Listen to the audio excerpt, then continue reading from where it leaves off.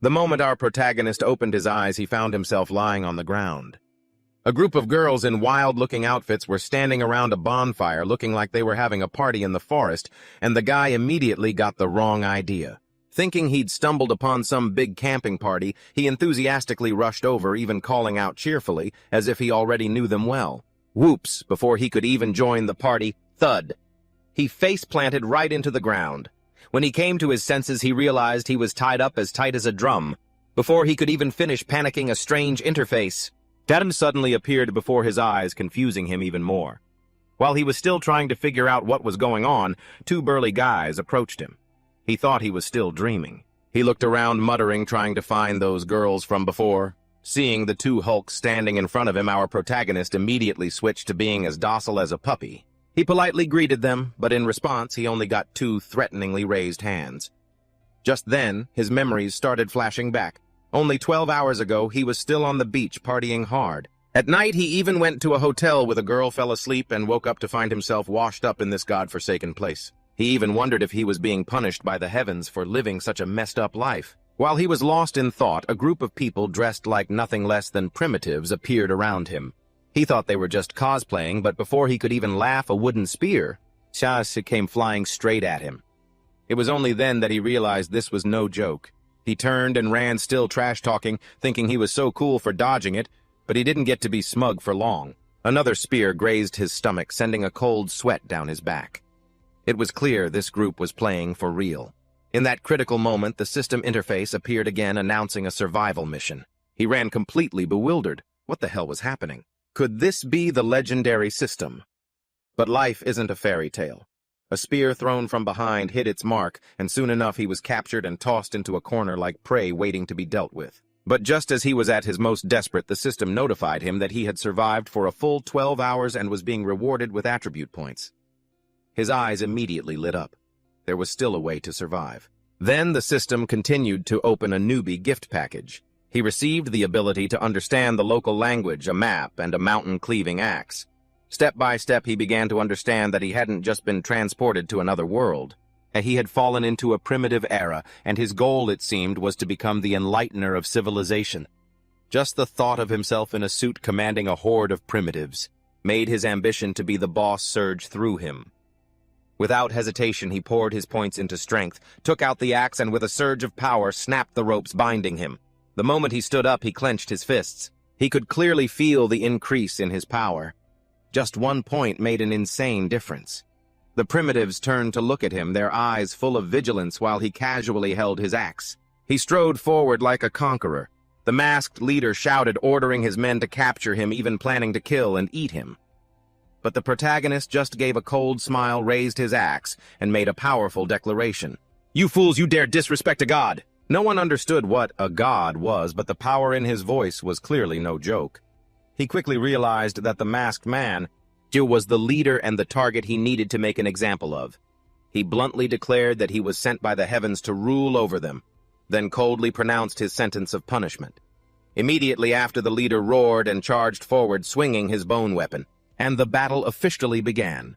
Shigu tightened his grip on the bone weapon, roared, then leaped, charging straight at Chen-Li. At that very moment, a cold system notification panel suddenly appeared before his eyes. The main quest was activated. The objective was crystal clear: intimidate and subdue the primitives and become their leader. The reward was tempting, but the penalty sent a chill down his spine: lose the mountain-cleaving axe. Reading the last line, his expression immediately darkened. Only one thought remained in his mind. He absolutely could not lose. Without this axe, he was nothing but prey waiting to be killed in this brutal world. Without hesitation, Chen-Li tightened his grip on the axe handle, mustering all his strength to meet the incoming attack. He yelled out loud to steel his own nerves, forcing himself not to take a single step back. The moment the two weapons clashed in midair, a terrifying pressure exploded. The shockwave from the impact cracked the ground beneath his feet, sending rubble flying everywhere. The cracks spread out around him like a spider web. Chen-Li gritted his teeth, holding the axe with both hands, the veins popping on his other arm. He couldn't believe Shigu's strength was this terrifying. The two men roared, facing off, their eyes looking like they wanted to tear each other apart. Neither was willing to yield an inch. But then the advantage slowly began to shift to Chen-Li. The sharp blade of the mountain-cleaving axe pressed deeper into the bone weapon. until a loud crack rang out. Shigu's entire weapon was split in two right in midair. Following the momentum, Chen Li yelled and swung with all his might. The broken end of the weapon flew off into the distance and stabbed into the ground. The broken end was even smoking from the intense friction. Both of them froze for a moment. Chen Li tilted his head to look at the weapon fragment on the ground while Shigu was completely stunned. His eyes darkened as he realized his weapon had been destroyed. Around them, the primitives also stood frozen, none daring to make a sound. The atmosphere became terrifyingly tense. Chen Li swallowed hard, a bad feeling suddenly rising in his heart. And just as he expected, Shigu growled through clenched teeth, his eyes red with rage. Then he suddenly threw his head back and roared. He ordered his entire tribe to charge forward and tear the man before them limb from limb. In an instant, the whole mob of primitives, weapons in hand, charged like a pack of hunting beasts. Chen Li immediately turned and fled. He ran cursing loudly for being ganged up on, not forgetting to complain to the heavens. "I thought we were having a solo duel. Now you're bringing the whole gang to mob me. This is seriously unfair." He ran for his life, feeling a whole horde of bloodthirsty savages hot on his heels. Just then, a guy from behind swung a club trying to sneak attack him, but it was as if Chen Li had a sixth sense.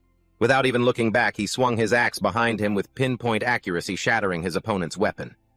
The guy immediately collapsed. He was babbling some meaningless sounds. Seeing this just made Chen Li even more frustrated. It felt like there was no end to these guys. He tightened his grip on the axe and turned around, his eyes turning ice cold. His voice carried a clear threat, warning them not to push him too far. If he was cornered, he was ready to risk it all. The threat echoed with intimidating force, and surprisingly, the primitives actually hesitated. One by one, they stopped in their tracks, not daring to advance another step. But only Chen Li knew that for all his tough posturing, he was panicking on the inside. If he really got surrounded, his little life was as good as over. He was racking his brain trying to think of a way to intimidate them further, when suddenly the primitives' expressions completely changed. Their eyes filled with panic, their bodies trembled, and then without a word they turned and fled in a chaotic scatter. Some were screaming, others were shouting. In the blink of an eye, they had all retreated. Chen Li stood there completely bewildered, having no idea what was going on. He actually thought for a second that his own aura had really scared them off, but the reality was completely different. Behind him, a giant creature with cold, sharp eyes and a body covered in fur was silently appearing, and he was completely unaware. He was still wondering just how intimidating he was. Just then, the system's side quest panel appeared. The objective: drive away the saber-toothed tiger. The reward: an increase in attribute points and favor. Before he could even process it all, the quest was automatically accepted. It couldn't be refused. Tranlap read it in confusion, and before he could even react, instinct made him look up. Right in front of him was a giant tiger taller than he was. With a pair of fangs as long and sharp as blades, it was poised to pounce. His heart seemed to stop for a moment. Then he immediately turned and ran for his life. Behind him, the tiger roared, chasing him closely with every swipe of its claws. It tore up the surrounding terrain. Tranlap screamed curses as he ran his mind in complete chaos. He couldn't believe he was actually facing this kind of monster. While the tiger grew more and more ferocious, destroying everything in its path, all he could do was run for his life, holding an axe in one hand to shield his front, trying to survive this life-threatening situation. As Tranlap ran for his life, he couldn't help but curse his rotten luck. Humans wanted to kill him, and beasts wanted to eat him. Before he could even catch his breath, he leaped down a stone ledge in front of him. Behind him, the saber-toothed tiger had nearly demolished the entire area as it closed in step by step. He glanced back at it with only one thought in his mind: if this keeps up, I'm definitely a goner. Just then, the tiger leaped onto a large log, blocking the path. Its cold eyes locked onto its prey while Tranlap gritted his teeth and silently cursed the system's damn quest. What do they mean, drive away the saber-toothed tiger? That sounds ridiculous. Just one bite from that thing would take off half my body. But before he could finish the thought, the tiger lunged forward, its claws swinging straight at his back. A searing pain shot straight to his brain, making him scream as he fell flat on the ground. The tiger approached slowly, as if savoring the moment of the hunt. Tranlap gritted his teeth and pushed himself up. He stared intently at it, cursing inwardly that he'd have to endure this pain a few more times. Maybe I should just stop running and lie down right here. My luck has really hit rock bottom today. The tiger lowered its body, preparing to finish off its prey. Tranlap sprang to his feet and held out his axe. His expression turned grim. He couldn't run anymore. I have to think of another way. Being reckless will only get me killed. He took a deep breath, forcing himself to calm down. His eyes darted around, searching for a chance to survive, and then, in the distance, a faint wisp of smoke caught his eye. A spark of an idea flashed in his mind. That's right. Wild animals are afraid of fire. This could be his only chance. He looked back at the tiger preparing to lunge and told himself, I've only got one shot at this. If this doesn't work, I'm finished. Tran Lap tightened his grip on the axe, let out a loud, provoking yell, and charged straight at it. The tiger roared in response, and the two shot towards each other like arrows. Tran Lap lowered his body, intending to slide past it like a slide tackle. But life isn't like the movies. The tiger's two hind legs kicked him right in the stomach, and the pain was so intense he almost passed out. Luckily, he still managed to roll away and escape. Clutching his stomach as he ran, he cursed non-stop, swearing he'd never trust those dodging moves from the movies again. Behind him, the tiger was still in hot pursuit, not giving him a second to rest. Tran Lap narrowed his eyes to get his bearings, recalling the instincts of felines they often like to play with their prey. Ahead was a patch of dense undergrowth, and he immediately dove into it, hoping to buy some time. As long as I can get to that fire from earlier, I still have a chance to live. He weaved through the trees, running while dodging the swipes of its claws that tore apart the space behind him where the tiger passed. The earth, rocks, and trees were all flattened. The roar from behind grew closer and closer, making his heart pound furiously until the primitive people's meat-roasting fire appeared up ahead. He almost wanted to cry with relief. My savior is here. But just then the tiger swiped again, causing him to lose his balance. His whole body pitched forward, and he rolled to a stop right next to the fire. He immediately pushed himself back up. Without a moment's hesitation, he grabbed a burning log, spun around, and swung it straight at the approaching tiger. The flame seared across its eye, leaving a painful burn. The tiger roared in agony. Its body froze and it staggered, taking a few steps back. It raised a paw to cover its eye, its gaze filled with ferocity, but now mixed with a hint of fear. Seeing this, Tran Lap breathed a sigh of relief. He was overjoyed inside. He had finally found its weak point. He held the torch high, pointing it straight at the beast, both as a defense and a provocation, hoping it would get scared and retreat. I don't have to risk my life anymore. But at the most tense moment, a deep, heavy sound echoed from deep within the forest. It came in beats, getting clearer and clearer, making the very air seem to vibrate. Tran Lap froze his eyes, immediately becoming alert. A guess that sent a chill down his spine formed in his mind. But before he could even finish the thought, a giant footprint was imprinted on the ground before him. It had sharp claws far larger than the tiger's in front of him. And at that moment he understood. The thing that was approaching was many times more terrifying. Amidst the silent night, a strange sound echoed from deep within the forest. At first it was faint, but it grew clearer and more urgent, like heavy rhythmic beats that made the surrounding air feel suffocating. A flock of crows in the trees panicked and scattered in all directions. Tran Lap and the saber-toothed tiger turned their heads towards the source of the sound at almost the exact same time. The beast, which had been so ferocious, now began to growl uneasily, as if it sensed something even more terrifying than itself. Then suddenly it let out a panicked roar. It turned and fled without a second's hesitation, leaving Tran Lap standing there stunned. He subconsciously called after it, but then immediately frowned in annoyance. A moment ago it was so aggressive, and now it just runs off. So what am I supposed to do now? Don't tell me I have to face that other thing alone. Just as his mind was a tangled mess, the system appeared with a notification: side quest completed. Side quest. Reason. The saber-toothed tiger has fled. The reward was granted immediately. 2 attribute points and favor from the primitive people. Tran Lap's eyes lit up hearing that, but before he could enjoy the moment, that terrifying sound drew closer and closer. He immediately snapped back to reality, glancing towards the deep forest with only one thought in mind. Time to run. With the axe in one hand and the torch in the other, he took off. As he ran, he quickly distributed his attribute points, adding 1 to strength and 1 to agility. His body immediately felt like it had been upgraded, and each footstep became lighter and more agile. He dashed down a slope, leaped over logs, blocking his path, and landed cleanly without staggering like before. As he ran, he muttered, "My speed really is completely different now." It felt as if his entire body had been transformed. When he landed in an open clearing, he discovered a shallow pit up ahead. Below, the group of primitive people were huddled together, hiding. Tran Lap stopped, caught his breath, and called down to them. Thak Kot immediately looked up, his face a mask of utter astonishment at seeing him still alive. The question that blurted out of his mouth was filled with disbelief. "Why weren't you eaten by the saber-toothed tiger?"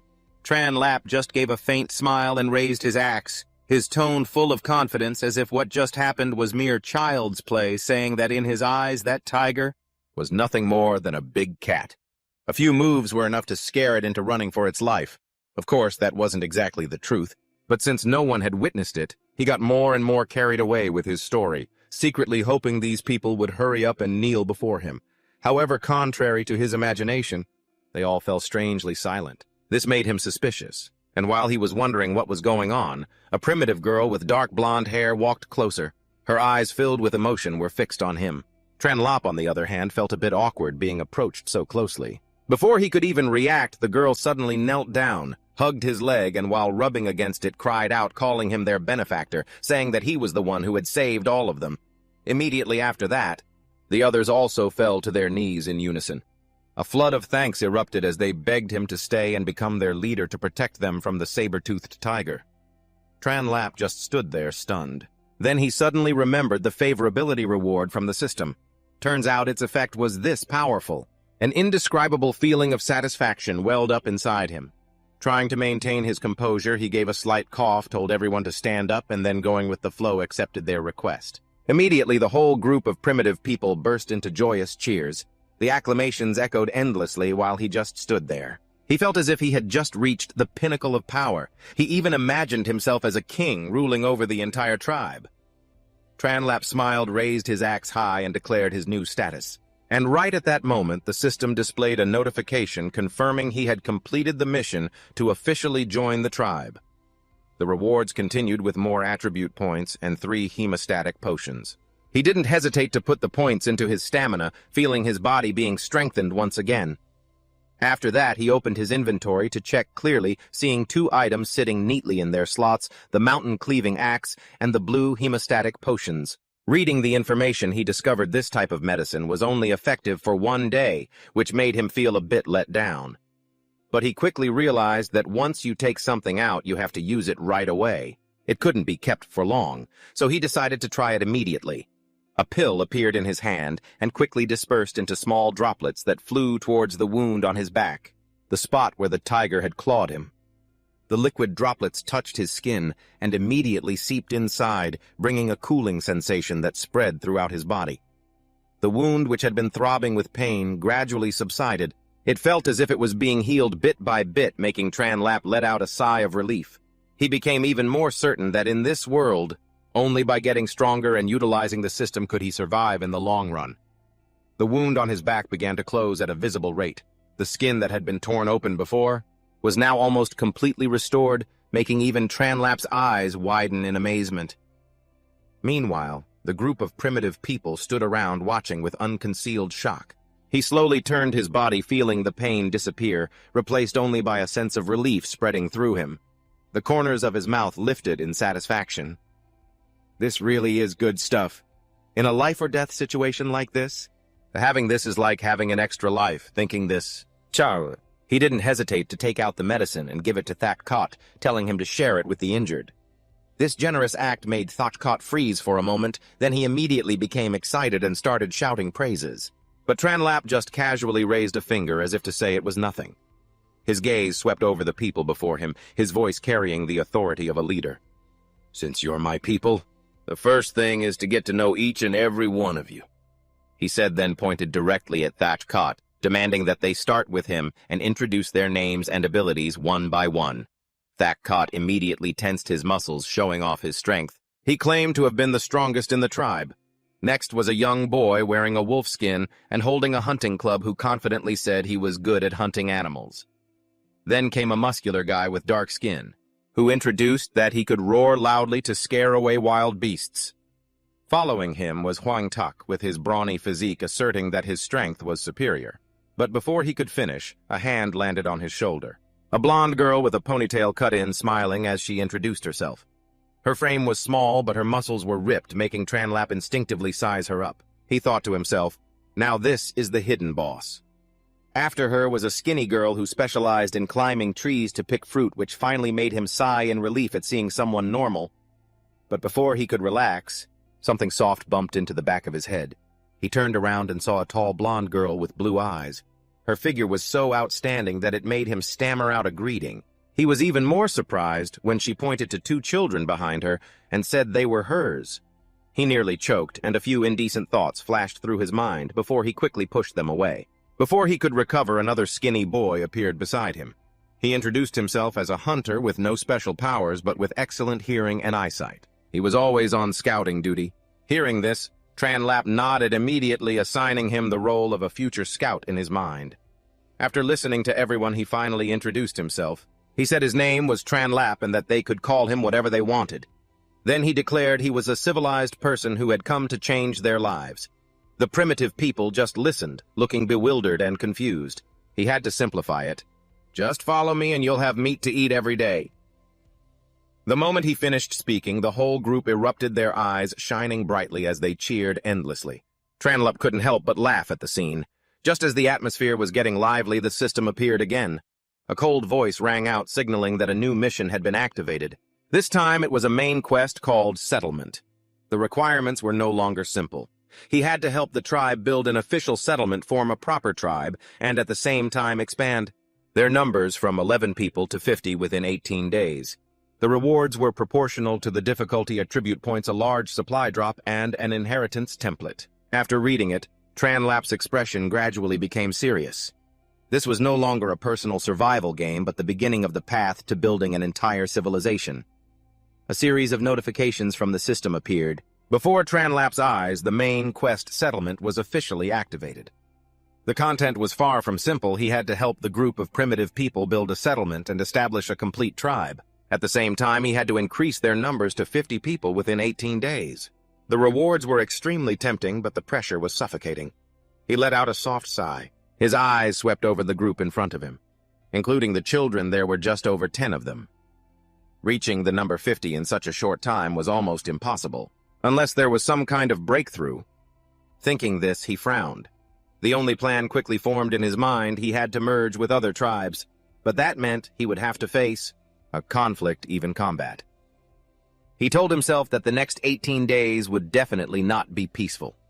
If he wanted to survive and develop, the only way was to give it his all. His gaze became more resolute. Looking again at the novel rewards like the large supply drop and the inheritance template, he couldn't help but feel a sense of anticipation, hoping his efforts would not be in vain. Night slowly began to fall. The entire forest was silent. The primitive people were scattered under the trees, fast asleep, but Chen Li tossed and turned, unable to rest. The dry grass pricked at his body, making him so uncomfortable that he finally sat up. Rubbing his back, he grumbled, "Sleeping like this is pure torture." Not to mention the gnawing hunger in his stomach, which only made him more irritable. Looking around, he saw the others licking bones and could only let out a sigh. In this state, how could he even think about conquering the world? The most pressing matter was still finding something to eat. As his eyes scanned the area, he suddenly remembered the leftover roasted meat. Back at the place where they had fought earlier, two conflicting thoughts immediately surfaced in his mind. One side warned him about the giant monster that might still be lurking around. The other side urged him on. If you don't risk it, you'll starve to death. Finally, he slapped his face, deciding to take the gamble. He picked up his axe and quietly slipped away into the night, moving through the pitch-black bushes. Every little sound put him on high alert. When he finally saw the meat still smoking, he let out a sigh of relief. He quickly gathered a few more small animals that were lying nearby. As a king, I can't just look out for myself, he thought. He tied everything up to bring back and share with everyone. But as he was heading back, the scenery around him suddenly became unfamiliar. Before he could figure out what was happening, he lost his footing and fell straight into a deep pit. His belongings scattered everywhere. Just as he stood up to curse, a giant shadow fell over him, sending a chill down his spine. To see such a clear shadow in a dense forest, it could only be cast by something incredibly enormous standing right above him. He slowly raised his head to look up. All around, trees were broken and the ground was covered in deep, giant footprints. Every single step had left a terrifying mark. He swallowed hard.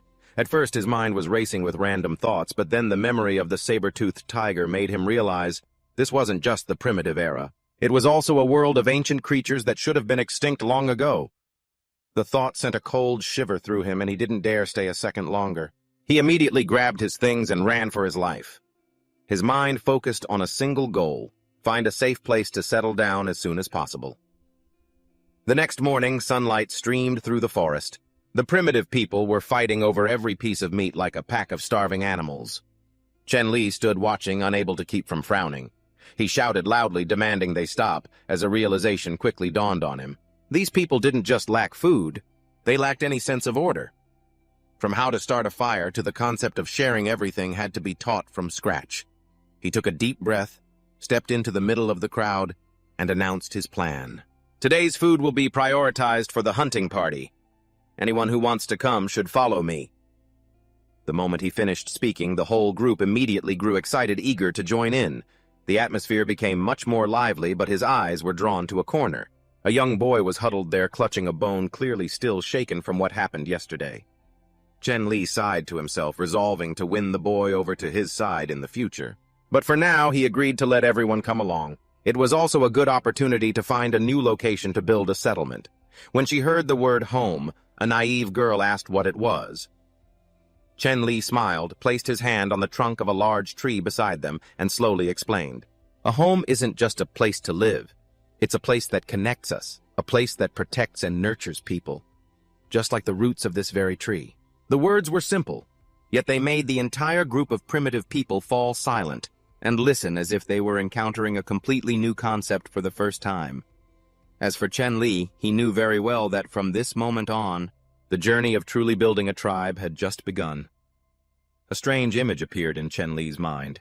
Underneath that tree, each root represented a person in the tribe, and he was the biggest, deepest root supporting them all. A flash of pride crossed his face while the primitive people stared at him with wide eyes. They were filled with admiration, as if they had just heard a great, profound truth. Dada immediately stepped forward, her eyes shining. Without a word, she threw her arms around him, her tall frame. Almost completely engulfed Chen Li. His head was pressed firmly against her chest, making him look like a tiny person being held by a giant. She then innocently asked if she could live with him. The question made Chen Li's face turn bright red, and he felt like he was about to get a nosebleed. He hurriedly pushed her away in a fluster, stammering that in the future they would all be one family. Of course we'll all live together. Who would have thought Dada would turn around and shout it to the whole group, completely misunderstanding his meaning? This made Chen Li even more flustered, and he quickly tried to explain himself, but nobody was listening. Just then Stonebone came forward and asked about building the home. Chen Li quickly changed the subject. He called everyone over to sit down and, using a stick to draw on the ground, began to explain like a prehistoric architect. First, we need a large flat area of land, preferably with a mountain to the north and a river to the south. That gives us a convenient water source and makes it easy to defend. He explained as he drew, even adding a forest on the other side of the river for hunting and gathering resources. Then we need to find seeds and wood to prepare for farming and construction. Finally, he even dreamed bigger of being near the sea to develop maritime skills. A complete blueprint gradually took shape. The primitive people stared at the ground with bewildered expressions, clearly not understanding much, but they still listened intently. It was as if this was something incredibly profound. Just then, the young boy Tam unexpectedly spoke up, saying he knew a place exactly like the one described. Chen Li's eyes instantly lit up. He spun around and grabbed the boy's shoulders in excitement. If they could really find a place like that, it would be absolutely perfect. But Tam looked worried, mentioning that there was a very dangerous herd of cattle in the eastern region that wasn't easy to deal with. At the mention of cattle, not only was Chen Li not afraid, he became even more excited. His mind immediately filled with all the benefits: meat, hides, pulling power, and even the first step toward animal husbandry. His eyes shone as if he had just discovered a treasure. He cracked his knuckles and grinned confidently. That entire herd of cattle will become our tribe's first hunt. Then he raised his axe high and shouted for everyone to gather, his fighting spirit soaring. The objective was clear: head east, toward the new land that would become the foundation for their entire tribe's future. From a distance, two towering mountain ranges could be seen embracing the whole region. Lush green trees covered the landscape like a natural curtain. Beneath the dense canopy, faint chatter could be heard. The scene seemed peaceful. Little Tam, wearing a chicken head he had found, peeked out to scout, then turned back to report that the area was currently safe. They just needed to wait a little longer before they could move forward. Chen Li, sitting behind him, hesitated for a moment, but then stood up and gave a reassuring smile. He told them not to be so tense, adding that if they delayed any longer it would be dark. Trying to appear confident, he even reminded them of the time he scared off a saber-toothed tiger, which seemed to put the group at ease. Tam pointed toward the mountain peak and said that if they climbed it, they would be able to see where the herd of cattle gathered. Hearing this, Chen Li immediately urged everyone to get moving, the sooner the better. The group began to climb along the slope. As they neared the summit, Tam suddenly gave a signal to stop. Hiding behind a large rock, he lowered his voice and warned everyone to crouch down and move carefully. At first, Chen Li thought he was overreacting, but then a suspicion began to form in his mind. Could there be more than just a herd of cattle here? Unable to contain his curiosity, he stepped out to look down. The scene before him made him freeze in his tracks. In the distance was a wide open area surrounded by mountains on 3 sides, with the last side opening up to the sea. The wind, carrying its characteristic salty scent, blew towards him, making him shout with joy. He immediately told the system to open the map. When he saw the terrain clearly, his eyes lit up. This was the perfect place to build their first base. It was both secluded and convenient. While he was still lost in his excitement, the kid named Tam pulled him back. He frantically warned him not to make a sound or they would attract that herd of cattle. Tranlap had no choice but to nod and start being more careful. At that moment, the system automatically scanned the surroundings, continuously displaying information about the flora and fauna. From plants that could be used as medicine to poisonous plants to centuries-old precious wood and even gray squirrels and venomous bees, everything was recorded in his survival handbook.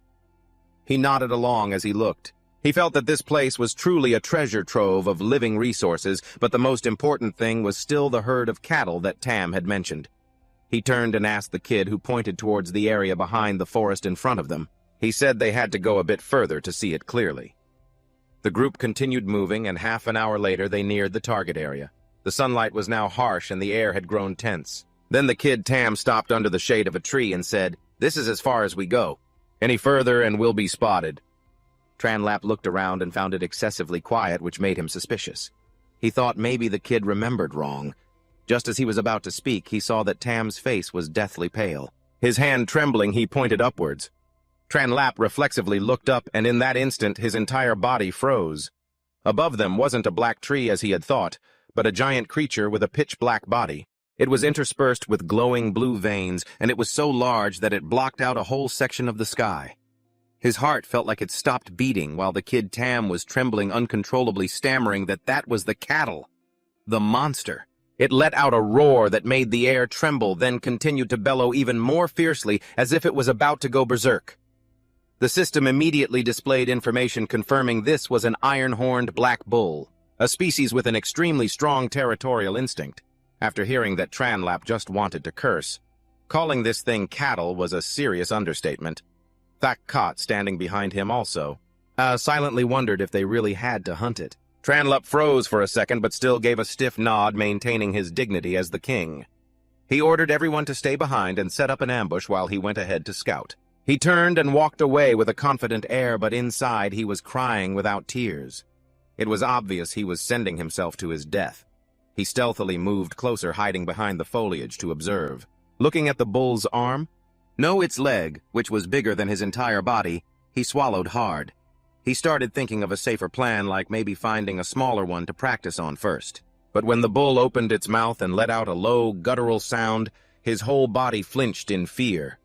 Watching it chew leaves, he imagined it was chewing on him. The more he thought about it, the more terrified he became, and his resolve began to waver violently. Bothering it while it was eating might be even more dangerous. So he slowly retreated, shifting his target to another one, hoping to find a more manageable opponent in this herd of monsters. He targeted one that seemed to be the gentlest of the herd. Tranlap reassured himself, "This one's just standing there playing with butterflies. No matter how you look at it, it doesn't seem like a ferocious monster. At least it looks that way." He took a deep breath and decided to try diplomacy first. Who knows, it might save his life. So he stood up straight, waved a friendly hand, and put on a bright smile. He struck up a conversation like he was meeting a neighbor, asking if the grass was tasty. The bull just stood there stiffly looking at him as if it couldn't comprehend what this creature was doing. As for Tranlap, he laughed at his own words, but inside he started to tremble with a bad feeling. Something wasn't right. And just as he suspected a second later, the bull's demeanor changed instantly.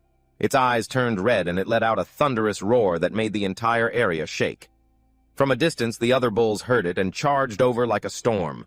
Terrified, Tranlap didn't even have time to understand what was happening before he saw the whole herd charging aggressively towards him. He ran while shouting explanations as if they could understand human language. But the more he talked, the more fiercely they chased him. There was no other way. He sprinted for his life, diving into the river and swimming like a madman. As he swam, he mumbled prayers, hoping they would give up. He made it to the other bank thinking he had escaped, but to his dismay, they were still hot on his tail. All he could do was run while crying out to the heavens. Up on the mountain, the primitive people watched the scene with eyes full of worship.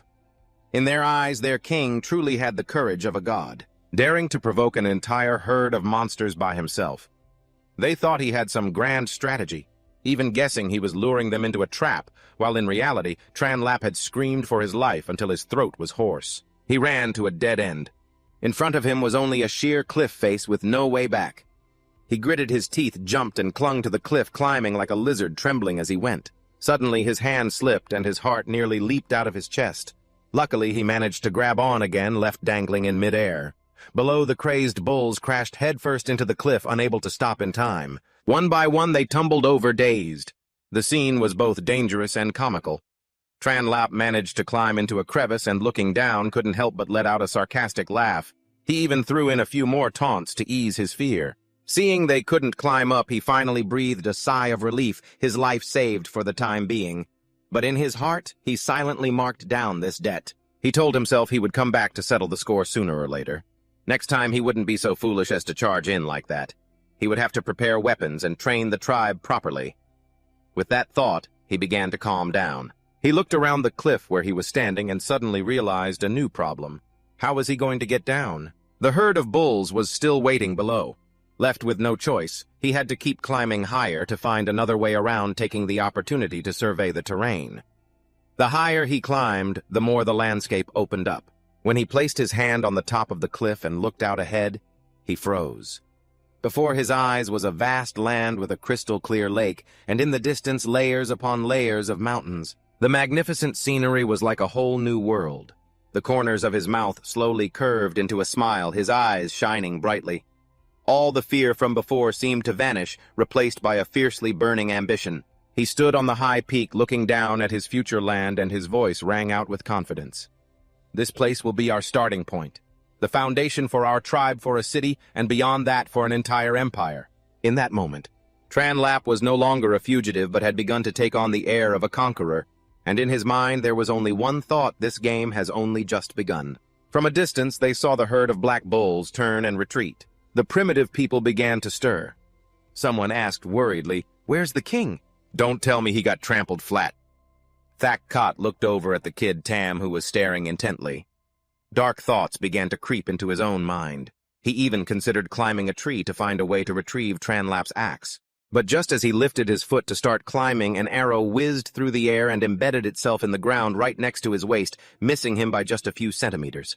It made him break out in a cold sweat before he could even process what happened. Just then, a familiar voice rang out from behind. Tranlap strolled out laughing as he teased, "Were you all hoping I'd croaked or something?" The whole group turned around, and seeing him, they came back to life, cheering wildly. Thakkot's attitude changed in an instant. He ran over, sucking up with a grin, and asked about the herd of cattle.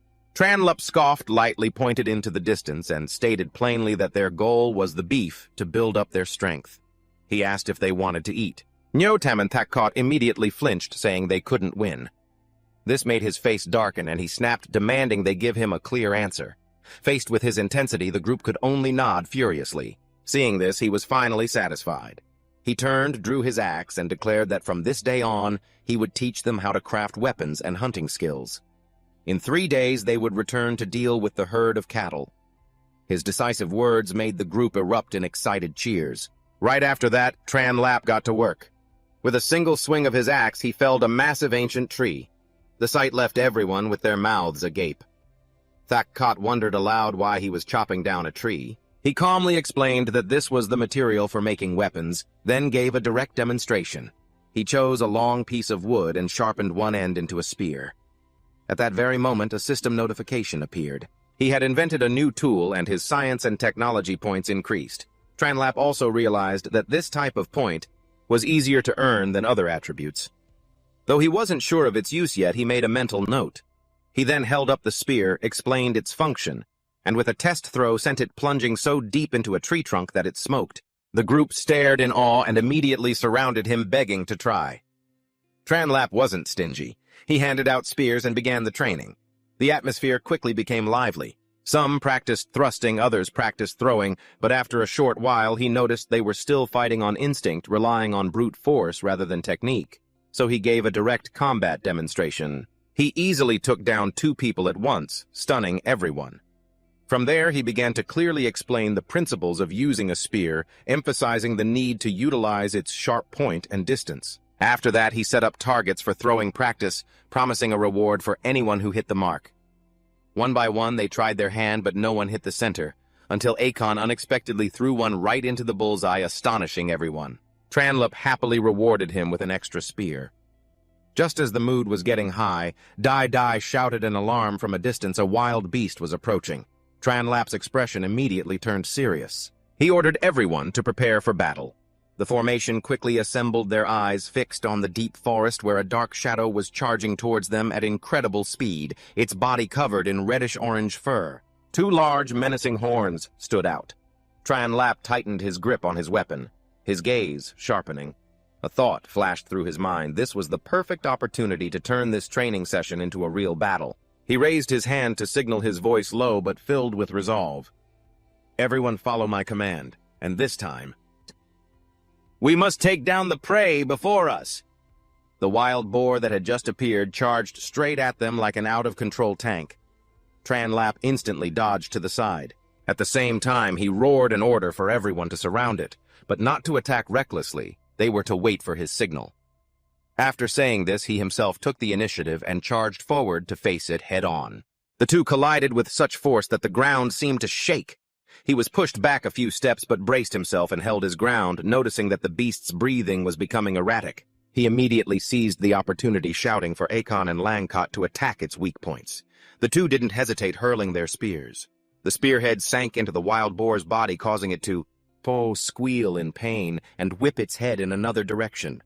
Tranlap instantly saw that the spears had broken, but it was enough to drain more of the beast's stamina. The group quickly tightened their encirclement. Akon unleashed another precise throw, and this time, the spearhead plunged straight into its eye, driving the beast berserk. Tranlap couldn't help but praise him, but he also knew the situation had just become more dangerous. The wild boar roared and charged towards him again. He shouted for Thakkat and the others to join the fight. A volley of spears embedded themselves in its back. The pain made it even more frenzied, but it was at that exact moment that Tranlap decided to end the fight. He summoned his axe, dodged to the side, and swung hard at its leg, making it lose its balance. Then he signaled for Notam to charge in. The brave kid jumped down and plunged his spear into the beast's head. A shriek of agony rang out as the massive body thrashed violently. The system warned that it had entered a berserk state. The situation instantly became extremely dangerous. Notam clung to the spear, screaming in panic. At that moment, Tranlap didn't hesitate any longer. He ignored the danger and charged straight forward despite everyone behind him shouting for him to stop. He leaped high into the air, pouring all his strength into one decisive blow. The axe blade tore through the air, coming straight down. A single clean strike split the beast's body in 2. Everything was shrouded in dust and silence. Then, before anyone could even process what had happened, Tranlap's figure appeared standing on the boar's carcass. His calm voice rang out as if nothing had happened. The whole group erupted in cheers. He let out a sigh of relief, then praised everyone's teamwork, declaring that tonight they would feast. The atmosphere immediately exploded with cheers echoing all around. Notam was still trembling, but when he offered a hand to pull him up and praised him, the kid was so moved he was on the verge of tears. Akon was also called out and received well-deserved praise. He was named the one who contributed the most and was even promised a custom-made weapon which made him jump for joy. The entire tribe was immersed in an unprecedented level of excitement. They began to talk, worshipping Tranlap like a god while he just stood there with a slight smile. But when he saw them casually eating the meat raw, he immediately realized a bigger problem. They had absolutely no idea how to maintain a fire. They even saw fire as just something that appeared by chance. He instantly understood that if he wanted to develop this tribe, he had to start with the most basic foundation fire. He called everyone over, and using a broken piece of a spear began to teach them how to create fire through friction, patiently rotating it with tinder and dry wood, until the first wisp of smoke rose, followed by a small spark. The group, as if witnessing a miracle, cheered in unison, calling him the fire god. This made him just cough lightly and remind them to stay calm. At the same time, he ordered that from now on, no one was to eat raw meat. Just then, the system displayed a notification the skill fire-making had been invented. His science and technology points skyrocketed. Tran Lap immediately realized the value of these points, and upon checking, he discovered they could be used to appraise inheritance molds. Just as he was pondering this, No Tom brought new information he found while butchering the meat. He had discovered signs that the wild boar had been nursing young, suspected there was a litter of piglets nearby, and sure enough had found them. At that moment, the system activated a new quest: domesticate the wild boars and turn them into livestock. The reward was extremely enticing. Tran Lap looked at the notification panel, his eyes gradually lighting up. Clearly, this wasn't just a simple quest, but a turning point to bring the tribe closer to a true civilization. Tran Lap looked at the primitive people and smirked slightly, his eyes holding a wisdom beyond their time that they couldn't possibly comprehend. He propped his axe on the ground, his voice slow but firm. Eat it once and it's gone. But if you raise it, you can eat for a lifetime. Behind him, No Tom was standing next to the pig pen. Watching the piglets huddle together, he asked in a low voice, "King, what do we feed them?" He asked him in return, "What if we had plenty of meat to eat without ever having to hunt? Are you happy?" The boy quickly replied, "Yes, sir, I am." He nodded and explained, "Only by raising them and letting them have lots of piglets can we live the good life I just described." Then he added, "It's okay if you don't understand, just follow my lead from now on." At that moment, the system immediately displayed Quest Complete: Tame a Wild Beast. Quest Reward: 1 small supply cache. 1. Beginner's Cookbook.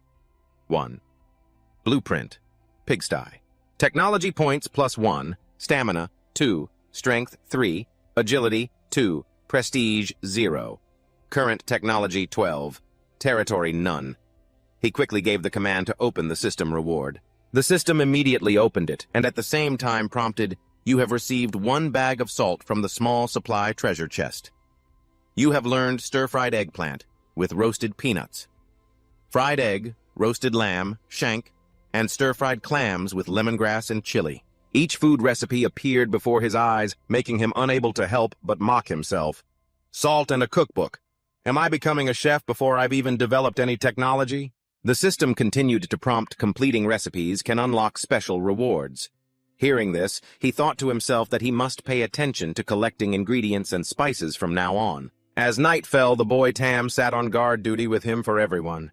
He suddenly called out to Tam and continued, "You were injured during the day and you still have to stand guard at night.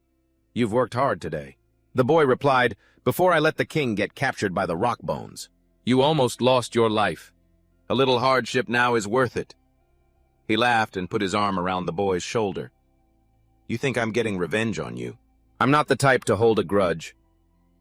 Then his expression became more serious. "I have a few things I want to ask you. Are there any other tribes like us around here?" The boy thought for a moment, then replied, "I've met some, but they weren't friendly, and they look very different from us." He immediately asked, "Who are they? How many people? Where do they live?" The boy began to explain, "There are 3 tribes nearby: the Forest Tribe, the Bay Tribe, and the Rock Tribe. Although I say they're nearby, it's still a full day and night's journey to reach them." He nodded and said, "Tell me about each of them in detail."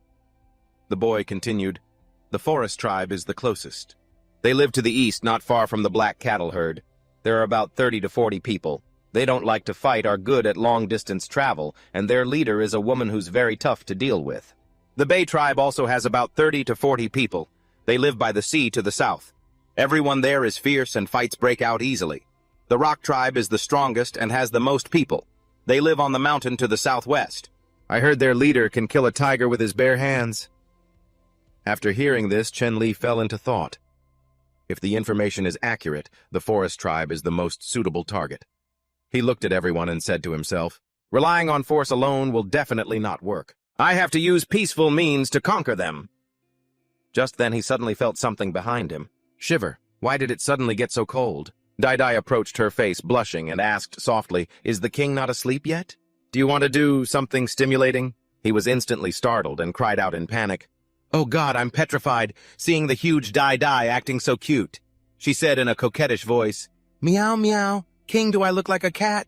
Hearing this, Chen Li was suffering internally, but still had to force a smile. "You look just like a saber-toothed tiger. You get a like from me." As he spoke, he pulled Tam, who was leaning back on the cliff. As soon as he finished speaking, he quickly pulled the boy and ran off. "Tam, you need to use the bathroom, right?" "I'll go with you." Dai stood there, teary-eyed, with an incredibly pitiful expression. The two of them didn't run far before climbing up a high tree branch to observe what was below. Tam looked at the figures running and screaming. "Don't run, stop." Then he reported, "King, they're here." Chen Li squinted down his pupils, shifting slightly. Below was a bird running in a panic. Behind it, two monsters holding weapons were chasing it. "I'll kill you," one of them yelled, swinging his blade down. "All right, we caught it." Chen Li squatted on the tree branch, his gaze focused. Sitting here all night. Finally, they've shown up. They are the Bay tribe. Below, the two men had grabbed the bird. It clucked in terror, but then they immediately turned and started arguing with each other. The one with the blade growled, "Give it to me, if you don't, I'll kill you." The other one wasn't scared at all and hissed back, "Get lost." Watching this scene, Chen Li smirked. Simple-minded indeed. They only know how to use their fists. Then he continued his analysis. "According to you, they have about 30 people. If we can absorb them, we'll not only increase our numbers, but also gain resources like these birds. Tam heard this, but was still worried. "But King, our people are less than half their number. We can't win a fight right now." Below, the two men were about to come to blows. Chen Li said calmly, "Numbers are indeed a problem, but it's a different story if we have advanced enough weapons." He calculated silently in his head. "Right now, our strength is only half of our opponents. Before we can conquer them, we have to deal with that herd of black cattle first. Then we can use the resources to create stronger weapons." He turned to Tam. "Let's go back. There's still a lot to do." The boy nodded. "Mm-hmm." Under the bright sunlight, Shugu sat alone in a daze. Suddenly, as if remembering something, he jumped up and shouted, "The king is back!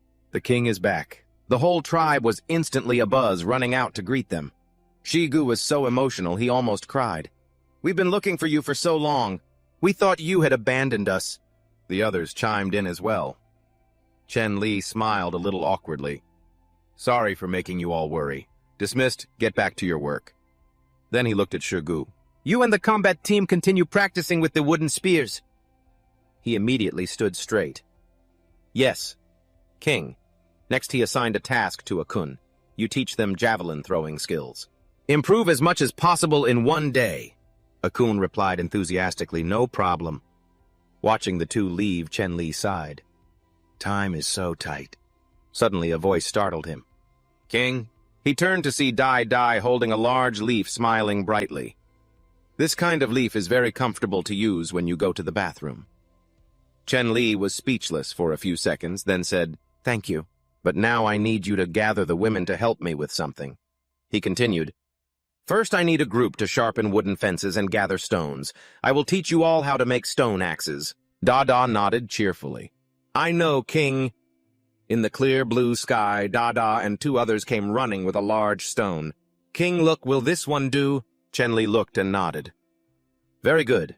We can use it as a whetstone." He began to instruct, "First, take a rectangular stone and sharpen one end on this stone. Then tie it to a wooden handle with a straw rope. And just like that, we have a stone axe." Everyone cheered, their eyes filled with adoration. The king is a god. The king is amazing. The system immediately displayed a notification, invented the skill of crafting stone tools using a whetstone. Science and technology points +1. Stamina 2. Strength 3. Agility 2. Fame 0. Science and technology 13. Territory none. Chen Li's face twisted. Making fire got me 10 points, but this only gets 1. The difference is too great. He sighed and waved his hand. "Just do as I said. When you're done, bring them over for me to see." The atmosphere in the tribe that day, It suddenly became much more lively when Dada excitedly ran over to call the king, holding the finished product in her hands. She held up the axe with an expectant look in her eyes. When he took it, what appeared before him was a rather exquisitely crafted double-bladed axe, which couldn't help but surprise him. The moment the praise left his lips, Dada's face flushed bright red as she quietly explained that she was just trying to copy the shape of the legendary axe the king once had. Just at that moment, the system's notification panel suddenly appeared. A series of messages popped up, making him freeze. The tribe had officially moved into a new era from the Old Stone Age to the New Stone Age. Not only that, but another condition had also been met. Someone in the group had revealed their unique talent. Immediately after, a hidden function called Talent Discovery was activated. He stood silently for a few seconds, then his eyes gradually lit up as he looked back at the axe in his hand. If the system can help identify each person's abilities, then it's very likely this crafting ability is Dada's talent. Thinking of this, he unconsciously stared at her a little longer, making her flustered and unsure of what to do. Not letting the awkward atmosphere linger, he quickly moved on to the main task, ordering everyone to use this axe as a model to craft more, while also continuing to make wooden spears. The group immediately responded, everyone enthusiastically getting to work. The sound of carving echoed continuously, the steady rhythm of the axes ringing through the air as the count steadily increased. As the sun began to set behind the cliffs, Dada excitedly announced that they had completed the 30th one. Looking at the pile of finished products, he didn't hold back his praise. More than half of them were made by her own hand. Hearing this, Dada, both happy and nervous, asked, "Are the new ones any better?" His firm yes made her even more shy. But then he noticed the wounds on her hands. His voice suddenly softened as he asked about them. Dada just shook her head slightly. Tucking her hair behind her ear, she said that as long as she could help him, a little hardship was nothing. That scene immediately made Ayu and Chocho refuse to stand by quietly, both crying foul that their hands were hurt too. The king could only force a smile and try to soothe them, but the other two took advantage of the situation. They even demanded he blow on their hands to make the pain go away. Seeing this, Dada pouted in annoyance while he took the chance to find an excuse and slip away quickly. Leaving the crafting area, he let out a sigh of relief as he walked. Unexpectedly, a loud shout rang out, making him jump. Right in front of him, a large log was hurtling straight towards him. He instinctively dodged to one side, his heart nearly leaping out of his chest. Looking back, he saw that the other group was practicing with moving targets, playing for keeps by using a giant log. In the distance, Akon was observing the training match between Huang Shi's team and Lang. Gucci's team had just won. As they prepared for the next round, he saw the king arrive and immediately reported the day's results. Most of the members had improved significantly. Hitting a moving target was no longer too difficult. However, while He Jiao had great strength, he still hadn't grasped the right timing. In contrast, his ability was only truly unleashed when paired with Shigu. Another person who made a strong impression was Lu Tang. Though quiet, he was the most diligent in his training and the fastest to master the skill. However, what surprised Akon the most was still the coordination between Huang Shi and Lang Guqi. Individually, they were nothing special, but when they teamed up, they could take turns throwing 4 consecutive spears in an extremely short amount of time, hitting the target with maximum points every time. After listening, the king nodded, satisfied with their progress. Tomorrow's plan seemed to be within reach. Dealing with the Black Bulls would no longer be an impossible task. Akon, still a little doubtful, asked again if he was absolutely sure. He smiled faintly, the scene of taking down the giant beast already flashing in his mind. He confirmed that he was but to be safe, they still needed to bring a secret weapon. Hearing this, Akon couldn't help but be taken aback. A secret weapon? Under the cold, bright moonlight, 2 birds perched on a branch tilted their heads, observing, then suddenly swooped down, gliding through the silent air. Below, the king was still working diligently. Each swing of the hammer was decisive, striking down powerfully until he let out a long breath, sighing in relief. After a whole night of hard work, it was finally done. He briefly recalled Akon's surprised expression when he asked about the secret weapon, and his answer at the time, which was both a warning and full of hidden meaning: you have to choose the right kind of black-pointed leaves, and absolutely do not let the liquid touch any open wounds on your hands. Those very leaves were now resting in his hands, and according to the system's analysis, they were a type of natural anesthetic. enough to be the key to turning the tables. Just then Dada approached with a pile of wooden spears, her face still curious as she looked at the small hole carved into the stone slab. He just replied softly that it was a stone mortar, then quickly ordered everyone to crush the green leaves, extract the juice, and apply it to the spearheads. The group immediately got to work. The atmosphere became tense but filled with excitement. Hai Ju Jiao, unable to contain his excitement, asked what they should do next, but he just calmly told them to eat and rest. Because the great battle was still ahead. That sentence was like lighting a fire, causing the whole group to cheer with soaring spirits. As the sun had just peeked out from behind the mountains, he sat on a large tree branch, slowly enjoying a roasted meat skewer, idly thinking that it would taste much better with salt. Below, Dada had already prepared everything. She jumped up and tossed a spear up to him. He easily caught it with one hand. His voice immediately turned serious. "The time has come." He quickly assigned tasks. "The women will stay behind to protect the tribe. The rest of you grab your weapons and follow me up the mountain." A cheer erupted, their fighting spirit surging as he raised his axe high as if making a declaration. From this moment on, the ones who should be trembling in fear are those monsters. Dark clouds gradually gathered, obscuring the moonlight. His comrades hid on the cliff face, observing in silence. Huang Thak couldn't help but worry, seeing the king act as bait himself. But Thak Kot was full of confidence, telling everyone to keep their eyes wide open. Up above, Tam quickly coordinated, reminding them to supply spears in a timely manner, especially to Akon, because this battle allowed for no mistakes whatsoever. At the foot of the mountain, he hid in the thicket, observing the herd of monsters loitering near the river bend. Based on his previous experience, he believed he could retreat safely if needed, but to be sure, he decided to lure a small one out for a test first. His agile body moved through the bushes.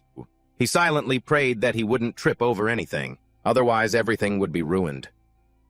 A surprise throw, then a provocative shout rang out, immediately attracting the monster's attention. But instead of one, all three of them charged forward. He couldn't help but curse his bad luck. The situation was beyond his expectations, but there was no way back. He turned and fled, dodging and shouting loudly to signal those above. Immediately, Thak Kot took command, ordering a concentrated attack. Huang Thak and the others prepared in unison, waiting only for the signal. And when the sound of thrown spears echoed, a barrage of wooden spears tore through the air, plunging straight into the monsters' bodies. Roars of pain echoed across the cliffs. During the chaos, he took the opportunity to climb up the cliff face. Akon also quickly provided support with a precise throw. The spearhead embedded itself right in the monster's neck, causing it to scream and then collapse. But the aftershock from the impact caused the cliff to shake violently. The two remaining monsters rammed their heads into the rock, making the situation even more dangerous. In the midst of it all, a hand reached out and pulled him back. Thak Kot had managed to grab him just in time, saving him from danger. As soon as he was pulled up, he immediately ordered them not to stop the attack. They had to seize the opportunity while the monsters were in disarray. Up above, Dai still couldn't help but worry about him, but he quickly reassured her before focusing on observing the situation. His gaze fell on Thak Kot, who was coordinating the battle with incredible rhythm.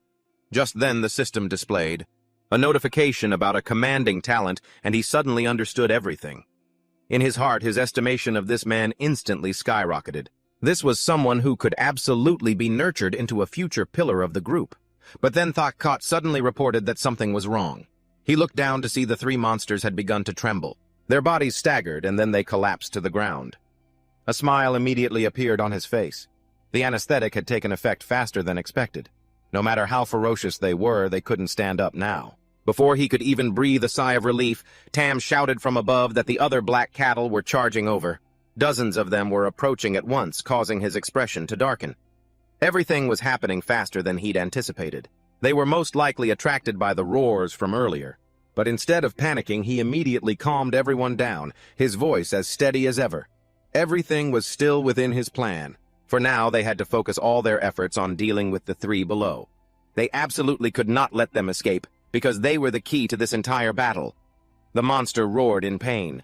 The sound echoed between the cliffs, making the atmosphere even more tense. He quickly observed the situation and then gave an order. The anesthetic had begun to take effect, slowing their movements. Focus on their hind legs. Don't let them escape. As soon as he finished speaking, Thachkot Akon and the others immediately threw their spears in unison. The sharp points pierced through the monsters' bodies.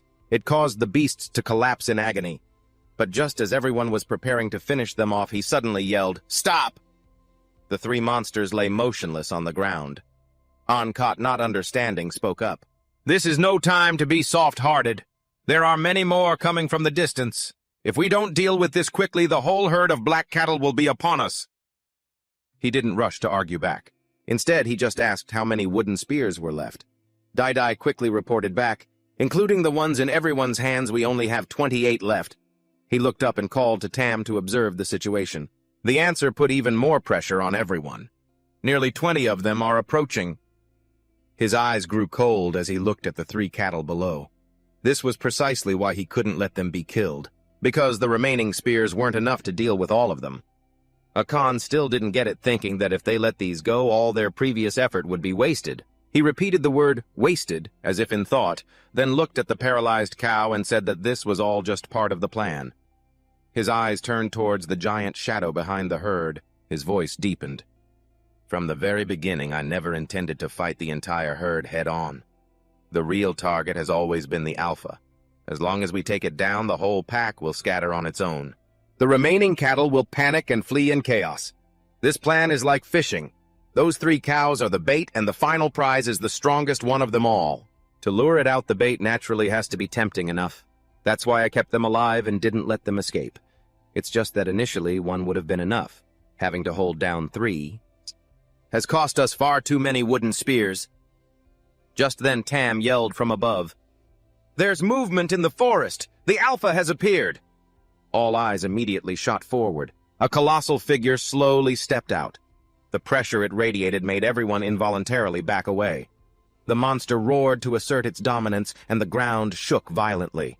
Tam immediately warned, "The whole herd is charging up." Dozens of black cattle madly rammed into the cliff face, stunning everyone who couldn't understand what was happening. He quickly realized the problem.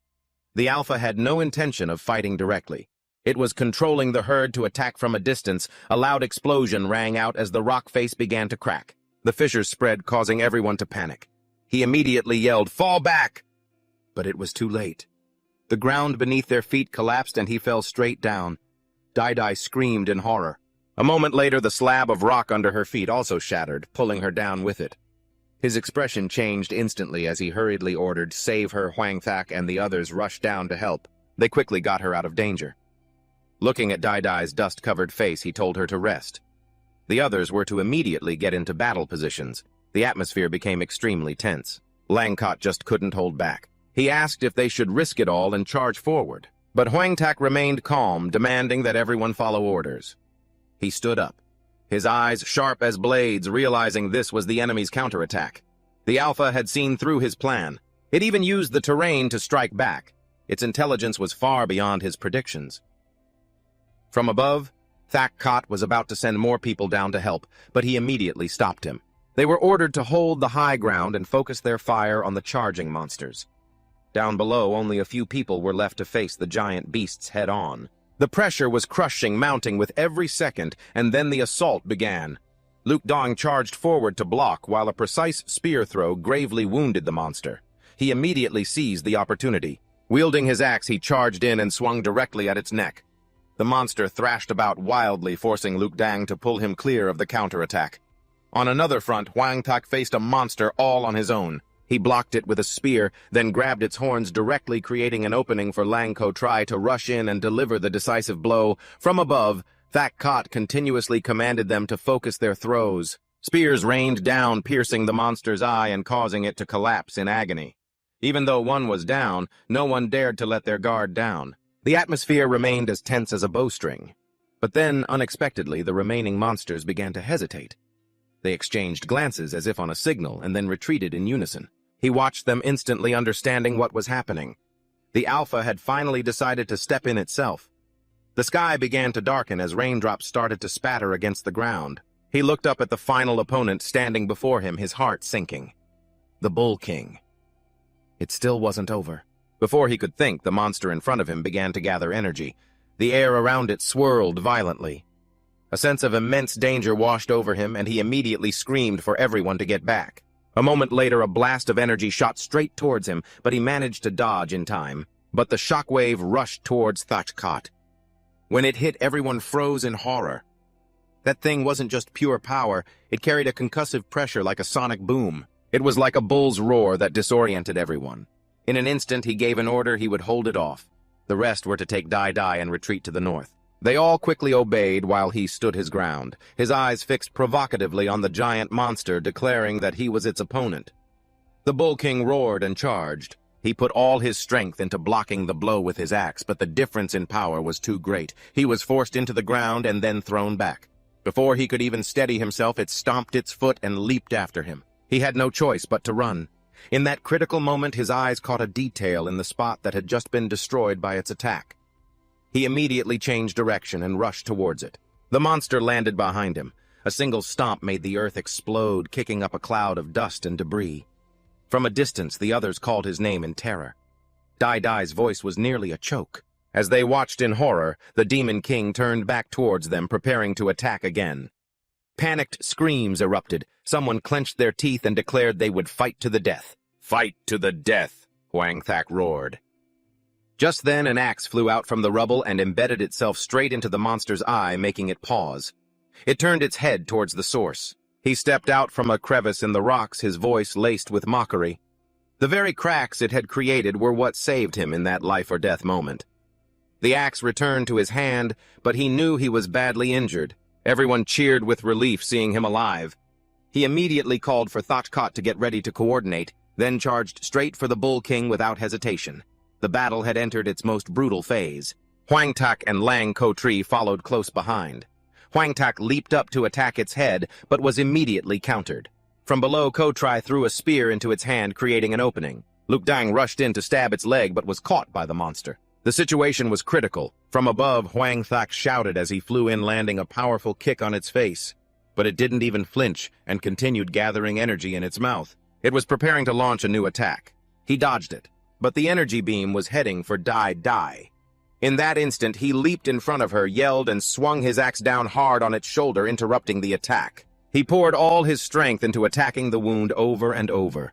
Blood sprayed out as the monster roared in pain. He immediately shouted that this was their chance. Thachkot and Akun coordinated their attack. A barrage of spears struck the wound, causing the beast to stagger and then collapse to the ground. The entire world seemed to fall silent as everyone stared at the massive, motionless body. Huang Tak, still in disbelief, whispered, Did we win?" From above, Thachkot let out a celebratory roar, but he wasn't smiling. A feeling of dread washed over him. His eyes glanced towards the rest of the herd. They hadn't retreated. It was as if he was waiting for something. A clap of thunder echoed. Instantly, the Bull King sprang back to its feet, its eyes blood-red, staring straight at him. He understood in that moment, but it was too late. A terrifying punch came crashing down. Then it turned to attack the others. Energy gathered once more before firing straight at Thachkot and Akun. His body was now covered in blood, but he struggled back to his feet. Rage swelled within him. They'd been tricked. The monster had never been defeated. It pulled the spears from its body and threw them back. One of them shot straight towards him. In that moment, he realized he couldn't dodge it. The thought of failure flashed through his mind. It seemed everything would end right here. But at the very last second, a figure rushed out to shield him. Dai!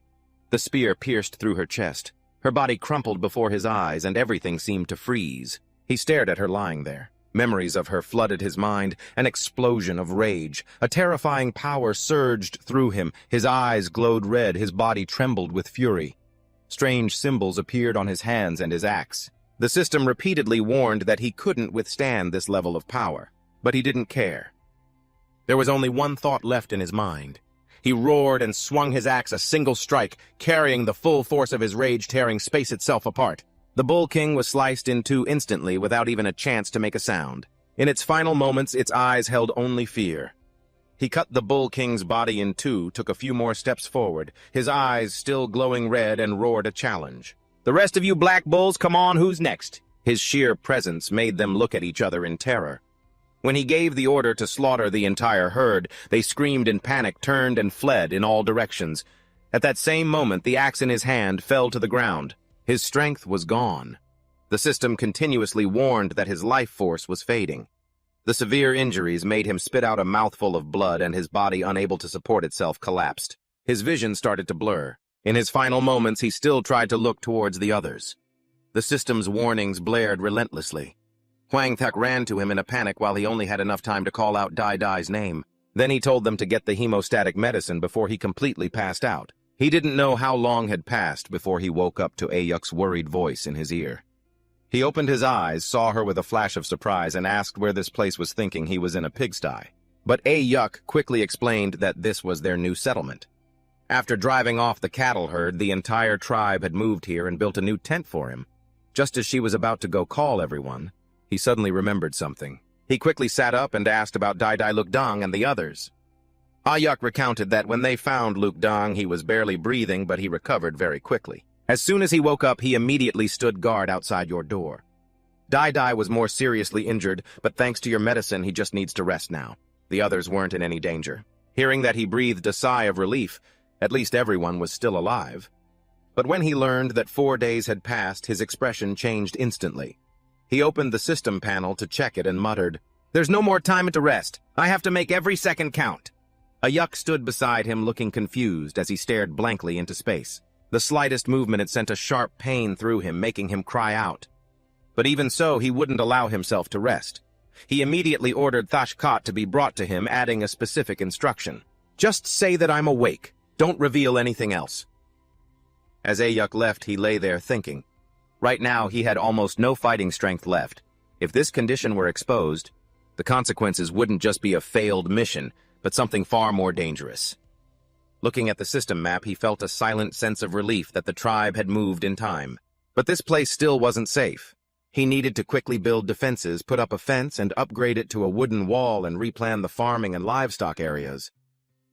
Thakkat arrived, quickly announcing himself from outside the door. His voice was full of joy upon learning he was awake. He didn't reveal his condition, simply giving the mission and telling him to come closer to listen carefully. After receiving his instructions, Thachkat immediately left to carry them out. But he still wasn't at ease. This time he absolutely could not repeat the same mistakes. He then called for Luk Dang and gave him the task of bringing back the head and the most complete hide of the Bull King. He even gave him his own axe, which left Luk Dong both shocked and thrilled. He immediately accepted the order and left. Outside, a worried Ayuk was still advising him to rest, but he refused. Then he suddenly called her inside, saying he had intentionally sent everyone away. He wanted to give her a secret mission. But when Ayuk misunderstood and made a move, he panicked and stopped her. After a moment of awkwardness, he seriously explained his plan. He wanted to send her to negotiate with the forest tribe with the goal of convincing them to join. In response to Ayuk's skepticism about the power difference, he stated frankly that normal reasoning wouldn't work. Instead, they had to use strength to force the other side's hand. He then explained why he chose her. First, that tribe was a matriarchy, so a woman would have an easier time negotiating. Second, she was the only one who knew his true current condition. That previous slash had severely damaged his body. Even with medicine, it wasn't enough for him to recover. Hearing this, Ayuk immediately understood his entire plan. She had to put on a false show of strength to intimidate them. Without hesitation, she accepted the mission, her gaze turning resolute. "Leave this to me." Ayuk and Little Tam then ventured quietly deep into the forest. The air around them gradually grew humid and strangely quiet. As he led the way, Little Tam quietly reminded her that the forest tribe didn't like to fight, so it was best not to provoke them. But Ayuk only gave a perfunctory nod. Maintaining an air of confidence, as if victory was already certain, she told him to just lead the way and leave the rest to her. Little Tam couldn't help but sigh as he looked at the neat, eye-catching outfit the king had prepared for her. He thought to himself, he really plays favorites. A bush by the path rustled slightly, and the two of them quickly emerged. Ahead was their target, a tribe living beneath a waterfall. The sound of cheerful laughter filled the air as people played carefree in the water. The scene was both peaceful and captivating. Ayuk glanced at Little Tam with suspicion. The boy hurriedly changed the subject, pointing ahead to where the forest queen stood under the waterfall, her presence standing out from the crowd. Ayuk couldn't help but exclaim when she saw her. "She's truly a rare beauty." But Little Tam immediately warned her not to be fooled by appearances, adding that she had once eaten her suitors. His words made Ayuk shudder. Just as she was about to dismiss it, figures appeared behind them. Before they could react, they were surrounded and dragged straight before the queen. The guards reported that they had caught two people sneaking around. They called themselves some kind of grand convenience. Little Tam immediately corrected him. "It's ambassador, a title given by the king." But the queen seemed uninterested, her gaze lingering on Ayuk for a moment. Then she coldly ordered, "Keep the woman as a slave, feed the man to the fish." Hearing this, Little Tam panicked and cried for help, but Ayuk spoke calmly, her tone unwavering. She said sarcastically, "I thought the forest queen was a person of vision, but I guess this is all you amount to. I was planning to offer you the beef we caught on the mountain, but it seems I'll have to take it to another tribe." Her words immediately caught the queen's attention. She raised the whip in her hand slightly and demanded she explain further. Ayuk didn't beat around the bush, directly mentioning the herd of giant black cattle near the river bend, to the north. But the queen assumed she had come to ask for a hunting partnership. This made Ayuk laugh scornfully, stating bluntly that they didn't need to team up because that herd was no match for them. "That territory has a new owner now." Her words caused an uproar in the tribe. Many didn't believe her, as they themselves had nearly been trampled to death by that herd before. The queen stood up, her eyes cold as she warned her about the consequences of lying. But Ayuk didn't back down an inch, even playing her trump card. "Their alpha was killed by our king. If you don't believe me, come and see for yourselves." Avan, who was standing beside the queen, was immediately on alert. She thought it might be a trap, but Ayuk showed clear disdain, saying frankly that if their king wanted to, he could completely wipe out this entire tribe. The fact that he hasn't attacked and has even brought a gift should be more than enough to show his sincerity. Little Tam immediately played along, making the atmosphere even more tense. Ayuk stepped closer, her tone provocative. "If you don't dare to come yourself, then just send someone to bring back the meat." The queen stared at her, her grip on the whip tightening. Finally, she agreed to go with them, but not without warning them not to try anything funny. After that, the two of them led the forest tribe to the location. As he got close, Little Tam called out excitedly, but was immediately shushed by Shugu, who told him to keep quiet and sent him to work on the other side of the river. The king was already waiting as Ayu stepped forward to report inside the tent. He sat on a throne made of bone, and just looking at him from a distance was enough to feel a terrifying pressure. A heavy, murderous aura filled the space, making the queen shudder involuntarily. This person was like an ancient monster that had just awakened.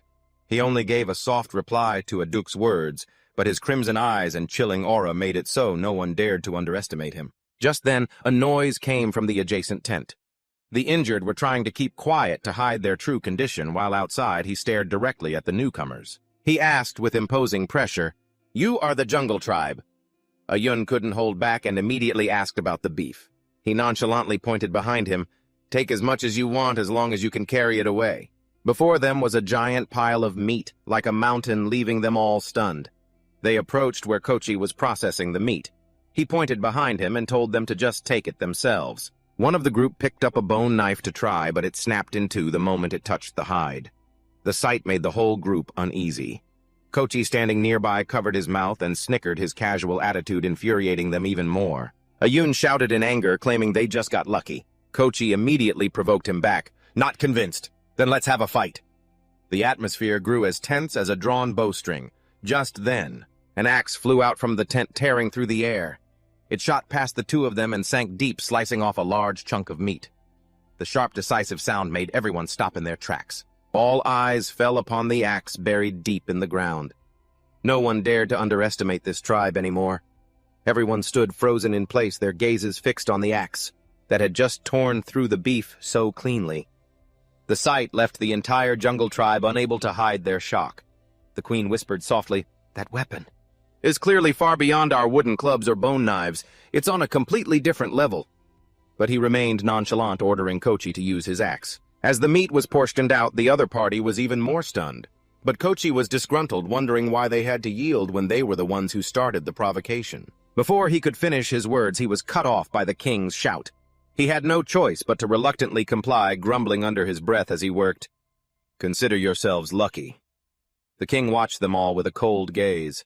He declared clearly that they could take this meat, without any interference. A man of his word, that was his principle.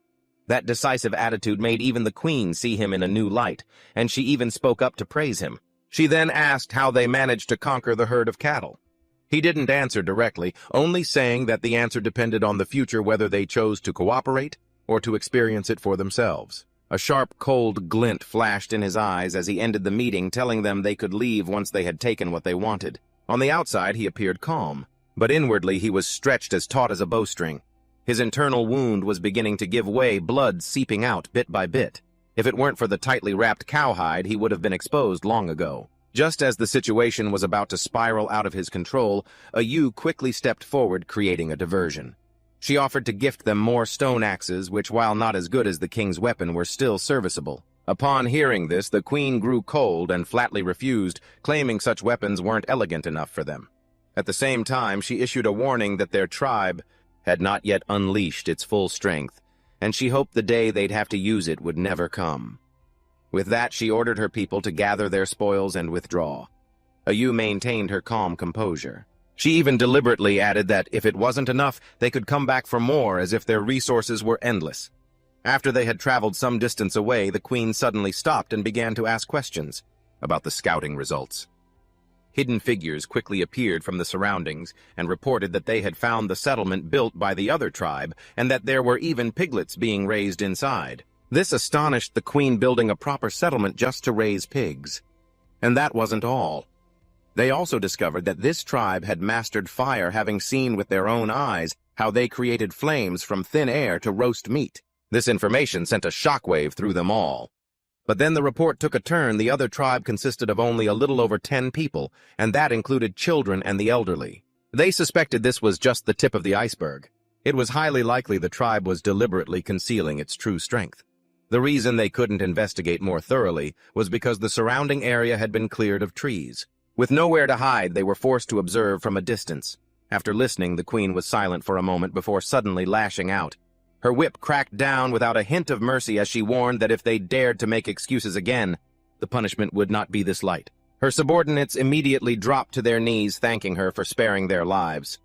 On the other side, inside Chen Li's tent, the moment he let his guard down, he couldn't help but let out a long sigh. Ayu immediately rushed to his side, asking worriedly how he was. He nodded, saying his condition had stabilized. The wrapped cowhide had a powerful healing effect.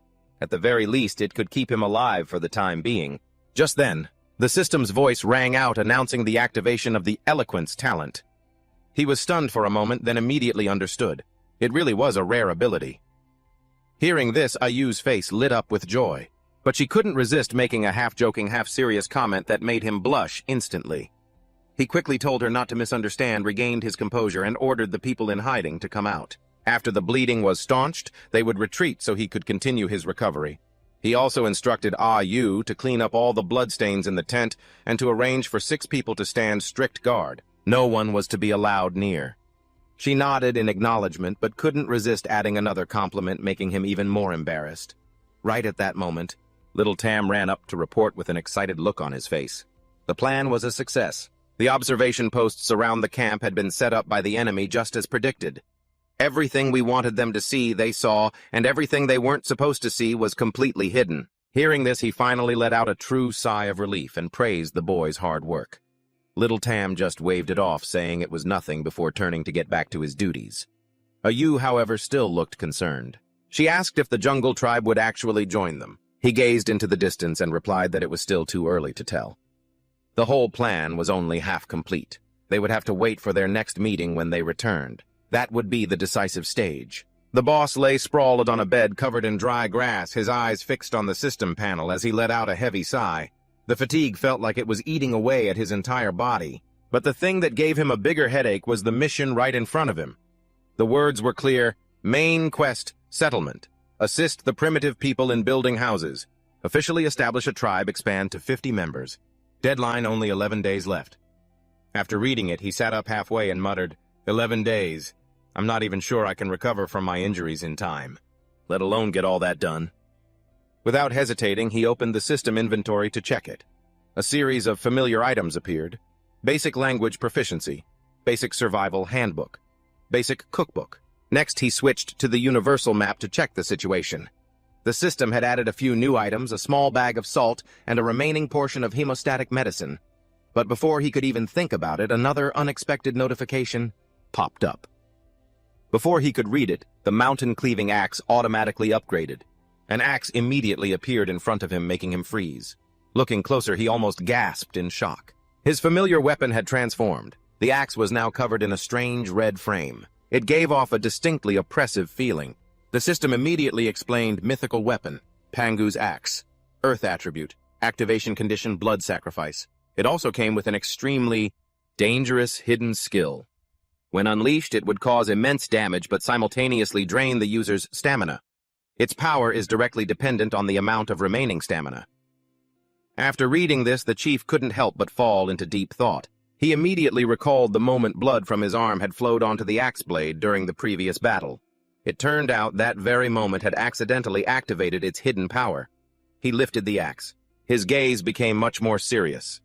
Clearly, this wasn't just a weapon anymore. It was a double-edged sword. Used at the right time, it could turn the tide of battle, but if he was off by even a little, the price could be his life.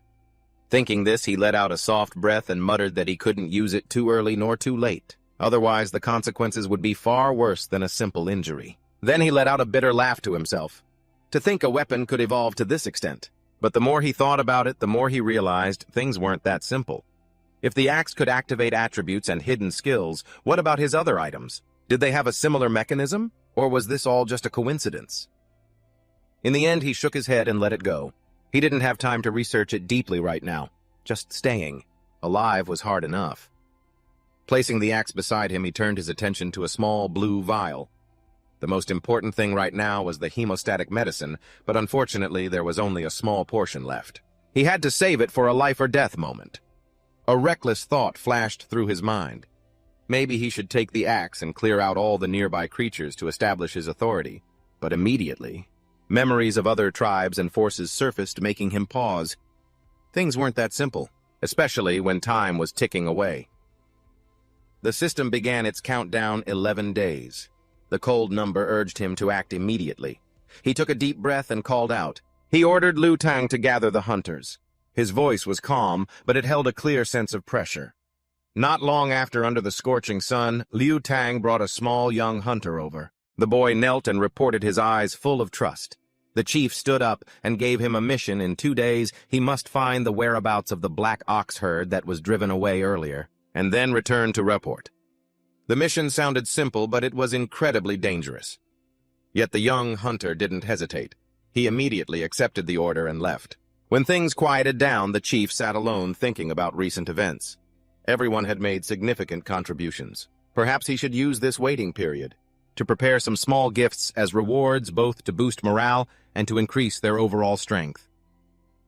Time passed, devoured day by day. 11 days became 10, then 9. The pressure mounted. During that time, he didn't rest, constantly crafting and testing. With a small knife in his hand, he gradually created new items. Stone spearheads, a whistle made from bone, a water flask from an ox horn. Each completed item was registered by the system, and his technology points increased bit by bit. Small numbers, but they were the foundation for long-term development. He imagined Shugu using the bone whistle to command battles, allowing orders to be relayed more quickly and accurately, or spears fitted with sharp stone tips that could pierce through an enemy's defenses more easily. Looking at his creations, the chief slowly understood that if he truly had to face the forest tribe, in the future these seemingly small improvements would be what decided victory or defeat. They were also the only way for a weak tribe to stand firm in this harsh world. All those preparations, ultimately, they were all just to increase their chances of winning, even by a little. And right after that, an image of the scout appeared in his mind, one hand holding a spear, legs tirelessly dashing like the wind to report back in time. The king's thoughts continued to turn. This water flask made from an ox horn. It would be perfect for the hunter. He would definitely love it. It's practical and increases his chances of survival on long journeys. Just as he was still calculating, an excited voice rang out from outside the hut reporting good news. He answered with a short grunt and waited to hear more. A ewe walked in with a radiant expression, announcing that the tribe's house was finally finished. He froze for a moment, then gave a light cough to compose himself and immediately told her to take him to see it. As she walked, she worried about his condition, even holding a cloak, intending to put it on him first. She said that the king's body still hadn't recovered. The chief didn't refuse stepping forward to let her help him with the cloak. This small act made Yu a little shy, while he just smiled and said thanks. Then the two of them stepped outside in a rather cheerful atmosphere. When they arrived, Huangshi and Shugu were already waiting. As soon as they saw the king appear, they immediately called out enthusiastically. They invited him to see their work, their voices filled with pride as if showing off a great victory. The house that appeared before him made him freeze for a few seconds. It was a structure built from wood and fake straw. On the roof, a huge horn was mounted, looking utterly indescribable. Shugu then asked grandly, "Isn't it beautiful?" And all he could do was grimace, trying to stay calm and give a perfunctory reply. But even that was enough to make the whole group ecstatic. They cheered because they finally had a proper place to live. No more hiding in caves or building temporary shelters from branches. Someone even declared, "Let the pigs stay in the pigsty, this is a real house." Hearing that he could only stand at a distance and mutter helplessly. That's not what anyone said at the beginning, but their joy was real, and that left him unable to say anything more. Shugu excitedly attached the straw door. As the door closed, it made a soft thud. The system immediately displayed a notification, "Wooden house construction successful." Tech points increased sharply, accompanied by improvements in stamina strength and agility. Looking at the notification panel, the leader couldn't help but be surprised. Just building a house yielded points nearly equal to creating fire. But as he thought it over, he began to realize something deeper. Ever since he had appeared, this tribe had changed so much. From people who once ate raw meat like wild beasts, they now knew how to build houses. They knew how to cooperate, how to organize, and even showed clear progress in their thinking. All of it happened so naturally it was almost unbelievable, as if driven by some invisible force. He glanced over at Thach Kot and the others who were joking around happily, and a thought flashed through his mind. This was nothing short of an accelerated evolution. He turned to instruct Aduk that she must report to him as soon as the hunters returned. She immediately nodded, and he then gave the order to continue building because soon this place would have many more people. The words had just left his mouth when urgent shouts echoed from a distance. The scout ran over completely out of breath, joyfully and excitedly reporting that they had found the herd of black cattle. Hearing this, the leader's gaze changed instantly. He placed a hand on the young man's shoulder, gave him a short word of praise, and said that the second half of the plan could finally begin. Wasting no time, he immediately called for Thach Kot and the others to gather quickly, laying out the plan. Every detail was explained clearly. Although some were still skeptical because it sounded too risky, Little Tam confidently guaranteed he could complete the mission. They just needed to coordinate at the right time. The leader handed Thach Kot the bone whistle he had just crafted, telling him to use it to relay commands during the battle. Thach Kot accepted it with a joyful expression and gave it an excited test blow. Not forgetting the reward, he turned to Little Tam and promised him a gift after the mission was complete, making the boy even more enthusiastic. The leader, for his part, gave a calculating smile. His voice became much more serious, reminding everyone to remember as soon as the signal was received, the entire plan had to be executed without a single misstep, because this time, they had no more room for any mistakes. Tran Lap stood among the people, giving a slight wave as if to see them off, but his heart was heavy. He knew very well that with their current forces, a direct confrontation would be like throwing an egg against a rock. Thinking this, he immediately shifted his priority, arranging for the injured to be taken care of first. His gaze swept over the remaining people, then stopped on Aduk as he calmly ordered her to call for Dada. Huang Tak and the others gathered wood in front of the log house, but just as the fire was about to be lit, he stopped them.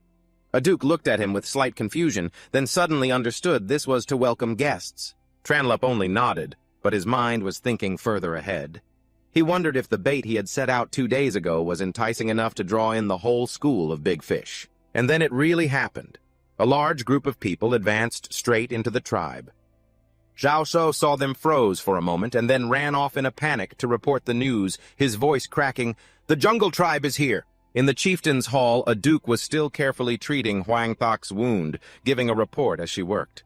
After listening, Tran Lap chuckled softly, feeling a hint of enjoyment. Being cared for was indeed pleasant. He even dreamily thought about the future after he conquered that other tribe. The image of being surrounded by beauties made him feel quite pleased with himself. But that dream was quickly cut short by urgent knocking at the door. A report came the enemy had arrived. Tran Lap didn't panic at all. Instead, he smiled. The fish had finally taken the bait. When the two sides met, the atmosphere was both tense and filled with hidden meaning. Aduk proactively stepped forward to greet them, her attitude both polite and confident. Meanwhile, Tio Luan and the Jungle Queen carried themselves with clear arrogance, even making sarcastic remarks. However, what surprised them was Tran Lap's preparation. Beef for 40 people was already laid out. Not only that, a duke's way of speaking was so skillful that it was both inviting and irritating, leaving her opponent unable to argue back. Chulon maintained her provocative attitude, but deep down, she began to feel that something was off. Upon entering the chieftain's hall, the change startled her even more. What was once a crude hut was now a tidy and orderly wooden house. Tranlap appeared even calmer, even saying this was just temporary, and that he would build better homes for the entire tribe in the future. It was that very statement that caused the queen's expression to change. Without warning, she struck binding Tranlap tightly with a whip and pressing a stone knife against his face, her voice cold and threatening. In her eyes, this was just an interrogation, to force him to hand over those strange items. On the outside, Tranlap tried to maintain his composure, even making a joke. But on the inside, he was completely freaking out. He knew he had absolutely no way out. At the most critical moment, a duke suddenly burst in announcing that the feast was ready. The atmosphere immediately shifted. The queen withdrew her hand and Tranlap quickly escaped the dangerous situation. Seizing the opportunity, he led everyone outside. Even so, suspicion arose in the queen's heart. To be pushed to that point and still remain so calm. Did he have an ace up his sleeve, or was he simply not afraid of death? Outside, the campfire was blazing. The people of the jungle tribe were quickly drawn in by the smell of roasted meat when Tranlap had the special seasoning brought out, salt. Everything changed in an instant. Just a small sprinkle, and the flavor was completely different. Murmurs of amazement rose continuously as everyone ate until they forgot all caution. Even the queen, after tasting it, couldn't hide her astonishment. Tranlap, meanwhile, smiled secretly. "Go on and eat. The more time you take, the better." Because somewhere else in the forest, the real plan was just beginning. The hunters were ambushing the herd of black cattle. Haktru-Jok was still confused when Thak-Kot barked an order at him. This was no simple hunt. As soon as the signal from the chieftain's hall was sent, Thak-Kot immediately blew the whistle. In an instant, a volley of weapons was launched. The herd panicked and fled. There was only one target, the new alpha, and a hunter had found it. Without a moment's hesitation, he dived from above, stabbed the bull straight in the back, and let out a loud laugh amidst the chaos. The hunt was officially a success. The herd of black cattle went wild, charging forward with all their might. The ground shook with every heavy footstep. The hunter standing before them couldn't help but feel his hands tremble. But he still managed to shout, trying to calm himself. "Don't be scared. Don't be scared. I can do this." Then he growled, taunting and looking down on the entire herd, even their former alpha. To them, it was just like a kitten. Yet the lead animal wasn't fazed in the slightest. It slammed into a tree trunk, changed direction, and continued its charge. From a distance, Akon saw the situation, and his expression immediately changed. "This is bad. The herd has veered off to the east." Hearing this, Shugu didn't hesitate and immediately blew his whistle to send a signal. The hunter then realized he was leading them the wrong way. He cursed and forced the herd to turn right. At that exact moment, his taming ability activated, and the bulls obediently changed direction. They continued to charge toward their destination. Meanwhile, back at the royal camp, the atmosphere was the complete opposite. Everyone was still eating and drinking cheerfully, and the queen was crying as she ate. She cried because it was so delicious, complaining that she'd get fat, but her hands never stopped moving. Chen Li watched speechless, but his gaze remained fixed on the forest as he mentally calculated the timing. Just then, a man ran over in a panic. A Yun immediately recognized him as a guard from the tribe. The queen had just stopped eating when the man collapsed in front of her, frantically reporting the news. "The black bulls have gone berserk and are destroying the encampment. The guards are completely overwhelmed." The queen's expression changed instantly. She shot to her feet and ordered a full retreat. Her eyes filled with murderous intent as she vowed to make those damn bulls pay. Over at the jungle tribe's camp, the scene was chaotic like hell on earth. People were fleeing for their lives, their screams echoing everywhere. The frenzied bulls destroyed everything in their path. Some people climbed trees to throw rocks. Others used crossbows, but it was all useless. The black bulls' thick hides rendered every attack meaningless. The melee fighters were forced to charge in to rescue their comrades, shouting for the queen as they fought. But the difference in strength was too great. A single toss sent several people flying. A black bull charged straight for A Feng. In that perilous moment, a rope suddenly wrapped tightly around it, yanking it back. A Feng followed the rope with his eyes, which immediately lit up. The queen was back. The queen yanked the rope hard, furiously, declaring that she was its opponent, then slammed the bull to the ground. but the crazed beast was not easily subdued. It leaped back up and counterattacked with terrifying speed. The queen dodged, but was still sent flying by the charged blood spilling from her mouth. Luckily, Chen Li caught her in time. He asked if she was all right, but she could only force out that she was fine. Chen Li helped her to her feet and told her to fall back and rest, leaving the rest to them.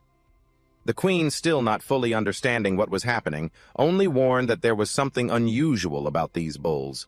Her words made the hunters and Shugu flinch for a moment. Chen Li now stepped forward, his eyes turning cold. Facing the black bull directly, he was anxious, wondering if the bull hide he was wearing would be enough to intimidate it. At first, the bull bellowed ferociously, but then it hesitated and backed away, causing him to breathe a sigh of relief. It seems it's still effective. He raised his axe, his voice full of pressure. As if speaking to an old rival, he said, "So a new king has appeared already, but you seem to be a far cry from the last one." His words made the bull even more fearful. Chen Li's aura immediately intensified. "Since you're all here, you might as well all stay." The moment he finished speaking, the hunters and Shigu charged forward in unison. Their only target was the herd leader. Shigu shouted, signaling a hunter to use him as a launch pad, and leaped straight at it. He grabbed its two horns and activated his taming skill. Everyone else immediately surrounded it, pressing in so it couldn't escape.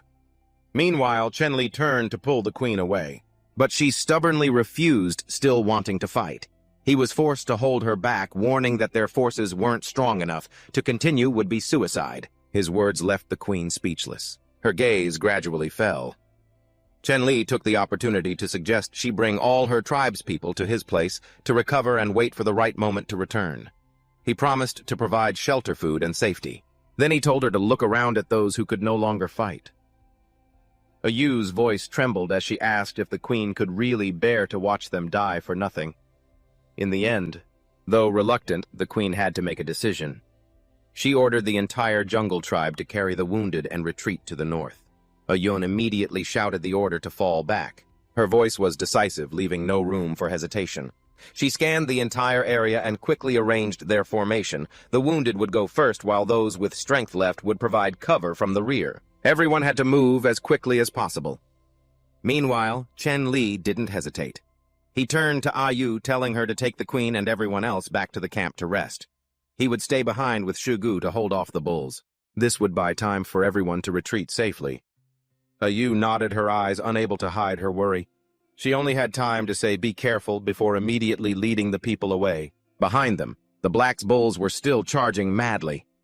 But suddenly, Ayun and a group of warriors turned back and charged straight into the herd, shouting as they ran, forcing themselves to bravely face the threat. Seeing this, Shugu hurriedly tried to stop them, but before he could finish, they had already engaged in battle. Chen Li watched the scene, gave a slight smile, and praised them brave. Then he turned to Shugu. "If that's the case, then we can't fall behind either." And so the whole group charged back into the fight. By the time the sun set, the retreating group had made it back to the royal camp. Chucho rushed out to help. Before she could even feel relieved, she immediately asked where Chen Li was. Ayu could only reply sadly that he and Shugu were still holding them off. For now, they had to take care of the wounded. Chucho quickly pointed the way, leading them to the tents in the back, breathing a sigh of relief for the few tents that Dada and the others had managed to build earlier. They were finally being put to use. She turned to continue organizing. Those with strength left should get food and water. The jungle tribe no longer maintained their distant attitude. They began to proactively help each other. Ayu led the queen into a thatched hut, reassuring her that they would have to make do for now, but that their safety and food would be guaranteed. The queen just nodded silently. Before Ayu left, she quietly said she would take care of everything, and hoped the queen could rest and recover with peace of mind. Only after the door closed did Ayu let out a sigh, recalling Chen Li's plan. The main goal was to win over the jungle tribe with the fewest possible losses after the recent battle. They couldn't afford any more losses, thinking of that. She couldn't help but secretly admire Chen Li's plan. It was truly meticulously calculated. Now only the final step remained. The next morning, as everyone began their daily chores, Dada asked about how things were last night. Lang Guchui yawned and replied that there was nothing unusual.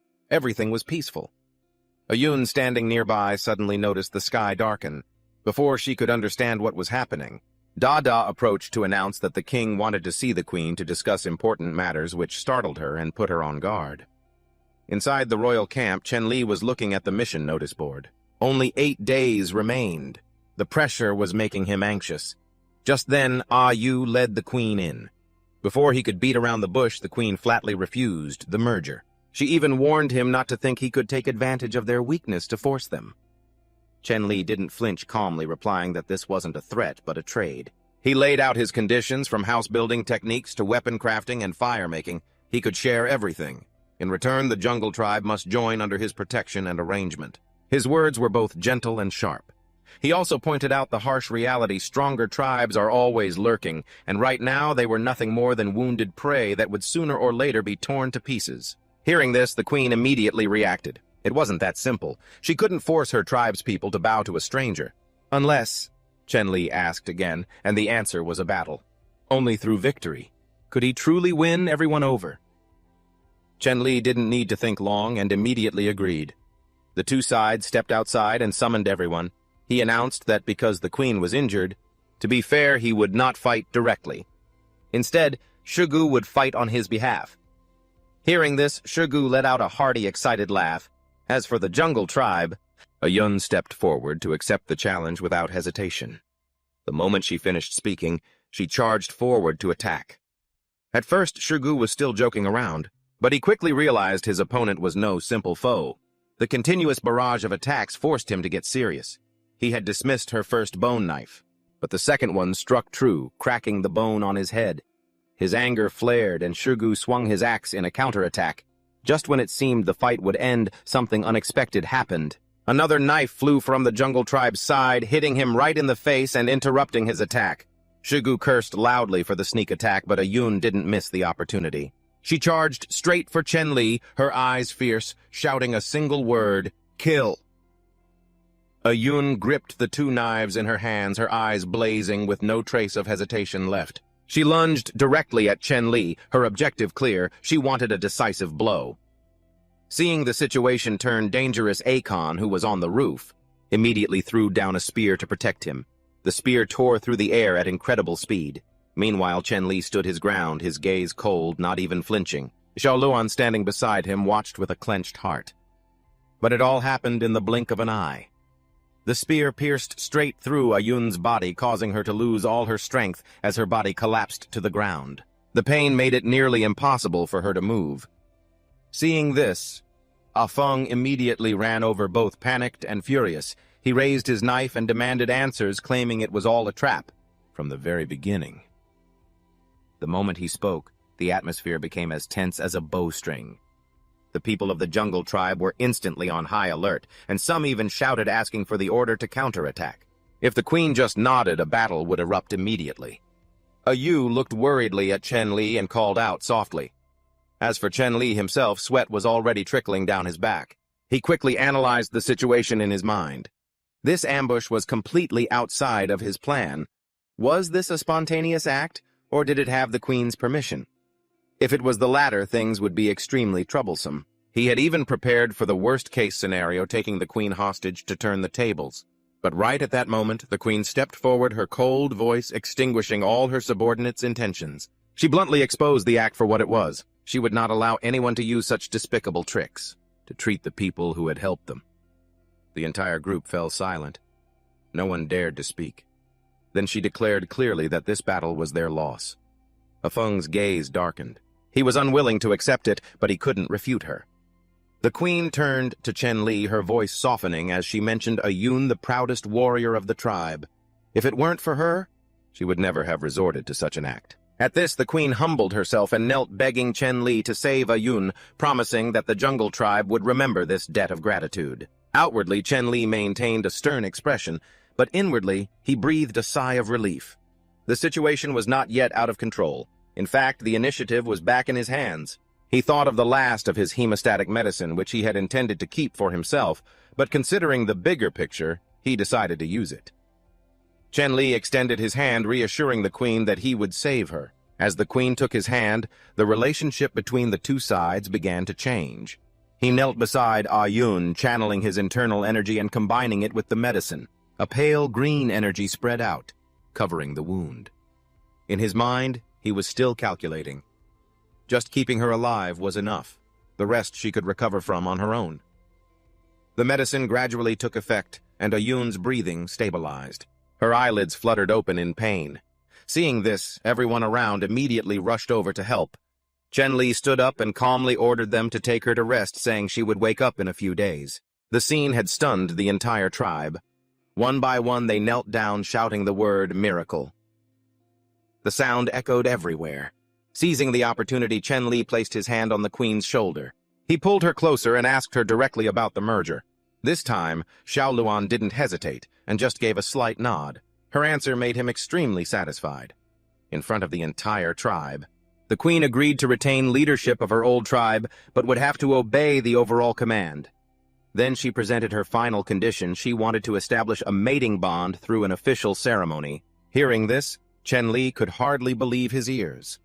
A series of scenarios immediately flashed through his mind, from the wedding ceremony to their life afterward. He even imagined them growing old together. Overwhelmed with emotion, he was both moved and ecstatic. Seeing his expression, Xiao Luan was confused and asked him again. But he just pulled her into a tight hug and agreed without hesitation. He only suggested waiting for her to recover so they could prepare more thoroughly. Afterward, the two of them announced it to the entire tribe, dismissing them. The injured were to return and recover, and in a few days they would participate in the ceremony. The crowd responded in unison. At that moment, the system also displayed a notification. Chen Li had officially established his own faction, becoming the leader of the new tribe. Looking at the attribute panel, he frowned again when he saw the population was still lacking. After a moment's thought, he got the idea of capturing more people from the Bei tribe, but then he hesitated, wondering if prisoners of war would count as population. While he was still thinking, he heard whispers behind him.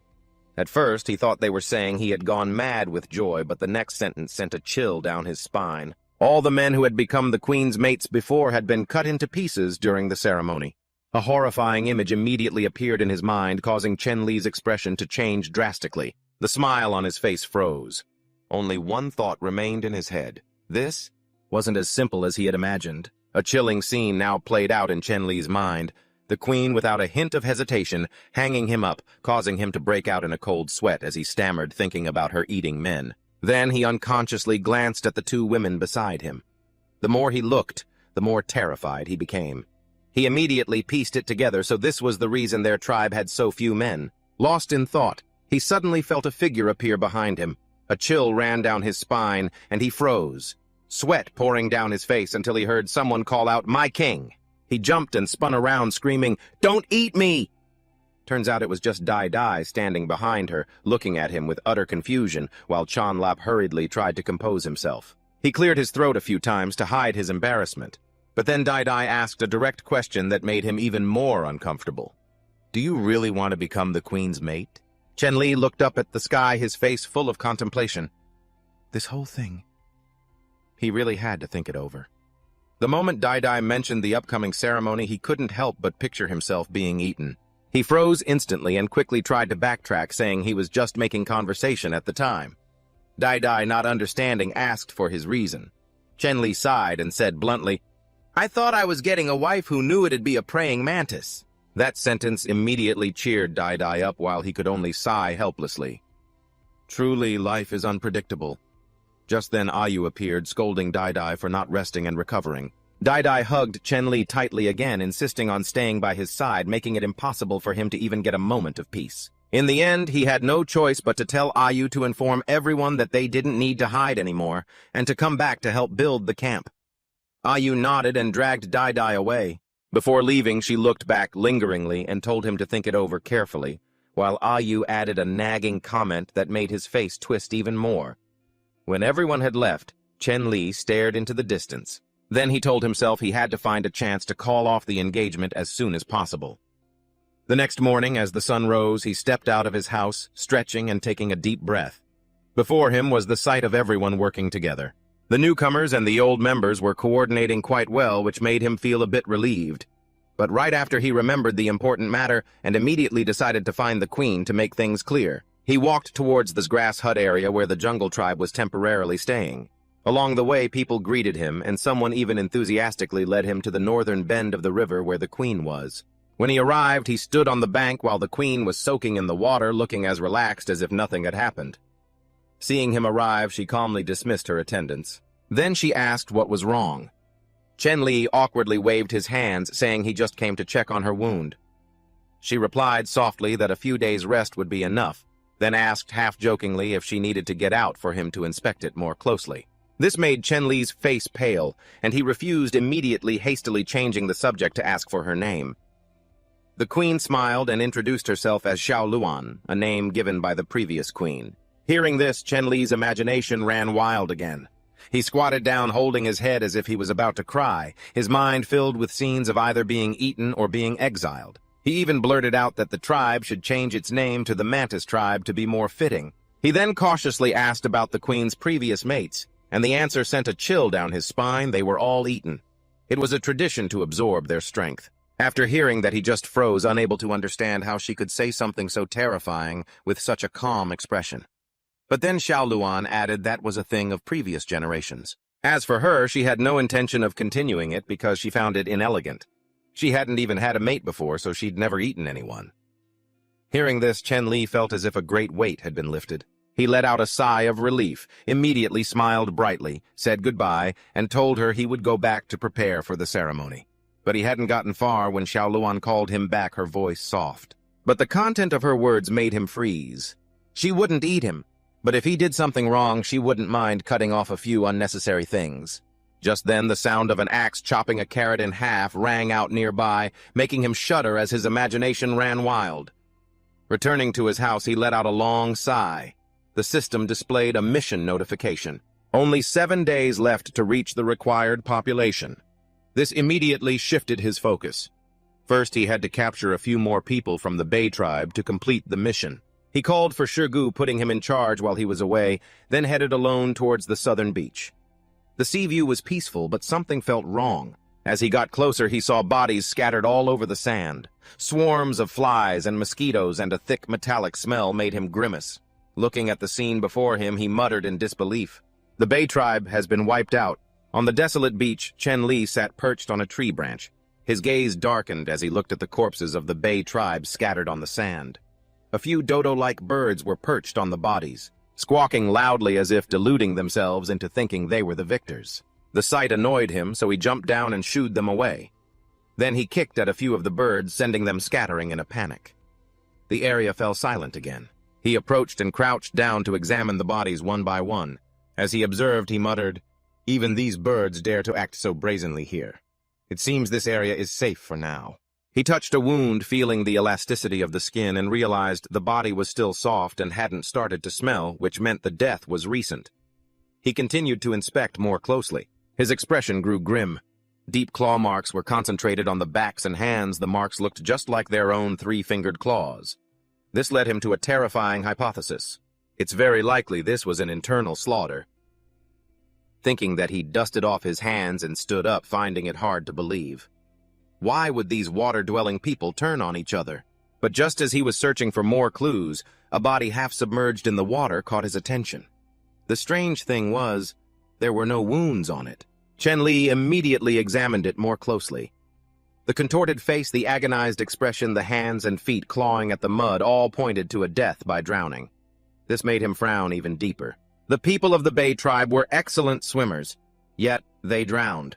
This was clearly not normal. He stood there, mulling over a series of unanswered questions, when at that moment young Tam came running frantically, shouting that a group of people from the Bei tribe was going berserk. They're attacking randomly at the camp. Chen Li's expression changed instantly. Without asking any more questions, he dashed back with Tam moving so fast it was like he was tearing through the wind. When he got back to the riverbank, the scene before him was complete chaos. The people of the Newbie tribe were in battle formation, weapons at the ready, everyone tense, reminding each other to stay strong. Shigu stood in the middle of the formation, ordering everyone to conserve their strength and prepare for close combat. But what shocked everyone was that group from the Bei tribe. Even with wooden spears piercing their bodies, they continued to advance without slowing down at all. It was as if they couldn't feel any pain. Akun, observing from a high vantage point, was also astonished. These people looked no different from zombies, only knowing how to move forward. Shigu immediately warned everyone not to get dragged into the river because if they fought in the water, they'd surely be crushed. But just as he finished speaking, the group suddenly accelerated, charging forward at an incredible speed, forcing the entire team to scramble and dodge. The battle erupted instantly as the two sides clashed in a chaotic mess. Just then, reinforcements from the Queen's side arrived. Xiao Luan appeared, her eyes full of doubt as she looked at the crazed people from the Bei tribe. They clearly lived on the southern beach, but now they were here in this bizarre state. Shigu didn't know how to explain it either. He could only say that they seemed to have lost their minds, crawling out of the river and attacking anyone. It would be more accurate to call them monsters. The tense atmosphere escalated. As both sides prepared to go all out, the Bei tribe people roared and charged. The Nubi tribe didn't back down, raising their weapons in unison as the battle grew fierce. Blood and screams mingled as Xiao Luan rushed in, wrapping her whip around a man's neck. She tried to communicate, but it was useless. His eyes were empty, completely devoid of consciousness. That made her realize the situation was far more serious. Just as she was distracted, another enemy silently closed in from behind to launch a sneak attack, but Tranlap appeared just in time. He pulled her out of the way and unleashed a blow that sent the man flying. But even after taking a direct hit, the opponent only stumbled back without collapsing. It startled him that even with his current strength, he couldn't take one down instantly. Clearly, these people were completely different from before. From behind him, two more enemies charged, but before they could reach him, Liu Tang and Akon swiftly took them down, standing guard in front of him with a fierce aura. They declared they wouldn't let anyone touch their king. Watching this, Tranlap couldn't help but nod in satisfied approval, then turned to Xiao Luan, his tone becoming serious. He told her to go and support the others. He would stay here to deal with the most difficult one. He needed to focus his entire spirit and didn't want any distractions. The real battle had only just begun. Amidst the chaotic battlefield, screams and clashes rang out endlessly. The men of the Nubi tribe and the Sibei tribe clashed like wild beasts, but in the midst of all the madness, Tranlap stood facing Hakthak. The two stared at each other, neither making a move. He tightened his grip on his axe, his voice low, saying that he was truly sorry for what had happened to his tribe, but it had nothing to do with them. If he wanted revenge, he had probably found the wrong target. However, Hakthak didn't seem to hear a word. He let out a roar and charged forward. Tranlap just clicked his tongue, realizing that his opponent had completely lost the ability to communicate. A fight was inevitable. He immediately leaped back to dodge the attack, observing as he moved. His opponent's strength and speed were far beyond normal. His claws and teeth were both lethal weapons. Compared to him, even though Tranlap was much stronger than an ordinary person, he still felt like an amateur facing this monster. Moreover, he was surrounded by his own people. The tight space prevented him from using the full power of Pangu's axe. While he was distracted and calculating, Hakthak suddenly closed the distance. He barely raised his axe to block in time before being bitten. Sharp teeth pierced through his cloak and sank deep into his flesh. The pain made him curse as he immediately counterattacked with his axe, forcing his opponent to let go. Tranlap retreated, looking at his trembling left arm. His cloak was torn and there were 4 deep puncture wounds on his skin. If it weren't for the protective layer, his arm might not be intact. Meanwhile, Hakthak licked the blood from the piece of cloth, his eyes gradually turning black. His muscles bulged and his aura became more and more terrifying. Then he roared and suddenly accelerated, charging forward. He was so fast that Tranlap only had time to drop to his knees to dodge, cursing silently. If he hadn't reacted in time, he would have been a goner. Hakthak missed him, grabbing only his cloak. He then stood there, tearing and chewing it. The bizarre action baffled Tranlap, but what was more terrifying was that his strength and speed had clearly increased. He thought to himself that if he hadn't been quick-witted enough to let go of the cloak, he would have been the one being torn apart. But right after that, Hakthak didn't continue his attack. Instead, he turned and walked toward the river. A few others followed him, carrying the blood-stained pieces of the cloak. The scene made Tranlap pause, feeling that something was wrong. He scanned his surroundings and then noticed Hakchujak, who was surrounded by several enemies and covered in wounds. From that, an idea flashed in his mind. The scent of blood was what attracted them. He quickly pieced it together. These people were acting on instinct, just like sharks. The more blood they smelled, the more ferocious they became. Understanding this point, he immediately came up with a plan. While applying a styptic to his wound, he called for Noctam and told him to bring the pigs. He felt bad about the loss, but it was a necessary sacrifice. At the same time, he told Xiao Luan to move the injured further away. When the pigs were brought, he ordered them to be released towards the riverbank, then had Akan throw wooden stakes from above to injure them. Blood immediately gushed out. The effect was instantaneous. The Sibei tribesmen who had been fighting suddenly stopped, turned, and rushed toward the three pigs as if mesmerized. The scene was no different from a pack of beasts on a hunt. While they were busy tearing at the flesh, Tran Lap immediately commanded everyone to coat their spear tips with a sedative and attack non-lethal areas.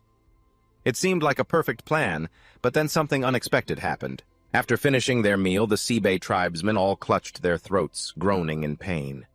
Then one by one they collapsed, foaming at the mouth. The sight stunned everyone, and Tran Lap immediately backed away. On guard, he ordered no one to approach suspecting a trap. He turned and asked Noktam if he had poisoned the pigs, but he received a shake of the head in denial. This confused him even more. Looking at the once ferocious men now lying motionless on the ground, only one big question remained in his mind. What in the world is going on? In the farming area, the atmosphere was as tense as a drawn bowstring. A Fong stood guard with a few others in front of the cages holding the Sibei tribesmen. Her eyes were cold. Her voice was firm as she reminded everyone to stay vigilant. The moment they showed any unusual signs, they were to act immediately without hesitation. Looking at the people inside the cages, she couldn't help but mumble, "These freaks are just too bizarre."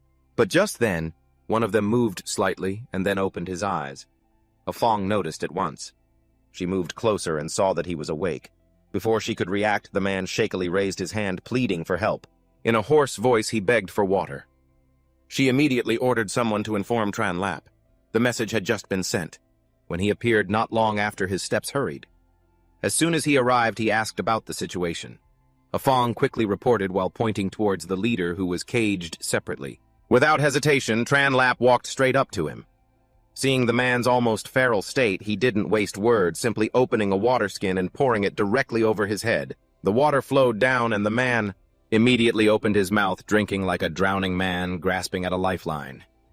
When he thought it was enough, Tran Lap pulled the water skin back and asked in a cold voice if he could understand him. After receiving a weak reply, he handed the water skin to Aduk to take over. Aduk knelt, pouring the water more slowly this time, her voice soft but calculating, telling him there was plenty of water here and it would be better if he cooperated and answered a few questions. The seemingly simple offer left Hakthak stunned.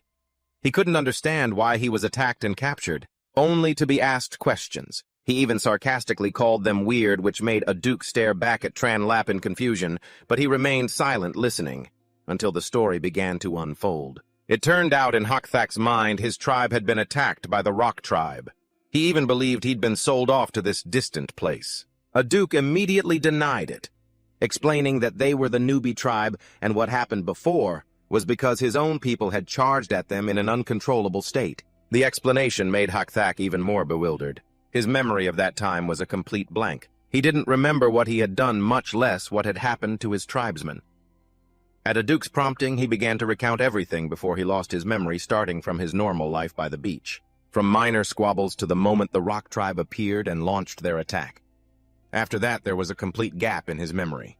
When he came to, he was already here. After listening to the whole story, Tran Lap was silent for a long time before sighing and revealing the cruel truth that he had been to their territory before. And there was not a single person left alive. If he hadn't decided to spare these men, the Bay tribe would have been completely wiped out. The words struck Hakthak like lightning and he collapsed. He screamed in despair, blaming himself for failing to protect his people. His cries echoed, filled with pain, and at that very moment, a leaf fell from his clothes to the ground. Aduk quickly picked it up, sensed something was off, and immediately showed it to Tran Lap. The moment he took it, he called the system to check. In a flash, information appeared. It was a hemp plant, a bitter-tasting plant that could relieve pain, but its smoke caused hallucinations. Hearing this, Tran Lap's expression immediately changed. All the scattered pieces began to fit together in his mind. The loss of control, the beast-like behavior, the fragmented memories. He clenched the leaf in his hand. Only a single theory remained in his mind. It was highly likely that this entire incident was not a coincidence, but a premeditated conspiracy. In the farming area, a Fong didn't let her guard down for a second. She walked past each cage, personally bringing water to the imprisoned members of the Bay tribe. The moment they saw the water, they went wild, snatching it from each other to drink. Their mouths kept crying out like people who had just escaped death. The chaotic scene forced her to shout loudly, reminding them that everyone would get their share and not to fight, then immediately signaled the person next to her to continue distributing, making sure no one was left out. Meanwhile, in another corner, Tran Lap was the complete opposite. He stood silently amidst the tense atmosphere, his eyes glued to the leaves in his hand, his expression growing darker by the second. Then he suddenly blurted out with firm conviction, "So that's what it is. All the fragments recovered from the bodies of those people were all from the same type of hemp plant." Just uttering the name was enough to make his expression change drastically. He immediately recalled what Hak Chujak had once said about the rock tribe possessing some kind of strange power. And now he was almost certain that so-called mystical power was nothing other than the dark art of hallucination, something that could control the human mind. From there, everything started to become clear in his head. The Bay tribe's civil war, their slaughtering of one another, even their recent crazed behavior. It was all very likely caused by hallucinations from the toxic smoke. Some were lucid enough to run into the water to escape the smoke, but ultimately died of exhaustion. The more he thought about it, the more a chill ran down his spine. Tranlup's gaze was heavy as he looked towards the battlefield. Then he let out a wary assessment. The Rock tribe is too dangerous, these Bay tribe people. And most likely didn't just barge into our territory by accident, it was part of some plan. If his suspicions were correct, then the mastermind behind this was likely trying to get both sides to annihilate each other, or to drag the newbie tribe into the vortex, turning everything into a bloody purge. And that meant they had been put on a target list from the very beginning. As he thought of this, he felt the pressure mount. His gaze shifted to Hakthak, who was sitting there in a daze. The once strong leader was now just a broken man. That made him understand even more clearly that even powerful people like that could be manipulated like puppets. Tran Lap summoned the system. The information panel instantly appeared before him, each line of data clearly visible. Strength, stamina, intelligence, population, territory. It all reflected a single reality: the newbie tribe was still far too weak. He stared at his own strength stat, then let out a soft breath. 3 points. It sounded decent. But against this kind of threat, it was completely insufficient. Not just him, but the entire tribe was in an extremely fragile state. Meanwhile, Hakthak was still drowning in regret. His voice choked up as he blamed himself for not realizing sooner. A duke standing beside him observed the situation and gently reminded him that his spirit was broken. They wouldn't be able to get any more information out of him right now. A duke! Tranlap nodded, his expression turning serious. He said bluntly that they couldn't wait any longer because the next threat could strike at any moment. A duke immediately understood and asked if the Rock tribe was the one behind everything, and if so, how did they do it? Tranlup didn't answer right away. He just held up the hemp leaf, explaining concisely that this was the key. Those people used it to control the men in the cages, turning them into uncontrollable tools. And the terrifying thing was, they had no idea when it would happen next. He looked at the whole situation, his voice dropping low. Right now, we are completely on the defensive. We have too little information and everything is a blur. We can only step forward in the dark. But the most urgent thing right now is to pull Hakthak out of his mental breakdown. The moment he called his name, Hakthak immediately looked up, his eyes filled with despair. Tran Lap spoke slowly. He said that there was no need for self-blame because once you inhale that smoke, no matter how strong your body is, you can't resist it. He showed him the leaf and asked again if he had any memories related to it. Blackstone sniffed the air and suddenly froze. He recognized that scent. It had been present during the battle with the Rock tribe. But back then it was mixed with so many other things that he'd only felt uneasy, unable to distinguish it. Hearing this, Chen Li immediately confirmed it was just as he'd guessed.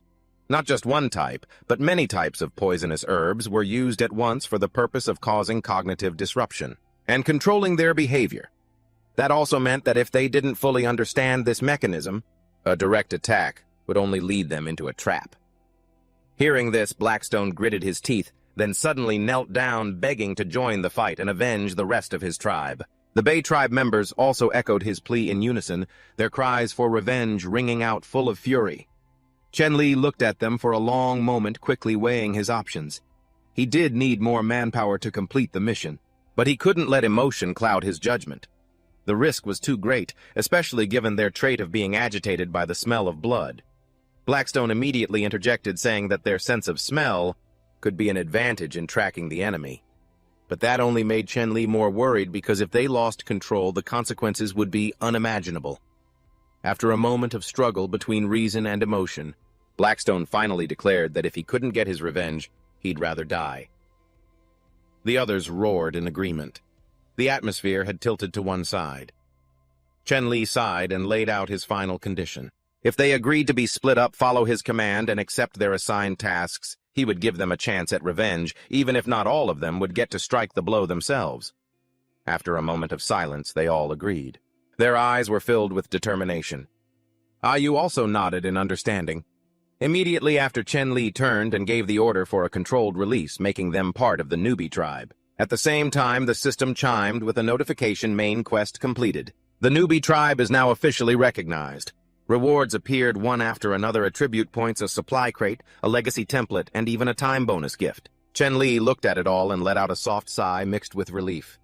Finally done. But when his gaze returned to his attribute panel, he muttered, "The population grew fast.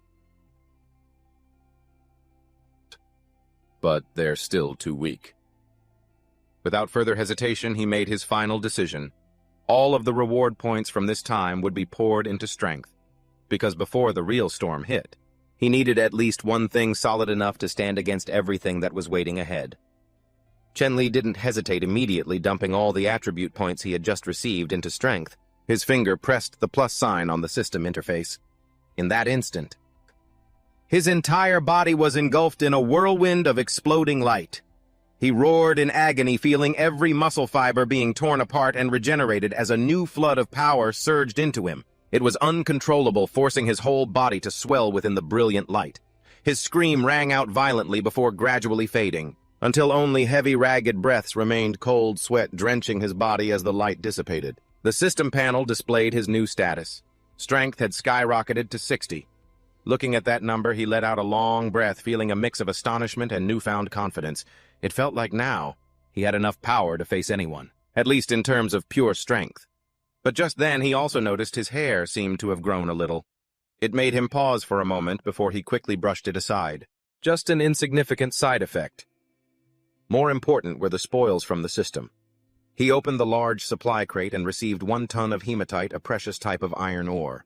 His mind immediately started calculating. With proper processing, he could leap straight to the Iron Age, skipping the Bronze Age entirely. The thought made him incredibly excited. It felt like he was holding the key to elevating his entire tribe. Next was the surprise gift package. Inside were only 3 doses of a hemostatic agent, but in the current situation they were extremely useful. When he opened the legacy template, he stared thoughtfully at the information that appeared. It was an artifact from a higher civilization with its contents yet to be determined, requiring science and technology points to decipher. After accepting the result made him pause, a feeling of embarrassment. Something that seemed meaningless made him realize this might be a form of psychological or cultural influence from the old civilization. A strange detail, but one full of research value. He immediately collected everything and quickly shifted his focus to the real threat, the Rock Tribe. Immediately after, he began to shift his strategy, prioritizing building walls, stockpiling food, training in defensive traps, and establishing a territorial defense system. Stonebone was tasked with commanding the mountain area, directly deploying a system of traps, according to a diagram he drew, while maintaining absolute secrecy about their locations. Chen Li emphasized that this was a crucial factor for survival, because even a small opening could lead to betrayal or reconnaissance and sabotage. Once everything was provisionally settled, he stood and watched as the entire area gradually formed a new defensive posture. His mind was both calculating and vigilant, because he understood clearly that what was coming was no longer a single battle, but a confrontation between 2 strategic philosophies of a completely different level. After Stonebone left, only Chen Li and Liu Deng remained standing in the middle of the gradually quieting camp. He thought in silence for a moment, then suddenly waved his hand. Instantly, a large boulder appeared in front of them. Looking at it, he chuckled with satisfaction. Consider this an open lesson for everyone to study on their own. How much they learn will depend on their own abilities. Then he turned. He told Liu Deng that he needed to rest, and that Stonebone would be back in the evening to find him. If anything urgent came up, he was to be woken immediately. Liu Deng nodded and accepted the order as he stepped inside. He immediately collapsed onto the bed, letting out a weary sigh, intending to sleep straight through until evening. But the moment he lay down, his mind refused to be still. A series of plans appeared one after another. Training soldiers, building defensive structures, forming patrol teams, developing equipment, expanding territory.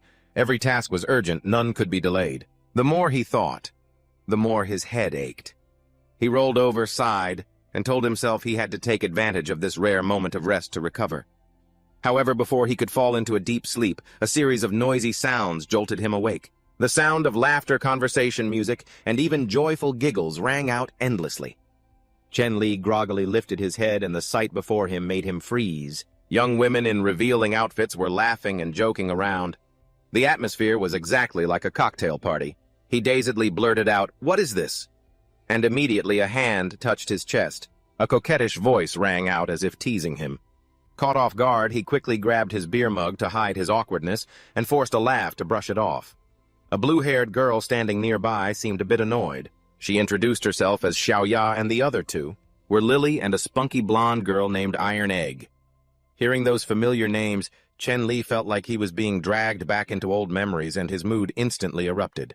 He raised his beer glass, laughing loudly and shouting for more drinks and more music as if trying to wash away all his previous stress. In that moment, he even felt like he was back in his old world, free from the burdens of survival or war. An unknown amount of time passed before sunlight streamed through the window shining on the bed. Tranlup was sound asleep with people leaning against him.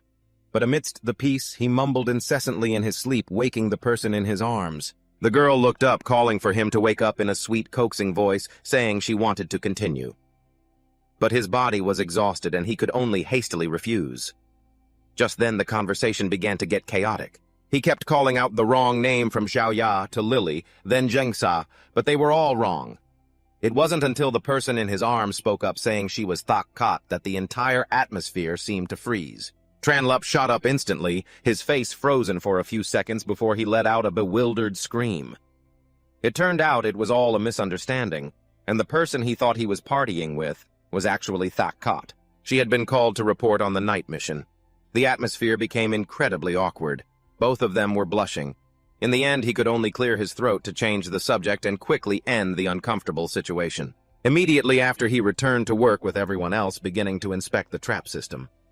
A deep pit had been dug, its surroundings lined with sharp stakes pointing up from below. Only a small patch of a sky could be seen, narrowed by the mouth of the pit. Tranlap slammed his shovel into the ground, looked at the result with satisfaction, and calmly told everyone that this was sufficient for the first step of preparation. This was the most basic type of spike pit, but Tranlap intentionally emphasized every detail, as if he were lecturing an entire class that had no concept of the future. For large enemies like the Bay tribe or various monsters, the size of the pit was a matter of life and death.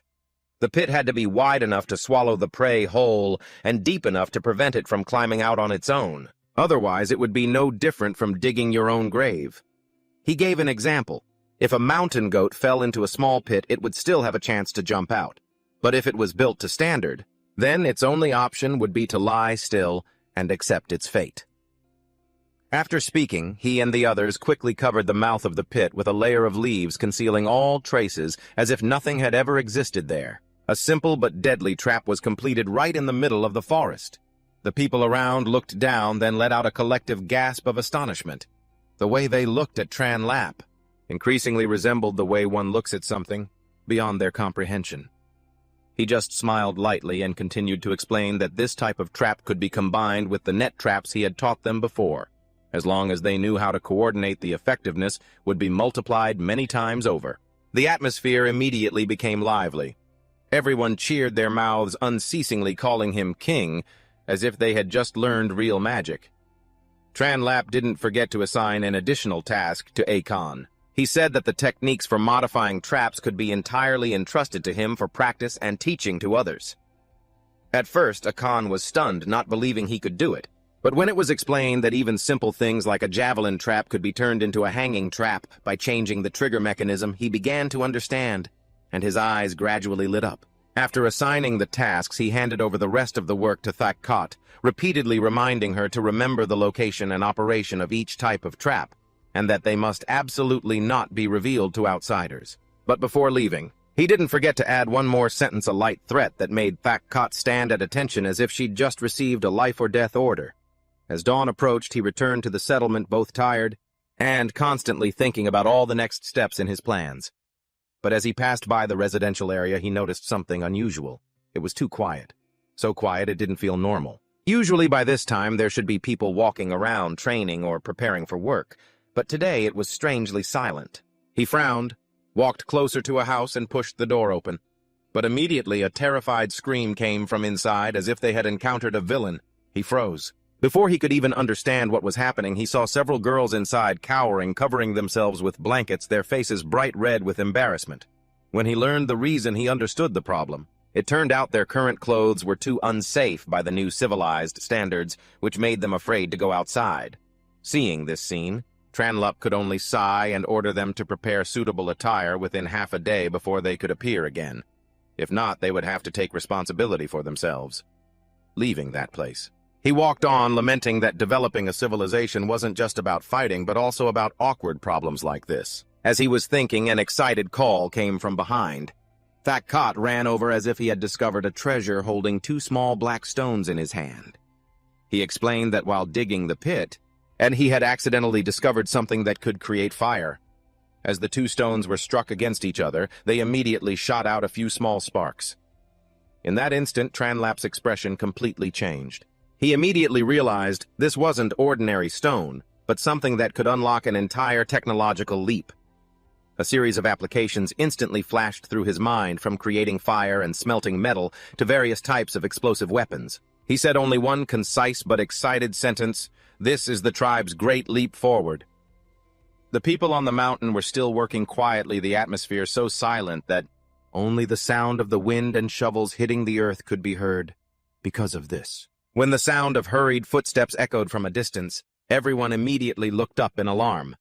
Thakkot ran up as if flying, his voice filled with excitement as he shouted, "King, you're here! The stone you mentioned, we've dug it up!" Hearing that, Tranlup immediately followed the direction he was pointing. Before him was a small, freshly dug hole. He walked closer and bent down to observe, his gaze quickly becoming pensive. The quantity was small and scattered, not at all like a large mineral vein. He immediately guessed that this was not an area with ideal conditions for natural formation. It was most likely the remnants of an area that had once been mined or used. Thinking of that, he turned to Thakkot and asked, "Did you find anything else in the soil?" Without hesitation, Thakkot immediately squatted down and continued digging. As he sifted and turned over each layer of dirt, he picked up a few pieces of a strange object after a moment. It didn't look like flint or ordinary stone. Its color was completely different. Without much thought, he held it up and instinctively sniffed it. Just a second later, his expression changed continuously, from red to green, then pale, before finally blurting out a single pained word: dung. The air instantly fell into a strange silence. Tranlap, however, looked as if he had just confirmed something he was thinking. His eyes lit up noticeably. Just as he suspected, this wasn't a pure mineral deposit, but an area once inhabited by creatures or a tribe. They even had a primitive concept of waste disposal. Thinking a bit further, he started to suspect that this could be a trace of an old civilization that once existed in this area. And if that's the case, there could very well be more clues buried underneath. While Thakkot was still dry-heaving from his oral discovery, Tranlap had already switched to giving orders. Gather the rest of the digestive stones, fill in the area, and leave absolutely no trace. At the same time, set more traps around. He also instructed them to build a fire watchtower on high ground, to take turns observing. Hearing that, Thakkot immediately reacted in panic. "A fire tower? What are we burning? Why do we need fire?" But before he could ask more, Tranlap had already waved his hand and walked away, leaving him standing there bewildered. A few days later, work within the tribe gradually stabilized. Houses had begun to take shape, the people had proper places to live, and the atmosphere in the territory became much more peaceful. Looking at the results, Tranlap nodded in satisfaction, thinking to himself that this was the first step in building a solid foundation for survival. Six Dang, standing beside him, couldn't help but ask about that concept, and he simply explained that only when people's basic needs are met can the tribe truly develop in the long term. But before he could finish, an excited shout cut him off. Dai rushed over from a distance like a gust of wind. As soon as she saw him, she shouted loudly and ran straight for him. Tranlap barely had time to react before he saw the danger approaching. He immediately turned to cry for help, but it was too late. Dai threw herself into his arms with such force that they both went flying straight into a newly built house, creating a huge crash. Six Dang, standing outside, could only gape in astonishment, disbelieving his own eyes. After a moment of chaos, Tranlap staggered to his feet. Before he could even steady himself, Dai Dai hugged him tightly again, crying and saying that the house was just finished, and that he couldn't let anything happen to him. He could only sigh and reluctantly warn her not to tackle him like that again, then went back to checking on the construction as things settled down. He moved on to check the food supply by the river. The fishing operation was bustling, with some people catching fish and others sorting them. Laughter and conversation filled the air. The scene of daily life was truly becoming that of a developing tribe. Six Dang looked at everything and, unable to hide his gratitude, said that it was all thanks to Tranlap's leadership. But he wasn't entirely comfortable with that thought. He still felt a bit troubled about what he had done about the war, about the conquest. Six Dang just calmly replied that this was a world where the strong survive and the weak perish. There's no absolute right or wrong. Hearing this, Tranlap just stared silently at the river before him, his gaze heavy as if he were reconsidering the entire path ahead. The large and small tribes in the surrounding area were still slaughtering and devouring each other daily like a never-ending vortex. In that chaotic context, Tranlap chose to use the smallest losses to gain the greatest benefits, step by step, pulling the entire tribe out of its passive position. After hearing this, the look in Six Dang's eyes, who was standing beside him, began to change. As if those words had touched his deepest thoughts, he said, "This isn't just a strategy. It's also a form of mercy in its own way." Hearing this, Tranlap smiled faintly, his eyes showing a rare satisfaction. He clapped Six Dang on the shoulder, acknowledging that the man had grasped the most important thing for a tribe's survival. Then he signaled to keep moving, saying it was time to check on the border defenses, especially the area related to the Bay tribe, where he always felt there were hidden variables. The two of them followed the mountain path, arriving as the sun was nearly setting below the horizon. From a distance, the scene of labor was still proceeding in an orderly fashion, people standing guard, people building. Everything was running smoothly, which made him quite pleased. Just as he was about to leave, Thachkot ran up. He called out to him. Without beating around the bush, he asked directly about the progress on the fire beacon and the trap system. Thachkot immediately reported that the three main directions, west, south, and north, were all set up. However, a problem arose with manpower. A large portion of the people had to be moved to guard duty, which split the construction force and slowed down progress. He pointed towards the people working. The exhaustion was clear on everyone's faces. To ensure progress, everyone was forced to start work very early and continue until dark. Hearing this, Tranlap just let out a sigh, muttering that the lack of manpower was still the biggest bottleneck. Without hesitating for long, he decided he and Six Dang would go up the mountain tonight to provide direct support. Thachkot immediately objected, arguing that everyone could still manage and that he didn't need to personally intervene. But Tranlap shook his head, his voice turning serious, and said that this was a critical phase. "We can't delay for the single minute or second." He further analyzed that if the Rock Tribe had truly existed near this area, then they probably know the terrain even better than we do. And if they take advantage of a moment when our defenses aren't fully prepared to attack, the consequences will be severe. There was no more time for debate. He immediately gave the order to move out.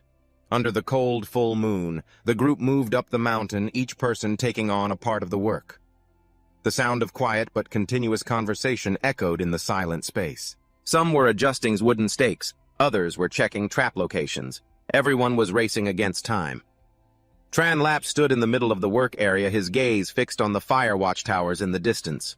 For some reason, an inexplicable feeling of unease rose within him.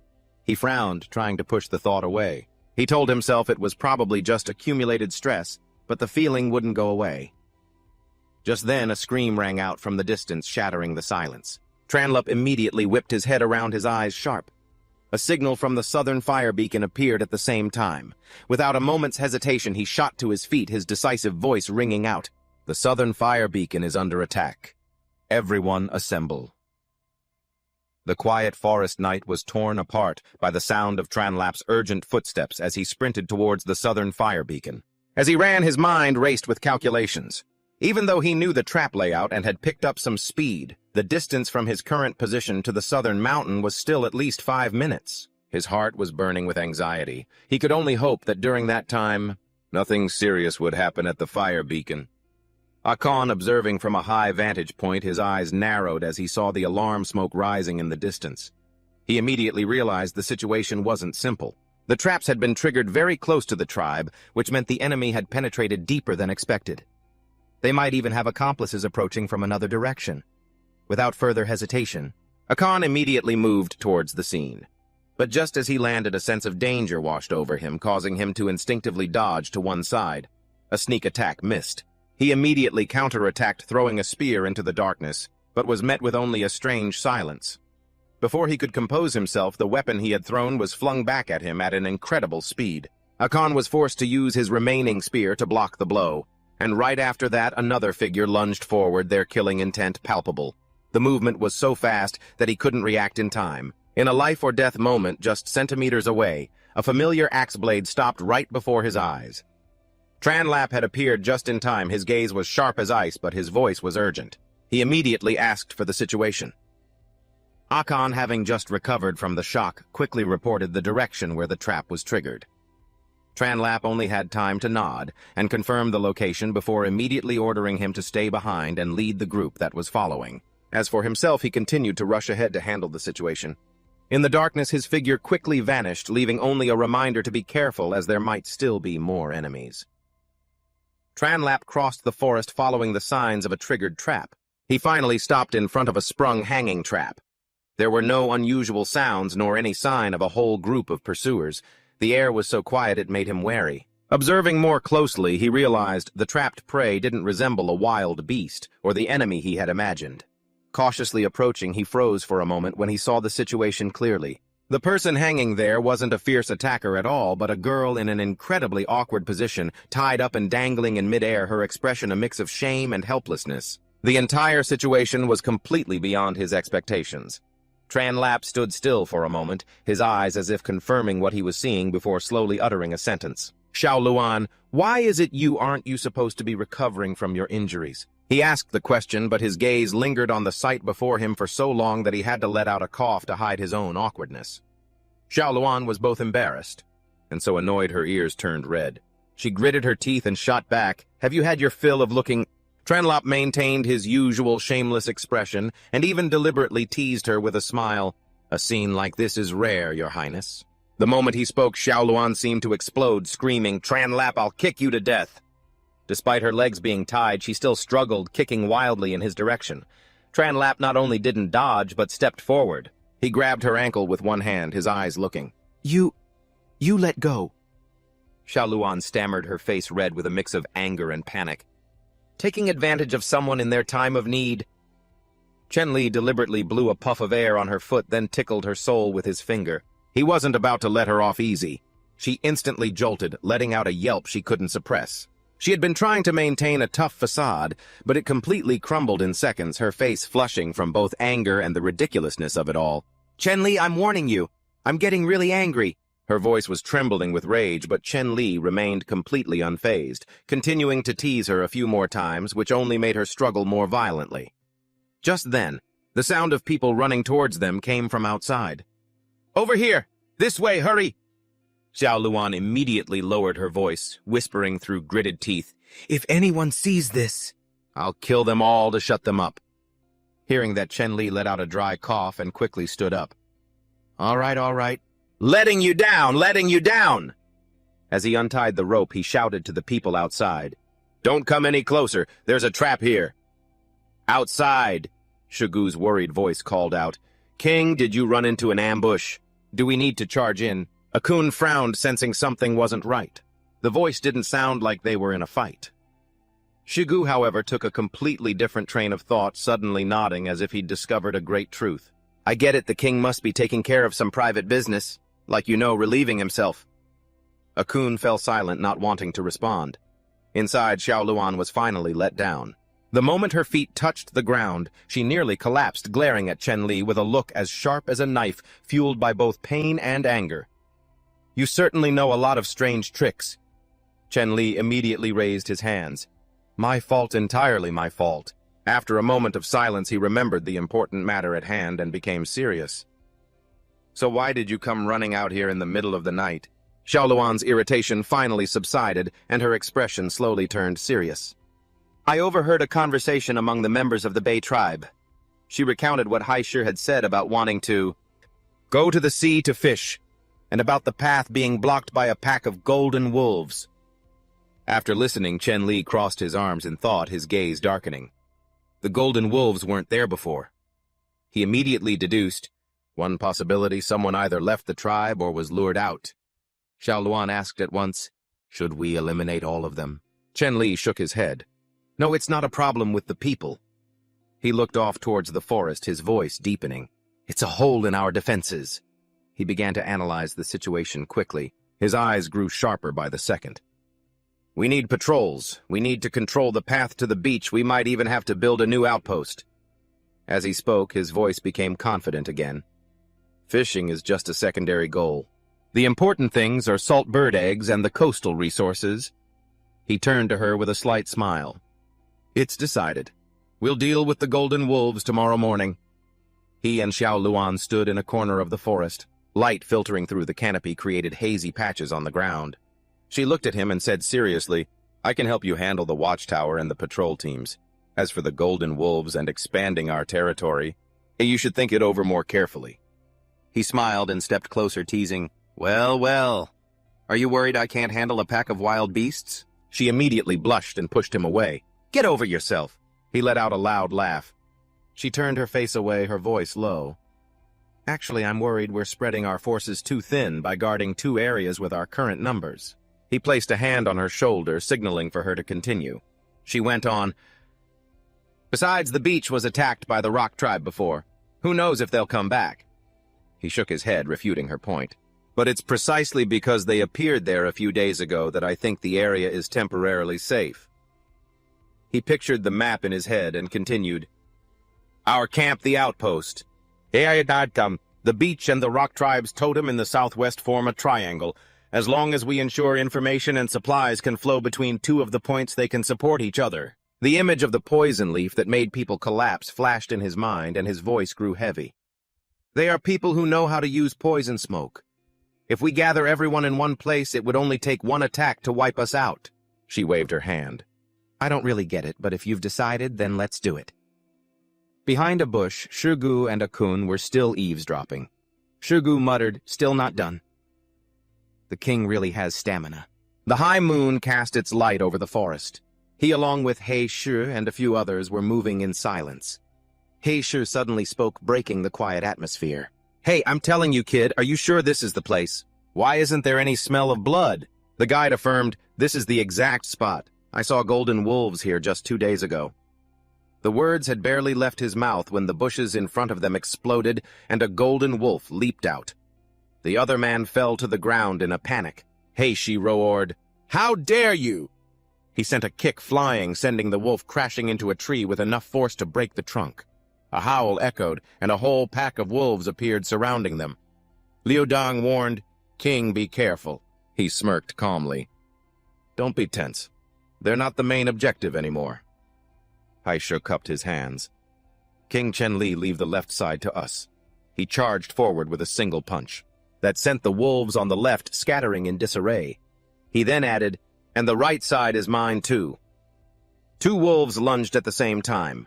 Heishu and the others immediately met the charge. He stood and watched with a cold gaze, thinking to himself that this was a good opportunity to train the new recruits. A wolf lunged at him from behind. Without turning his head, he simply raised a hand, grabbed its neck, and snapped it. He said in a cold voice, "Unlucky." A wolf's howl echoed in the night as the rest of the pack fled in a panic. Hakthak threw the wolf's corpse to the ground, frowning, not pleased at all. He looked at Hakthak and said calmly, "Forget it. The work is more important. Let's keep moving." Hakthak nodded and replied succinctly, "Yes." He pointed forward and said, "Our old home is just ahead." He immediately gave the signal. "All right, everyone, be careful." The group moved towards the beach. When they arrived, he looked into the distance and asked, "See that cliff?" Without waiting for an answer, he pointed straight ahead. "Build the outpost there." He observed the terrain and continued to give orders. "The outpost must be right against the cliff, large enough to hold about 20 people. The signal fire must be placed on high ground." He nodded, and the man turned to give another reminder. After the outpost is built, you must also make a small salt field next to it. I'll teach you how later. Hakthak bowed his head. Yes, my king. He stepped forward and clapped him on the shoulder. After I return, I'll send more people to help. But you all only have 4 days. He let out a breath. An image of himself wearing a worker's uniform and a yellow hard hat holding a notebook and directing a construction site suddenly appeared in his mind. He couldn't help but think to himself, why do I feel like a contractor checking on the project's progress? I used to be just a brick hauler. He pulled himself back to reality. That's the plan for now. If there's an emergency light, the signal fire to alert the camp immediately. Hakthak replied firmly, rest assured. 3 days later in the village, he tested a bow and arrow, then nodded. It's decent. He examined it and mumbled to himself. Cowhide is good, but hard to master. The wood isn't durable enough either. I'll have to find better materials later. The system's notification chimed in announcing he had invented the wooden bow. He received science and technology points. Just then, someone knocked on the door. King Aduk has returned. He has something to report. He let him in. As the door opened, he immediately asked, how are things in the north? Are there any tribes we can ally with? Aduk shook his head. I walked for more than a day and saw no signs of people. There's only a lake and a snowy mountain. There was also something in the lake. But before I could get a clear look, it disappeared. Hearing about the snowy mountain, he frowned but remained calm. It's all right, you did well. Aduk hesitated, then whispered, but the area near the snowy mountain is very scary. He was about to ask why when she suddenly threw her arms around him, her voice trembling. King, the scary thing isn't the snowy mountain. He froze. Then what is it? She looked up, her eyes filled with terror. It's the thing behind the snowy mountain. The atmosphere immediately grew heavy. He narrowed his eyes. She whispered as if recalling something. Giant. A giant. Tanlap gently took Aduk's hand, his voice calm and reassuring. There's no need to be afraid. But before he could ease the tension, the hunter clutched his head in panic. Trembling and stammering, he said, just thinking about it is enough to make my legs go weak. Just then, the mission panel suddenly appeared before Tanlap's eyes, announcing that the side quest chain for the giant had been activated, causing him to pause for a moment in confusion. A series of thoughts immediately raced through his mind.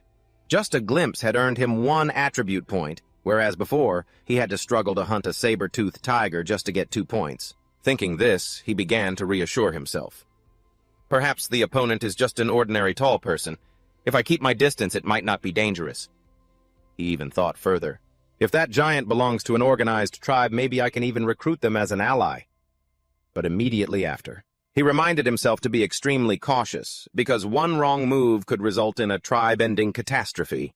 Clearly a mission that tested one's courage, and diplomacy like this couldn't be entrusted to the hunter or Aduk. After thinking it through, Tanlap took the initiative and told the hunter to go back and rest, telling him to wait a few more days for the feast where he could relax as much as he wanted. Hearing this, the hunter quickly asked for leave to withdraw. Aduk, however, spoke up for him, explaining, the hunter is just a bit timid. I hope the king won't mind. But Tanlap shook his head, suggesting that's not necessarily cowardice. It might be that his survival instincts are far beyond a normal person's, making him especially sensitive to dangerous things. That's precisely why young Tam can always protect himself when scouting outside. Then he remembered something more important and turned to ask, how are the preparations for the mate bonding ceremony with Xiaoluan? Aduk finally remembered and quickly replied that everything was complete. Hearing this, Tanlap nodded in satisfaction and then continued with his instructions. Prepare luggage for 4 people. I plan to lead a small group on a long trip. Aduk asked in surprise, not expecting the king to go himself. Tanlap just smiled casually and said, this is just a scouting trip around the area, so there's no need to worry too much. Just prepare light necessities like food, water, and warm clothes. On that note, he also praised the clothes made by Chocho, saying they looked very good. Aduk nodded in agreement, saying that they never knew what to do with cowhide before, but now it finally had a use. She then asked about the departure time. Tanlap immediately replied, the mate bonding ceremony will be at noon the day after tomorrow. After the feast ends, we'll set out the following day. 2 days later, Tanlap was diligently testing a newly made wooden shield. After a round of checks, he let out a sigh of relief, feeling quite satisfied because the hard wood combined with the cowhide inside created a shield that was both sturdy and not too heavy. 2 days of hard work had finally paid off. Just then, the system's notification rang out announcing that he had successfully invented a new tool. Science and technology points increased to 62. Hearing that, Tanlap felt a true sense of relief as everything was finally complete, meaning the tribe could quickly upgrade their equipment. Just then, a knock came from the door. He called out for them to enter. A duke came in and reported that everything outside was ready and it was time to change into his ceremonial attire. Tanlap smiled, nodded, and said, "I'm counting on you, a duke." Outside, the villagers had already begun to cheer enthusiastically. The sound of endless congratulations made him let out a soft sigh. Then he stepped outside where everyone was already standing in 2 lines waiting to welcome him. In that moment, he suddenly felt that everything was different. Thinking about the so-called mating ceremony, which was really no different from a wedding, and remembering his past life where he was still struggling just to get by. But now he had an entire tribe, loyal subjects, and above all, a wife who belonged to him. A feeling that was both strange and real slowly spread. It filled Tanlap's heart. He thought to himself and smiled gently, taking Tioloan's hand as an indescribable feeling welled up inside him. Everything had happened so fast it felt like a dream. But it wasn't until this moment that he truly felt he belonged to this world. He was no longer an outsider. Looking into Tioloan's eyes, he slowly said that from now on, whenever he left, the newbie tribe would be entrusted to her. Then right after that, he turned and announced loudly to all his people, "From this day forward, Tioloan is your queen." The moment he finished, the entire tribe erupted and the sound of cheering was endless. Everyone excitedly shouted their congratulations to the king and queen. Amidst the lively atmosphere, the two of them just quietly looked at each other with affection, which only made the surrounding crowd even rowdier. They kept shouting, urging the two to kiss. Further away, Dada was crying uncontrollably. She sniffled as she wiped her tears. Even though she didn't want to share her king with anyone else, she couldn't help but be moved by the scene before her. That night, the whole tribe gathered around a bonfire. They celebrated late into the night, the sound of cheerful chatter and laughter echoing everywhere. When the party finally wound down, everyone said their goodbyes one by one and went home to rest with calls of good night directed at Tanlap. He finally had some space to himself, letting out a sigh of relief that everything had gone so smoothly. It was the end of a perfect day. But just then, a duke appeared. He quietly reminded him that the queen was waiting in the royal palace, then immediately withdrew so as not to disturb them. After hearing this, Tanlap just grunted in acknowledgement, but then the corner of his mouth curled into a dangerous smile. His mind instantly filled with all sorts of suggestive scenarios, making his face flush red. He couldn't stop smiling as he walked. The more he thought about it, the more excited he got, even telling himself that maybe something even more stimulating would happen tonight. However, all those fantasies vanished the moment he opened the door and stepped inside. He hadn't even finished saying, "Wifey, I'm home," when he froze on the spot. Tioloan sat there with an icy expression, her gaze so sharp it was terrifying, startling Tanlap and making him cry out. The atmosphere immediately became suffocating, so much so that he felt like a murder was about to happen. Tioloan didn't say much, just coldly gave him a chance to confess, which left Tanlap frozen with no idea what was going on. That is, until she held up a whip as a clear warning, making him instantly panic. The thought even flashed through his mind. Isn't this a bit much for our wedding night? He even thought to himself that he'd have to get her a gentler whip later. Finally, Tioloan got straight to the point. "We just finished the ceremony, and you're already planning to take people and leave the tribe." Hearing this, Tanlap breathed a sigh of relief. So that's all this was about. The tension immediately vanished. He laughed and explained that it was all a misunderstanding, gently placing his hands on her shoulders and calmly clarifying his plan.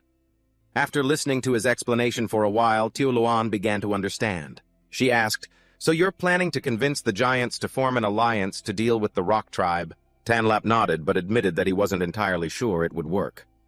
That's why he was bringing 3 extra people as a precaution, and he stressed that the true purpose of the trip had to be kept a secret, because even Aduk and Noctam were extremely afraid of the giants. Hearing this, Tioloan couldn't help but worry and offered to go with him, but was immediately refused. Tanlap made it clear that between the two of them, one had to stay behind to protect the tribe. Then he took out a newly invented weapon, handed it to her, and explained that it was a stone sling and he would teach her how to use it later. Finally, he gave Teo Luan an even more important mission to train a stone sling squad to prepare for any potential future battles. After much consideration, Tanlap finally chose his 3 companions, and so the 4 of them leisurely set off. The atmosphere was quite relaxed, and he even hummed a song as he walked. He seemed to be really enjoying himself, mumbling a few lines, "You carry the luggage, I'll lead the horse." If anyone was sharp, they'd recognize the song, "Where is the Road?" from Journey to the West. But seeing this, an outsider would probably just think this king was a little goofy. Avon, walking behind, couldn't hide the look of exasperation on her face. To her, Tanlap was acting like an idiot, just entertaining himself. She really couldn't understand why Teo Luan had chosen this man. As she was silently judging him, she was surprised to see Tanlap glance back at her. She immediately dropped her expression and pretended to be observing their surroundings. Meanwhile, Tanlap's mind started to run wild. He saw Avon deliberately lagging behind and couldn't help but wonder if she was looking for another chance to assassinate him. What if she stabbed him when he wasn't paying attention? He shuddered a little at the thought, but then told himself to let it go. After all this was Teo Luan's decision, he had to trust her even if he didn't want to. He remembered the night before, when he was sitting on the ground playing with her feet and had curiously asked how they were still so soft when she was always barefoot. All he got in return was a gentle kick and an embarrassed glare. Then Teo Luan had seriously suggested that if he didn't trust people from her old tribe, he should choose people from the jungle and bay tribes. After that, she had firmly insisted that Avon had to go with him. It wasn't a negotiation. It was practically an order because, according to her, Avon was the strongest warrior by her side. She said she would only feel at ease if Avon went along. She even guaranteed that she had already taught Avon a lesson about what happened last time, telling him not to worry. But now, looking at the way she kept staring at him, Tanlap just wanted to sigh. It was a bit hard to feel at ease like this. He glanced over at Akon next to him, thinking to himself that if something did happen, he could probably only rely on him. Just then, Akon suddenly spoke up, saying he felt like something was staring at them. But when no one responded, he could only reassure himself that it was probably just his imagination. Seeing this, Tanlap chuckled to himself and said, "Not necessarily. Turn around and see for yourself." The atmosphere immediately grew a little tense. Just then, Hakthak ran up. He asked about the lake up ahead. Tanlap nodded and said he had heard the hunters mention it. As soon as he finished speaking, Hakthak laughed and said, "Then the hunters must have seen that thing too." Tanlap narrowed his eyes slightly and asked, "You mean the water monster in the lake?" Hakthak immediately confirmed it, saying that when he was little he saw it swallow a leopard whole. He sounded excited as he spoke. He even said he hoped they would run into it this time so he could have a good fight. In complete contrast to his excitement, Tanlap just felt annoyed. To him it was good luck not to run into monsters like that, but on the outside he had to remain calm and even act tough. That sea monsters are nothing special. If he were to encounter one, he'd rather face something stronger like a giant, for instance. After saying it, he realized he'd gone a bit too far. He glanced over at Icon to gauge his reaction. Sure enough, the moment the word giant was mentioned, Icon's face paled and he frantically waved his hands, telling him not to wish for such an encounter. Chinli immediately sensed something was wrong. He bent down, looked straight into the boy's eyes, and asked if giants really existed. This time, Icon didn't look away, but he didn't answer right away either. His gaze lowered as he slowly recounted the past from before he met Chinli. They had once been a tribe of over 30 people. Life was peaceful until one day disaster struck. A giant appeared. No one could fight it. All they could do was flee in despair. Most of the tribe was devoured right before their eyes. Their homes were destroyed, the entire village thrown into chaos. The memory was so horrifying that the survivors like him didn't even dare to speak of it, let alone face it again. Icon lowered his head, his voice dropping as he recalled the old story. Even though he was very young back then, the memory was seared into his mind. He said that among the survivors for sure, no one could ever forget the horrifying scene of that day. Hearing this, Chinli finally understood everything. No wonder just mentioning giants was enough to make the hunter's hands and feet tremble with fear. It wasn't weakness, but a genuine trauma. As the group continued forward, Heishi suddenly stopped when he saw a familiar type of fruit. He casually picked one and chuckled, warning everyone to absolutely not eat it, recalling a time in his childhood when he did with unforgettable consequences before he walked away. Curious, Chinli moved closer to observe it. The system immediately provided information it was a croton plant used to treat constipation but also poisonous. Hearing this, he could only cover his mouth to hide a smile. He couldn't help but inwardly tease Heishi, thinking so that's what he accidentally ate back then to have such a disaster. But right after he stopped short, realizing that the deeper they went, the stranger the surrounding vegetation became. It felt like they were entering a completely different area. His intuition told him something was wrong, so he immediately had the system scan and identify everything. The results that appeared left him stunned.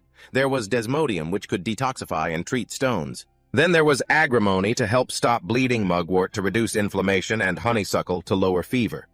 The more he looked, the more it felt like he had stumbled into a giant medicinal herb repository. Qin Li instantly became excited. He ran back and forth, observing everything relentlessly, his eyes practically glowing with joy. That is, until he suddenly stopped in front of a bush, leaned in for a closer look, and mumbled to himself, feeling it was extremely familiar. The system quickly provided the result. It was millet, one of the 5 grains. In that moment, Qin Li was nearly overwhelmed, so happy he wanted to shout. Only one thought filled his mind. He had finally found the most important thing to enter the agricultural era. The system immediately activated a new mission requiring him to plant and harvest the 5 grains within a specific time limit. The reward was incredibly enticing, making Qin Li even more determined. He quickly calculated his future plans, even thinking about finding clay to cook rice and brew medicine. However, looking at the still unripe millet stalks, he could only sigh with regret and temporarily move on. Just then, a sudden chill ran down his spine, making him furrow his brow with vigilance. His intuition kept warning him of danger. At first he thought it was Ayun, but when he turned back, he saw she was still focused on observing their surroundings, showing no unusual signs. Before he could figure out what was happening, Icon ran up in a panic, pointing and stammering to signal something up ahead. Qin Li thought he had found a new material, so he was still quite calm, even praising him when he saw it was a rami plant, a type that could be used for weaving fibers. But Icon was nearly frantic. He hastily cut him off, saying that what he was trying to point at wasn't those plants. It was what was hidden inside. Before he could finish his sentence, rustling sounds came from the thicket. A golden wolf slowly stepped out, its fierce eyes staring them down. Then another appeared, and then many more. Their numbers grew, and the air instantly became as tense as a drawn bowstring. Qin Li now understood that the stalking gaze he had felt earlier came from this pack. But instead of fear, a smile of interest spread across his face. He even joked that they could consider this a warm-up before facing the giant. He watched the wolves growling and preparing to charge. He tightened his grip on his axe, his voice turning cold as he gave the order. Things have come to this. We can't let them go. We have to eliminate this threat for good right here. The chase was unfolding tensely when the situation was suddenly reversed. From out of the chaos, a giant appeared. At the same time, the pack of golden wolves charged in to attack. Without a moment's hesitation, Qin Li let out a loud shout, ordering everyone to charge forward immediately. The wolves had just leaped forward when they were subdued by a swing of the giant's arm. He let out a loud, excited laugh. He spoke as if prey had just served itself up on a platter. The two sides clashed violently. With a single slash, Ayun cut a wolf in 2, but 3 more immediately pounced on her. Luckily, the giant blocked them in time. He dusted off his hands with a hearty laugh, even saying something like, "There's no need to thank him." Against such overwhelming power, the wolf pack quickly fell into a disadvantage. They turned and fled. The giant mumbled in regret at not being able to keep them there. Qin Li immediately ordered a pursuit, determined this time to completely eradicate the threat. The whole group gave a chase. He ran laughing with excitement, but after a short while he realized that continuing the pursuit was no longer logical as their opponent's speed was too great. Just then a scream rang out. Qin Li turned to see Ayun tightly bound by strange vines. The sight before him startled him and he rushed forward. The system immediately warned him about the Crimson King flower, a carnivorous plant with a corrosive fluid that actively captures prey to devour it. Hearing this, a chill ran down Qin Li's spine. This was clearly no longer a normal, primitive world. Ayun struggled in despair, and her bone knife was even snatched right from her. Before Qin Li's eyes, that monstrous plant swallowed her weapon whole. The situation grew more and more critical. He tried to give orders to his teammates, but Icon was also helpless, trapped by the vines himself. Qin Li had no choice but to charge in alone. He hacked at the vines, trying to get closer, constantly reassuring her. But Ayun screamed at him to leave her and run. In that instant, The Crimson King. Flower swallowed her whole. Chinli roared in despair and charged forward like a madman, swinging his axe wildly to break through the vines. From behind, 2 golden wolves tried to ambush him, but Heishi intercepted them in time, shouting a warning that this was a trap. If Chinli didn't retreat, they would all be wiped out. But he didn't stop. As he fought, he quickly analyzed the situation, realizing the vines weren't too fast and that everything around them was flammable material. An idea flashed in his mind. He immediately took out his flint, created a spark with a swing of his axe, and let out a determined laugh. If he couldn't chop them, he would burn them all. The fire quickly erupted, spreading throughout the area. Hit by the flames, the Crimson King flower opened its mouth wide in a panic. It vomited Ayun out.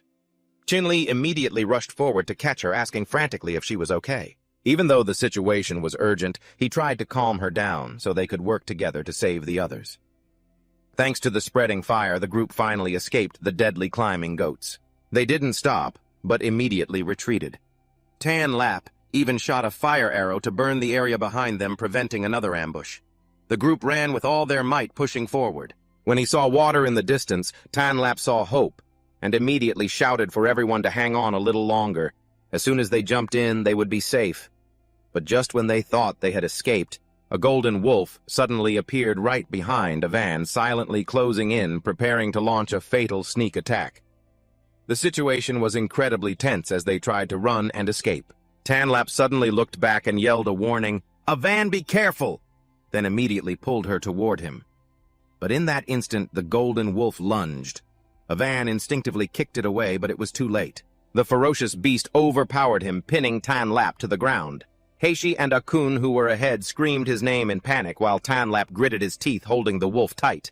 While fighting back, he yelled for everyone to run ahead. The fire had reached him, and he would find his own way out. His mind raced. The wolf in front of him was clearly badly injured. He just needed to hold on a little longer until it was exhausted or consumed by the flames. At that critical moment, an arrow cut through the air and pierced straight into the wolf's neck, killing it instantly. Tan Lap froze and turned his head to see Avan, who had just struggled back to her feet. She was the one who fired that arrow. He couldn't help but ask in surprise when she had learned to use a bow. Avan, panting, replied that she had just learned by watching him, but her ankle was sprained and her strength was gone. She was sure she couldn't run anymore and told everyone to leave her behind. Before she could finish, Tan Lap cut her off, scolding her for talking nonsense, and said nothing more. He bent down, lifted her onto his back, and said decisively, "If we go together." Ahead, Heishi and Akun were desperately clearing a path, constantly urging them on as the fire closed in. While running, Heishi even considered throwing people directly into the lake to save time, but Aikon immediately objected. The group had no choice but to grit their teeth and keep running. Tan Lap mustered all his strength to carry Avan through the sea of fire. Just then, Avan suddenly spoke, her voice heavy, admitting that she had originally planned to use this opportunity to kill him. Then she laid out her suspicions about the previous Black Ox incident one by one, his fighting style, the traces of his injuries. Everything made her believe that Tan Lap was involved. She had even planned to assassinate him herself, the knife once held close to his neck. But now things were different. Tan Lap didn't stop still carrying her forward, and only said one short sentence, "If we're going, we go together. Live or die, it's the same." The words weren't fancy, but they were enough to silence Avan. In the end, she just let out a soft, "Humph," half a warning and half a blush, saying she would continue to watch him. If he betrayed the tribe, she would still take action. Tan Lap just smiled and replied simply that if he did something wrong, she could deal with him however she saw fit. The atmosphere between them shifted from confrontational to a strange kind of trust. They finally reached the lake. Heishi jumped in first, sighing with relief and laughing loudly at their narrow escape from death. Tan Lap, however, stood behind them, his expression grim. When he realized that 2 of the 4 people could no longer move, the plan to find the giant had to be temporarily put on hold. He quickly reorganized the group, assigning Heishi to lead the 2 injured back to the safe area near the thornleaf tree while he went to find medicine. After treating their wounds with the herbs he'd gathered, everyone's condition gradually stabilized. While gathering more supplies with Heishi, Tan Lap suddenly noticed a strange smell. Following the scent, he discovered a litter of wolf cubs sleeping in the bushes. Only then did he understand that the golden wolves from before weren't seeking revenge. They were protecting their young. The system immediately activated a new mission: Tan Lap accepted without hesitation and then urged everyone to keep moving. But they hadn't gone far before the atmosphere grew heavy again. Roars echoed from deep within the forest, sending a chill down everyone's spine. Before Tan Lap could even figure out what it was, a huge shadow appeared.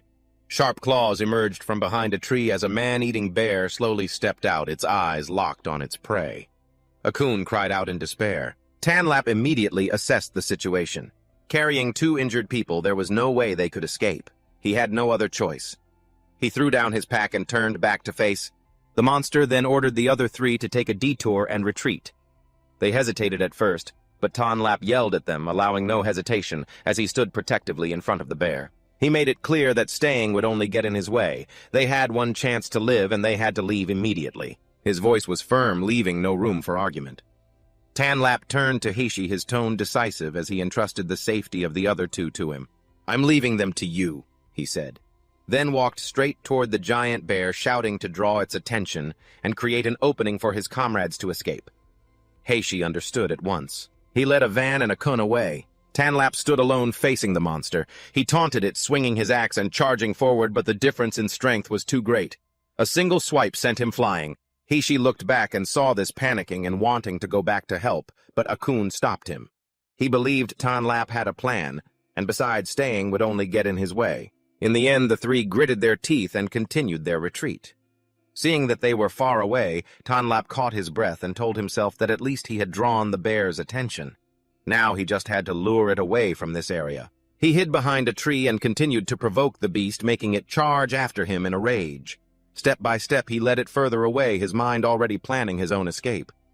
But just then, from the bushes beside him, a dark figure suddenly lunged out, startling him so much he cursed under his breath. When he looked closer, he realized it was the saber-toothed tiger he had encountered before. The fierce eyes and the familiar scar made him certain he wasn't mistaken. Before he could react, the bear had also closed in, with one monster in front and one behind.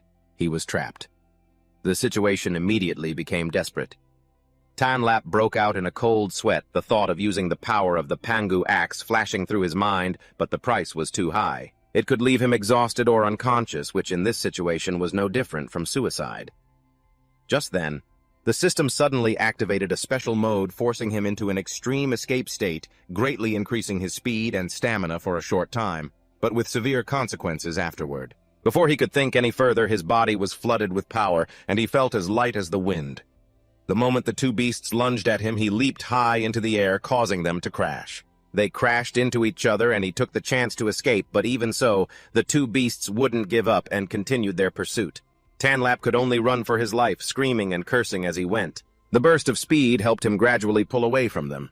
Finally, after a long chase, he escaped their pursuit. He stopped panting heavily and couldn't help but grimace as he looked at his system status. The price he paid was steep, but at least he was still alive. Looking around, he realized he'd been forced into a completely unfamiliar area. Ahead of him was a mountain range covered in white snow. Instead of turning back, a bold thought came to him. Since I'm already here, why not try to find the giant from the rumors? And so Tan Lap pressed forward. He began climbing the icy, snowy region, his lighter body making it easier to move across the thick snow. Although the time for his special status was running out, when he finally reached the summit, the sight before him left him speechless. A giant creature was standing there. Surrounding it were dinosaurs chained up like pets. Tan Lap was utterly stunned with only one thought in his mind. Could this be the giant?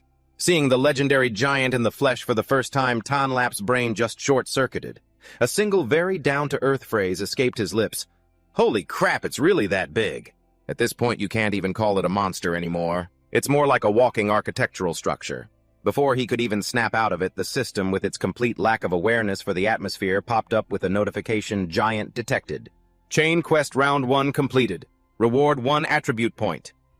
After hearing that, Tan Lap just wanted to ask, I'm hunting a boss, but the reward is like picking up trash. But the system didn't give him time to complain immediately, starting round 2. Attack the giant, reward times 10 attribute points. No time limit. Hearing that, he could already smell the deadly temptation. Tan Lap immediately cursed the system internally. The devs of this game must have some issues. But that's just how life is, isn't it? The moment he heard times 10 attribute points, his heart skipped a beat. His rational mind screamed, "Run!" But his greed whispered, "Just a little try won't hurt." Just as he was hesitating, the giant seemed to sniff something in the air. Tan Lap immediately held his breath and hid behind a block of ice, becoming utterly still, a master of cosmic-level invisibility. But he still couldn't overcome the thought that 10 points is a lot. So he risked it and crept closer to the cave entrance. He looked at the boss like he was staring at death himself, then threw a small rock to test the waters, an act that perfectly embodied the spirit of, "You only live once, so just go for it." Immediately the giant let out an earth-shattering roar. Snow flew in all directions. Tan Lap, hiding behind a rock with sweat pouring down as if he'd just run 10 kilometers, muttered, "This game is a little too realistic." Unexpectedly, the system popped up, confirming a successful attack. Round 2 completed. Reward 10 attribute points. Now opening round 3.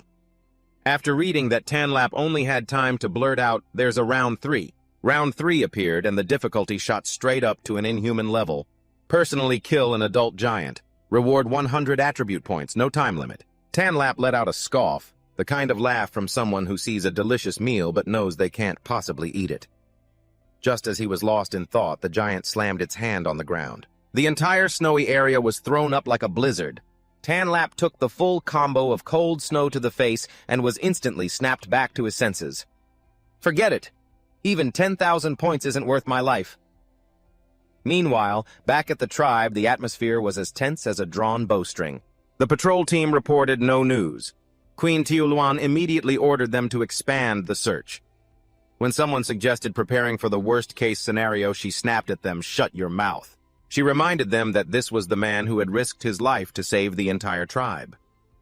Right at that tense moment, someone came running back shouting, "The king has returned!"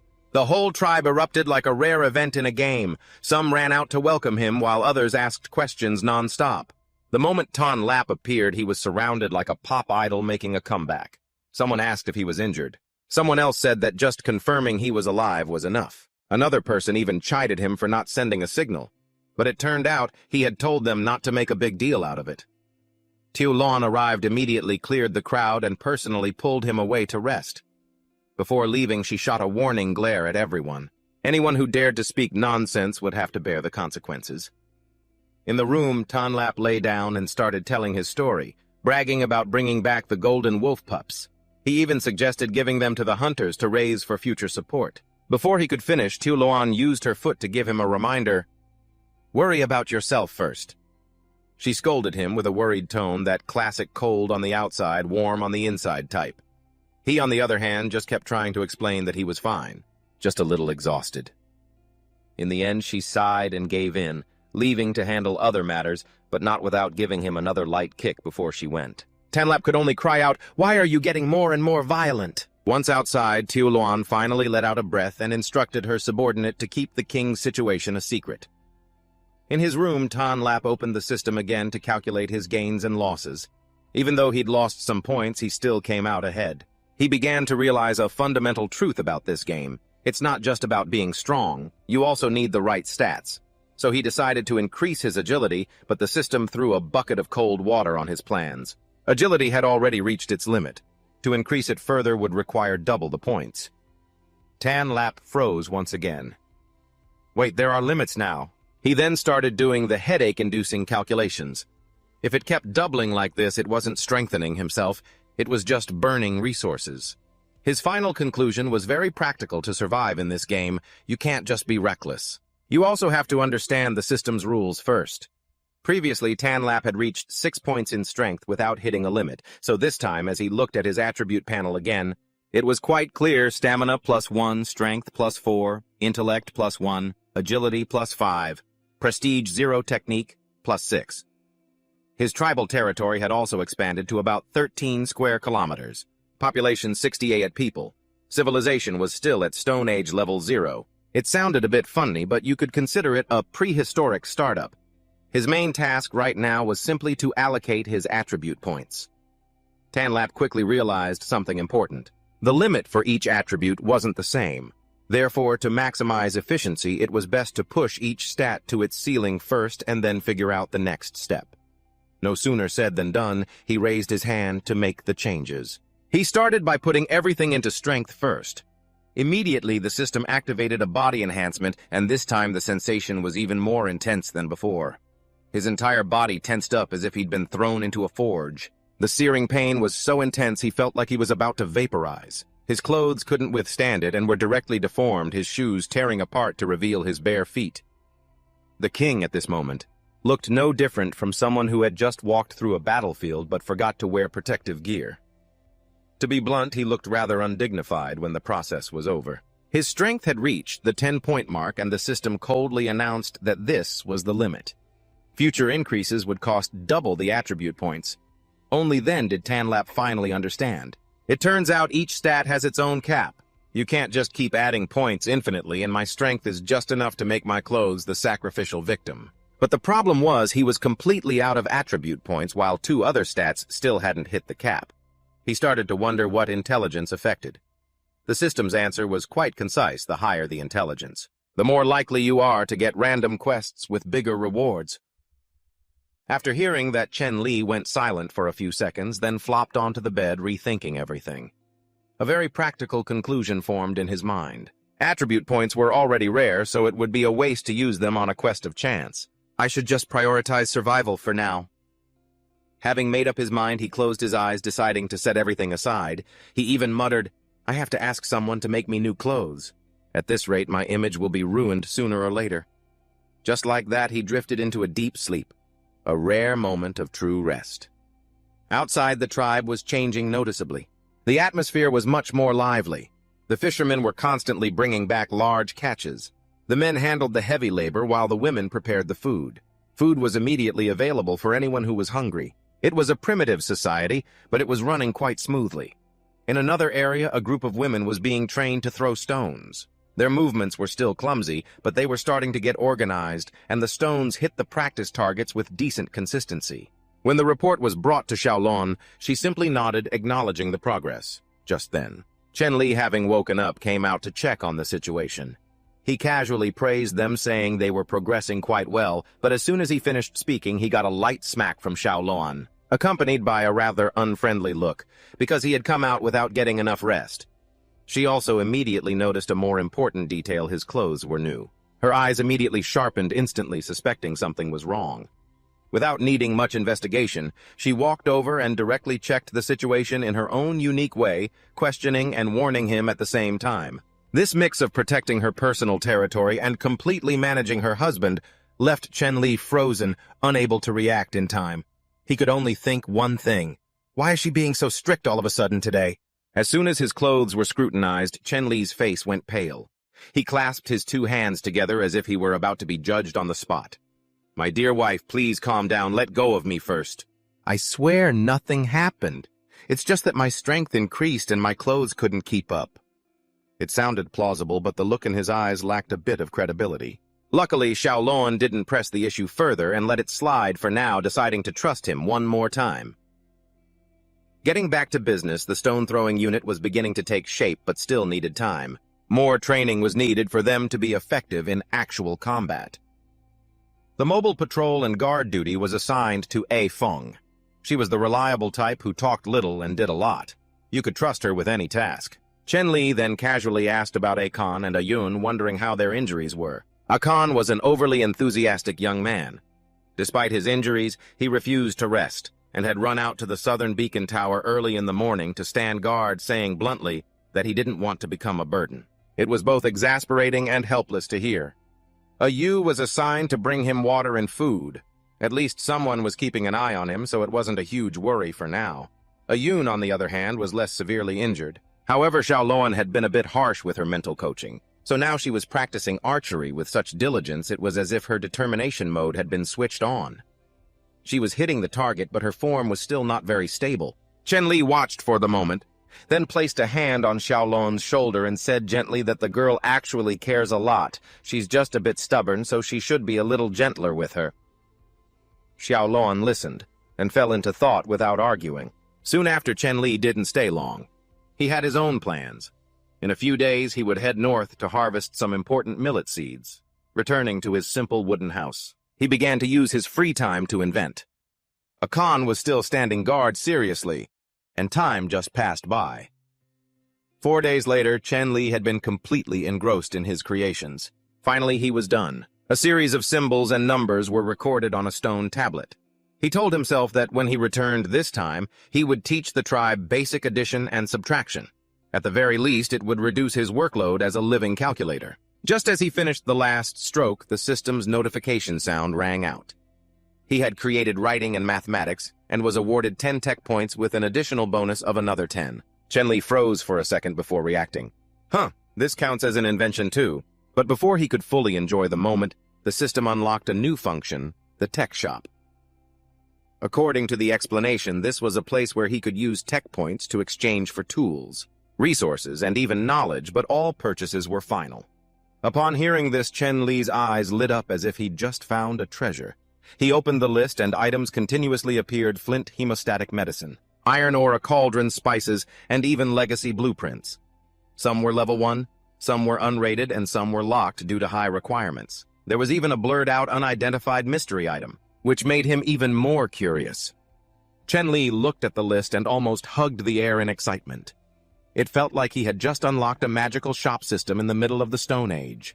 After some consideration, he took a deep breath, then reached out and chose the first item, deciding to see if this shop was really as good as it seemed. The moment Chen Li selected it, 30 tech points were gone in a flash, and what fell from the void was a pitch-black bronze cauldron. He reflexively raised his hands to catch it, weighed it for a moment, and nodded. This actually looks pretty decent. But a voice in his head still screamed, 30 points for a pot. It sounded like a bad deal, but Chen Li was the type who saw more potential the longer he looked. This cauldron wasn't just for cooking or boiling salt. Most importantly, it was a rare metal object in this Stone Age. It looked tough at first glance. He immediately began to imagine upgraded uses for it. Worn on his back, it could be a mobile turtle shell. Tied to his arm, it could be a Captain America-style shield, the primitive version. And in a crisis, he could just slam it down on his enemies and end the fight. Just as he was enthusiastically imagining its functions, someone walked in. The two of them stared at each other for 5 seconds in absolute silence. The atmosphere was thick with, I should probably pretend I saw nothing. Chen Li reacted extremely quickly, coughed lightly, and explained seriously. I was communicating telepathically with the cosmic gods. You wouldn't understand even if I explained it.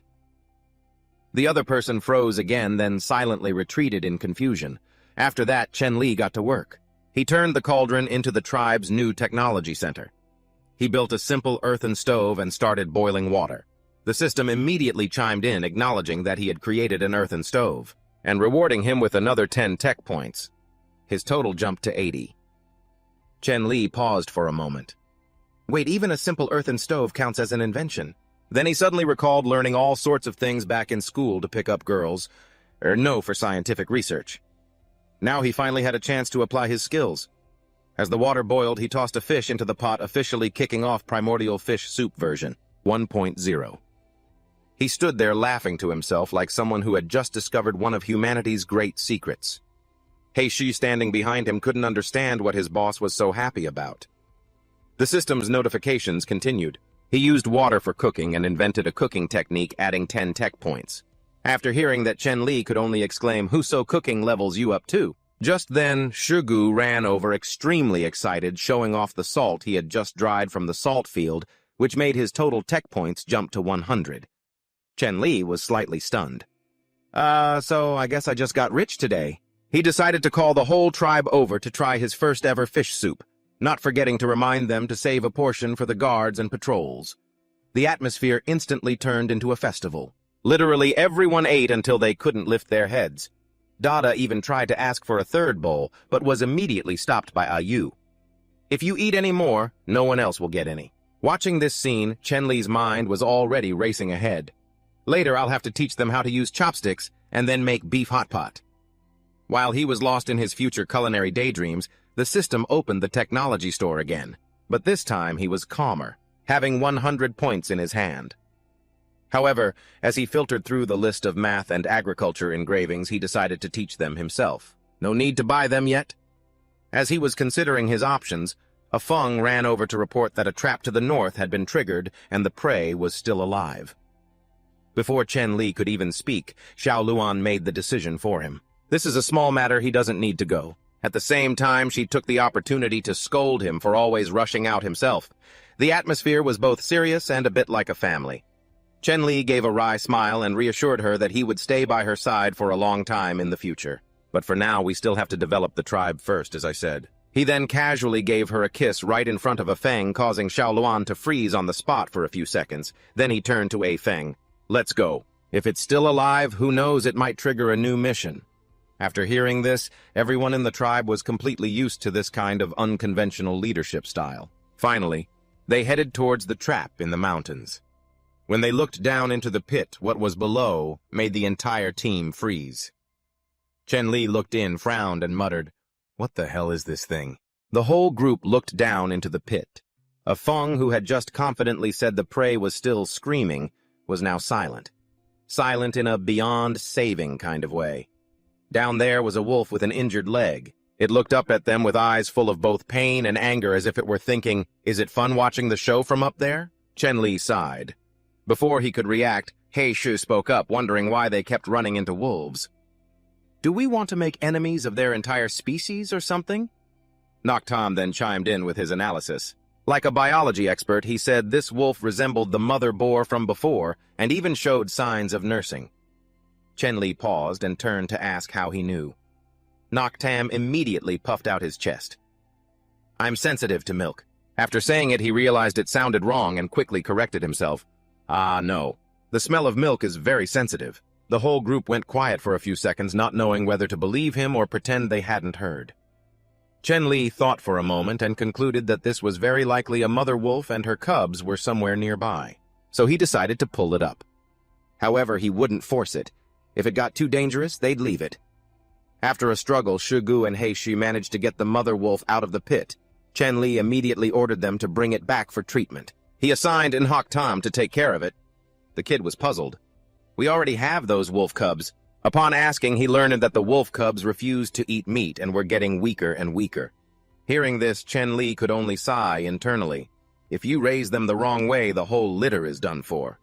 Luckily now they had the mother wolf, which was like solving the whole problem. He gave careful instructions to tie her up, feed her well, and let her nurse her cubs. Nyoktam and Hai Luan took her back, waving confidently as if to say, "Leave it to me." Chen Li watched them go, just hoping this wasn't the start of a whole new bunch of trouble. After finishing up, he had A Feng repair the trap, then continued leading his men north to harvest millet. The sky was clear with birds flying everywhere. The scene was so peaceful it felt a bit wrong in a survival context. Arriving at the location, Chen Li quickly harvested the precious grain, letting out a sigh of relief. If he'd been a few days later, it would have been a real disaster. The main task was done, so he intended to look for some medicinal herbs. But just as night fell and they were moving through the forest, a loud noise rang out, startling the whole group. Chen Li gritted his teeth. What now? From his experience, it was highly likely a man-eating bear. He immediately gave the order to hide. His two assistants disappeared so fast that Chen Li himself was stunned for a few seconds by their top-tier survival speed. The three of them hid in the bushes to observe. Shan Gui then started his rapid-fire questioning, getting into a ready-to-run stance while asking, "Is this the same bear as last time? Does it eat thorns? Is it constipated?" Hearing the last question, Chen Li couldn't take it anymore and growled, "Ask one more question and I'll throw you out as bait first." Shan Gui immediately fell silent but still mumbled, "I was just asking quietly." Shigu observed and reported, "The bear is coming." Sure enough, a red-eyed bear appeared staggering from an injury. Just as Shan Gui was about to suggest they capture it, the sounds of human pursuers came from a distance. Another group of hunters holding clubs rushed forward. Shan Gui started wondering again. The giant rock tribe. The moment Chen Li heard that, his expression changed instantly. Before he could react, a figure shot out from the bushes. Chen Li's face immediately darkened. He Shu is being reckless. The atmosphere in the forest instantly tensed up, because it was clear this was no longer a simple hunt. The moment Hai Shi saw the situation change, he immediately intended to rush out. He even ordered his comrades, "Prepare to attack, kill them!" But before he could take another step, Chen Li shouted loudly, "Stop right there!" Without hesitation, Chen Li grabbed Hai Shu's arm and yanked him back, forcing both of them to press tightly against a nearby tree trunk. At the same time, Zhu Shi from the group outside scanned the thicket where they had just been hiding, his gaze sharp enough to pierce through the leaves. Luckily, Chen Li reacted fast enough. The two of them barely escaped his line of sight. Zhu Shi gritted his teeth, his voice low as he ordered, "Continue chasing the bear." In the bushes, He Shi was still hot-headed. He asked in a low voice, "Why didn't we take the opportunity to strike?" But Chen Li immediately stopped him, placing a hand on his shoulder, his voice turning cold. "You fool!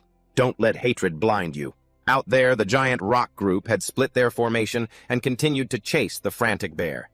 Chen Li observed for a moment and analyzed quickly. "They have more people, we have fewer. Rushing out is no different from suicide. Our only advantage is being hidden in the darkness, so we absolutely cannot make a rash move. We have to wait for the right moment."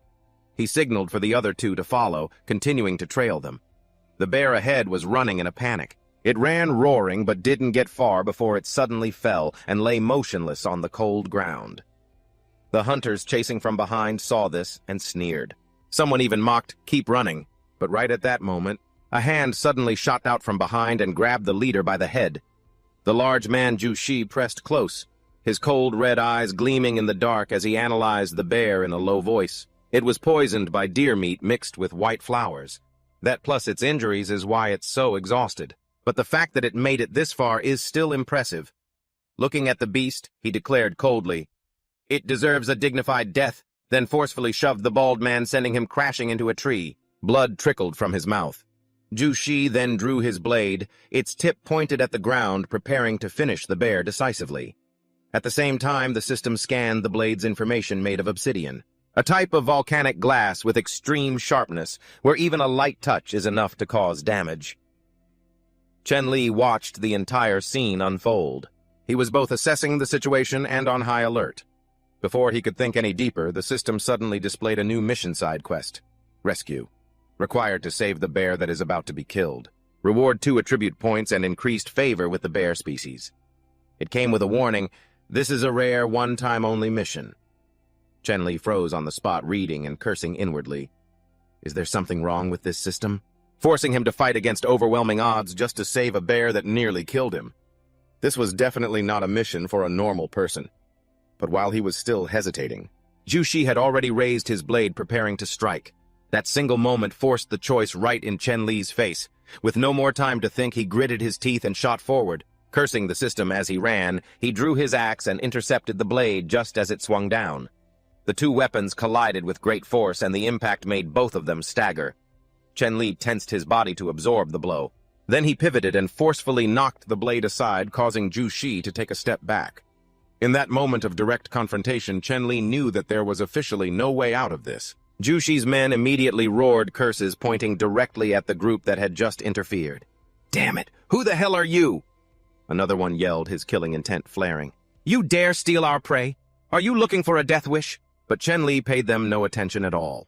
Right now, his mind was solely focused on the system's mission. For the time being, he'd just have to trust this untrustworthy thing for once, as long as the reward was truly worth it. Immediately after the system updated the mission rescue, the poisoned man-eating bear. Requirement. Within 10 minutes, you must stop the bleeding and reduce the poison's effects. Otherwise, the mission will be a failure. Chen Li looked at the faintly breathing bear and was suddenly jolted by the memory that it was also poisoned. He thought to himself, I almost forgot about the most important part. The people from the two tribes now stood facing each other, their killing intent rising. But Chen Li understood this mission perfectly. It's not about fighting, it's about saving the bear. It's best not to get dragged into a direct conflict with the Boulder tribe. He gritted his teeth. He only had 10 minutes, so he couldn't afford to waste time. One of the bald men on Zhu Shi's side laughed contemptuously and cursed Chen Li's group, calling them a bunch of small fries who dared to fight over prey. Only then did Zhu Shi take a closer look at his opponents, his gaze lingering for a moment on He Shi. Then he casually asked for their identities, adding a taunt that made He Shi tremble with rage. He growled at Chen Li, "Just how long do we have to endure this?" But the system suddenly displayed a warning that sent a chill down Chen Li's spine. If the mission fails, a certain important part of you will shrink by half. His face instantly went pale as he imagined all sorts of tragic scenarios. Before he could even recover from the shock, Jushi was already preparing to strike the killing blow on the bear.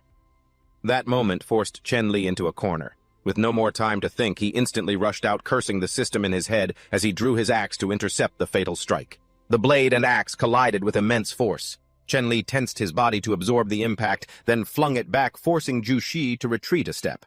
The standoff was shattered, and both sides immediately erupted into a chaotic brawl. Meanwhile, Chen Li seized the opportunity to rush over and check on the bear, determining that the wound wasn't too deep, but the poison was the real problem.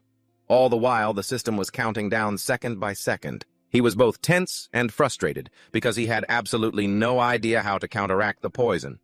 Just then, the battlefield shook as a warrior was sent flying nearby, signaling that the situation was growing even more chaotic. Chen Li quickly assessed that his side was managing to hold on for now, but casualties were beginning to appear. Time waited for no one. On the opposing side, Zhu Shi was also beginning to stabilize the situation. He announced in a cold voice, "That's enough." But at the same time, he acknowledged that his opponents had some skill, just not enough to change the outcome of this battle. Zhu Shi raised his blade, and his men immediately formed a living wall in front of him. He glanced over at the opposing group, then spoke slowly, his voice still heavy with pressure. "Even though you're just a cobbled-together group of stragglers, your performance wasn't half bad." His gaze swept over each one of them before he offered a very straightforward choice. "If you retreat now, I can spare your lives." But He-Shi, without a moment's hesitation, shot back, "Enough with the bullshit. We're not done here!" Huang Shi refused to back down, raising his axe with a loud laugh. "This is just the warm-up." "What's the rush to leave?" The mace-wielder beside them was even louder, adding a comment like, "Fighting at night is more exciting anyway," making the already tense atmosphere even stranger. On Chen Li's side, Shigu's group immediately stood in front to protect him. Shigu reassured him in a low voice, "The situation is still under control." But Chen Li was looking at the system's timer. The time had already ticked down to just over 6 minutes, making him increasingly anxious. The bear was still lying there, its poison untreated, and he had absolutely no idea where to begin. Watching the prolonged battle, he also realized that Shigu was starting to lose stamina. If this dragged on, both sides would be wiped out. A very unpleasant feeling crossed his mind. It was as if the system was trying to force him into a corner. Just then, Zhu Shi suddenly stomped his foot hard on the ground. A shockwave spread out, making the very ground tremble and forcing Shigu's group to retreat to keep their balance. He looked straight at Chen Li, his gaze sharp and cold, and asked a short question. "Name." Chen Li paused for a second, thinking he was asking about something important, so he replied, whose name Zhu Shi narrowed his eyes. "I'm asking for your name, and the name of your tribe." The atmosphere hung still for a moment. Then he introduced himself, his voice low and filled with authority. "I am Zhu Shi, king of the Boulder tribe." Chen Li didn't beat around the bush. "The Rookie tribe, and I'm its king." After hearing this, Zhu Shi stared at him for a moment, then spoke slowly, his attitude different this time. He said he didn't like using superior numbers to win a fight, so he would temporarily withdraw. But before leaving, he left a warning, the kind that promised to settle the score next time. After that, he ordered his men to gather their people and retreat, carrying along those who had been knocked unconscious. He even casually told one guy who was vomiting blood to stop throwing up. And with that, Zhu Shi's entire group gradually withdrew their figures, vanishing into the forest. Shigu let out a sigh of relief, as if he had just escaped death. But Chen Li didn't relax. His eyes remained glued to the bear. The biggest problem still wasn't solved. Meanwhile, Zhu Shi's group was discussing things as they walked away. One of the bald men couldn't hold back any longer. When asked why they had retreated so easily, Giant Rock didn't answer right away. He just raised his hand and a white flower materialized, floating in midair. He then slowly explained that they weren't properly prepared for this hunt, especially since they didn't bring enough spirit grass. Moreover, the power the witch had granted them was gradually fading. As they withdrew, Giant Rock couldn't forget the scene from moments before. He vividly remembered the moment Tran Lap blocked his strike. His eyes narrowed slightly as he began to reevaluate his opponent, someone who could withstand a blow with 70% of his strength. In such a tense situation, he couldn't be underestimated. Furthermore, that inexplicably calm demeanor made him even more certain that his opponent was still hiding his true power. He lifted his blade. Comparing it to Tran Lap's weapon, his gaze darkened as he concluded that the other weapon was no ordinary item either. It was very difficult to guess where this person had come from. Finally, he let out a cold snort, his gaze as sharp as a blade. "Next time we meet, I won't let you off so easily." Meanwhile, on Tran Lap's side, the battlefield had quieted down and he sat down next to the bear. His eyes were still focused on its condition. He then turned and asked if anyone knew how to counteract the white poison, but they all shook their heads. The atmosphere immediately grew heavy. Tran Lap began to mutter, calculating in his head, while Huang Shi pointed at the bear confused and asked, "Why do we have to save it? It's clearly the prey we just won." Tran Lap didn't give a long explanation, simply stating, "This is a matter of life and death, not a simple hunt." He then took out some honeysuckle and dragon's tooth grass, quickly analyzing to himself that both had detoxifying properties. But he wasn't sure how effective they would be. The only way was to try. He told Huang Shi and Lang Guchui to pry open the bear's mouth to administer the medicine. The two were so enthusiastic that they forced the bear to wake up even though it was unconscious. Tran Lap could only sigh, "You don't need to use that much force." As the medicine was administered, the system immediately began a countdown second by second. The air was thick with tension. When only 1 second remained, a notification appeared.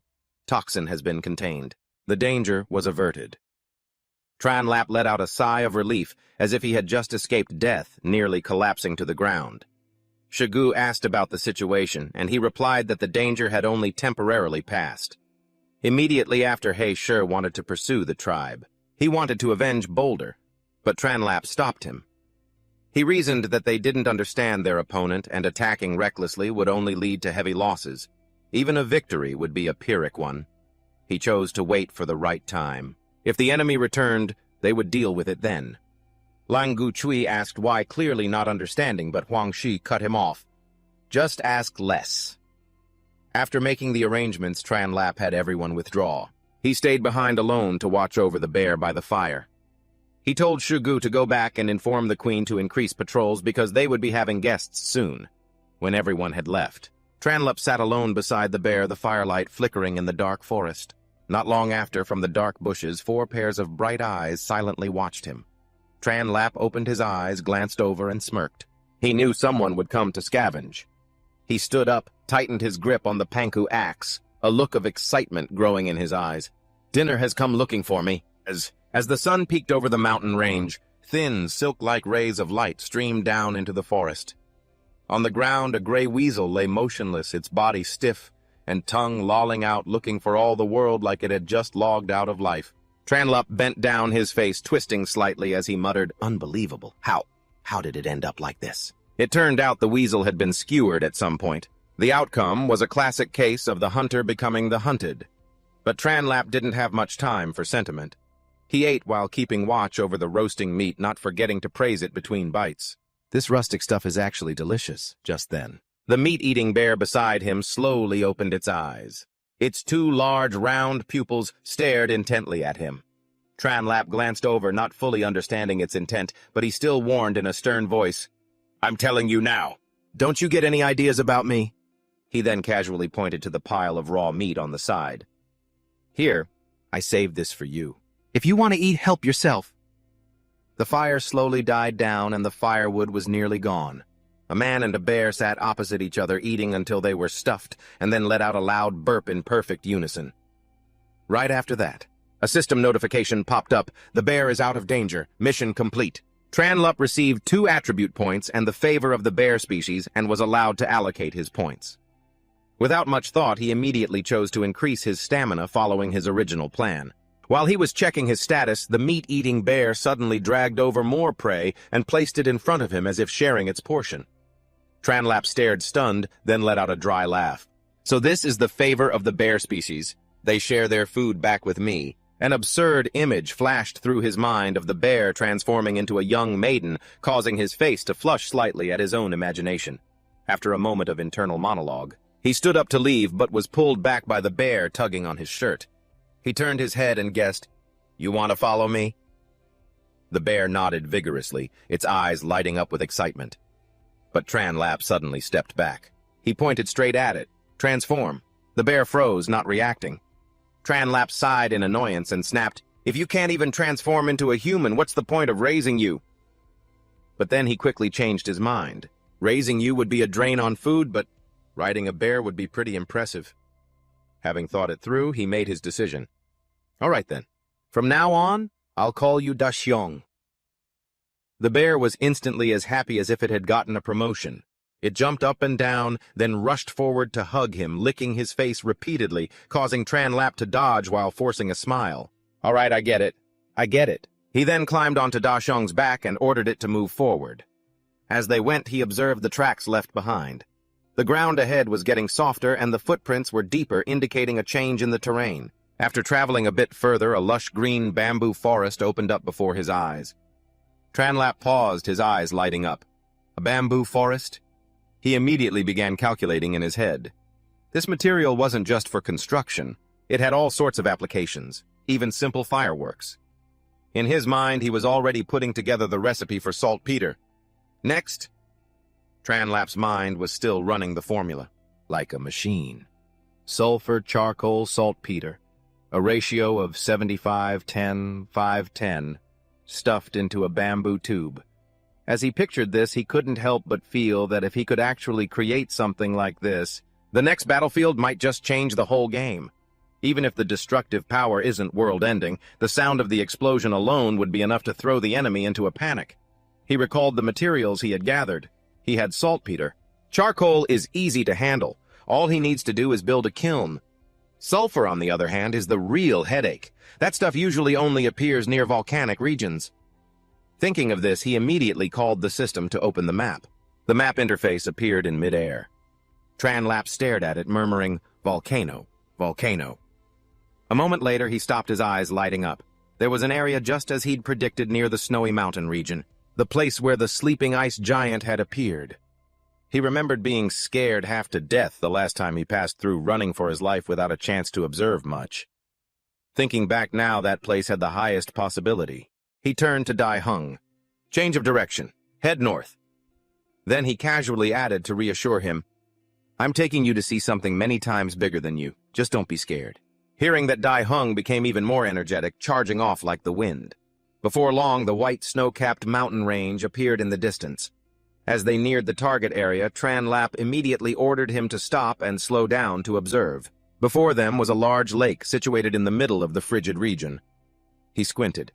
This seemed to be the place the hunters had mentioned. He had passed through too quickly last time, and only now did he have a chance to observe it carefully. He signaled for Dai Hung to advance slowly while he himself warily scanned all four directions. The lake's surface was perfectly still without the slightest ripple. Tran Lap watched for a moment, then muttered, "It seems that water monster isn't going to show itself so easily." But just then Dai Hung suddenly let out a soft growl. The surface of the water trembled slightly. Tran Lap immediately tensed up. "Something's there." And then, a colossal shadow suddenly burst from the lake's surface, sending water splashing everywhere. Both Tran Lap and Dai Hung jumped back in unison, instantly assuming a defensive posture. The creature let out a roar. It was so loud it seemed to shake the very air. As its full body was revealed, Tran Lap froze for a second, a phrase completely unbefitting his kingly image unconsciously escaping his lips. Holy crap. Before him was a gigantic creature, its body massive, its appearance unbelievably familiar and ferocious. He stared intently, then slowly uttered each word as if he couldn't believe his own eyes. A Tyrannosaurus Rex. As the Tyrannosaurus Rex stood up straight, it seemed to block out the sunlight from the entire area. Its enormous body gave the impression that a single step would make the whole ground shake. Seeing the situation was bad, Tran Lap quickly pulled Dai Hung down. "Get down. Be quiet," he whispered urgently. The two of them immediately hid themselves in the tall grass, holding their breath and observing from a distance, like two people playing a hell-level survival game. It was then that Tran Lap noticed the collar around the dinosaur's neck. The faint glint of metal in the sun made him pause. He began to reason in his head. It has a collar. Could it be a pet? Did it escape when its owner wasn't looking? This thought led to a whole other chain of logic. He recalled the monster that had scared off the saber-toothed tiger before. Combined with the giant footprints he had seen putting it all together now, it was almost certainly the same creature. And if that was true, then that ice giant in the snowy mountains has been sleeping soundly for a very long time, perhaps more than half a month. Realizing the level of danger, Tran Lap ducked down low and whispered into Dai Hung's ear, "Let's go," silently. We'll circle around to the other side. Absolutely do not let it spot us. The two immediately retreated. Dai-Hung turned and ran as if afraid that a 1-second delay would get it killed. After leaving the danger zone, they returned to the snowy mountains. The snow here was getting thicker, and the cold wind whipped against their faces, drastically reducing visibility. Tranlap immediately ordered a halt. "We're not climbing any further. If we run into trouble in snow this thick, we won't even be able to escape." He decided to stop right at the base of the mountain. Hopping off Dai-Hung's back, Tranlap began to claw at the thick layer of snow. Large chunks were tossed to either side, revealing the ground beneath. Meanwhile, he offered a word of encouragement. "Stay alert. Don't let your guard down." As he continued digging, he suddenly discovered something small, round and dark yellow mixed in the soil. At the same time, a strange smell began to waft through the air. Tranlap frowned. "What's that smell?" The deeper he dug, the clearer, stronger, and more unpleasant the smell became. He immediately sped up, clearing away the snow. And then his eyes lit up. "Found it!" Underneath the snow was a patch of a dark yellow substance clinging tightly to the earth.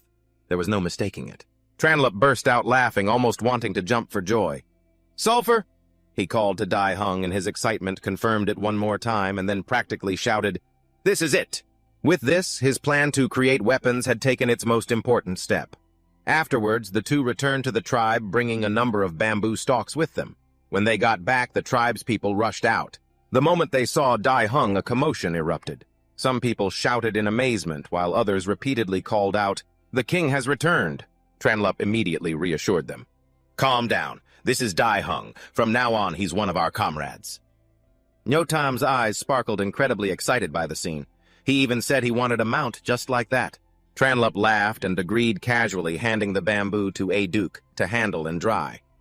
Just as the atmosphere calmed down, Hakthak suddenly came running from a distance, panting as he delivered an urgent message. A giant monster had appeared at the coast. "It's destroying the salt fields. No one in the tribe can fight it, and some people are already injured." Hearing this, Tranlap's expression changed instantly. "Let's go take a look." He mounted Dai-Hung and charged straight for the coast. When they arrived, the scene before them made him frown. In the water was a giant creature relentlessly attacking the tribespeople. The system immediately displayed its information: lizardfish, a ferocious carnivore about 7 meters long and can grow even larger. Tranlap observed it carefully, not acting rashly, but instead formulating a plan. He had to drag it onto the shore to be able to deal with it. He turned to Dai-Hung. "You get what I mean." A roar was his answer. Without hesitation, the two of them immediately charged down. The battle began. Dai-Hung leaped forward first, with Tranlap swinging his axe right behind. The two coordinated a frontal assault, but the lizardfish reacted extremely quickly. Its tail whipped out powerfully, sending Dai-Hung flying. Tranlap, however, fell straight into the water. In this aquatic environment, his strength was clearly limited. He was starting to have trouble breathing. In a split second of carelessness, the monster opened its giant mouth and swallowed him whole. Tranlap used all his strength to hold its jaws open, gritting his teeth and cursing, "Damn it!" But the situation was getting worse. The monster began to dive deep into the sea, dragging him along. Only one thought remained in Tranlap's mind. This is really bad. The lizardfish was now like a machine running out of battery, but still trying to run background programs. It dived deeper and deeper, dragging Tranlap down with it like a tourist on a trip to hell. The cold water and lack of oxygen were making him feel dizzy. Only one very human thought remained in his head: if I don't get eaten, I'll suffocate. What an unfair way to die. And just as it was about to write its will in its head, the monster suddenly froze. Its eyes widened as if to say, "What's pulling me?" It turned out Dashyong had grabbed its tail at some point. He was pulling it back like a tug-of-war rope at a village festival. On one end was the lizardfish trying to be a deep-sea boss, and on the other was Dashyong showing off his "I can eat the whole world" strength. And so the fish was pulled back and forth like a 7-meter-long version of a stress toy. Inside the monster's mouth, Chenli was still dangling, thinking as he caught his breath. Good, there's still someone to carry out the battle plan. But man, this is a bit rough on the brain. And then, just as he felt he was about to experience a combo of being swallowed, suffocated, and spun around like in an underwater washing machine, a figure rushed forward. Alam appeared like something out of an action movie, but without the dialogue. She drew her knife and slashed straight into the fish's mouth, Blood spurted out, forcing the monster in its agony to immediately spit the person out. But the problem was, while it did let go, Tranlup didn't even have time to say thank you before he shot straight to the bottom of the water, his status temporarily offline. Before losing consciousness, he managed one last very philosophical thought. Her again. Why does she always have to save me in such a dramatic way? He woke up to a familiar scene, his comrades surrounding him while he lay there like someone who had just been logged out of the server. Everyone was cheering as if they had just defeated a boss, especially the king. "He's awake" sounded a lot like a system notification, error successfully resolved. And then Alam was brought forward and introduced as the MVP of the battle. She was a great swimmer, knew how to gut a fish, and had a knack for coincidentally saving the king in the nick of time. However, the person introducing her was a bit tactless, calling the girl an advanced version of slow-witted. Hearing that the atmosphere grew a little awkward, Tranlap, ever the professional, immediately switched into protect our own mode. "It's fine. She's our savior, no one is to say anything more." But right after that he turned and asked her directly about the obsidian finger guard in a way that was both thankful and investigative. True to his leadership style, never forgetting his KP is.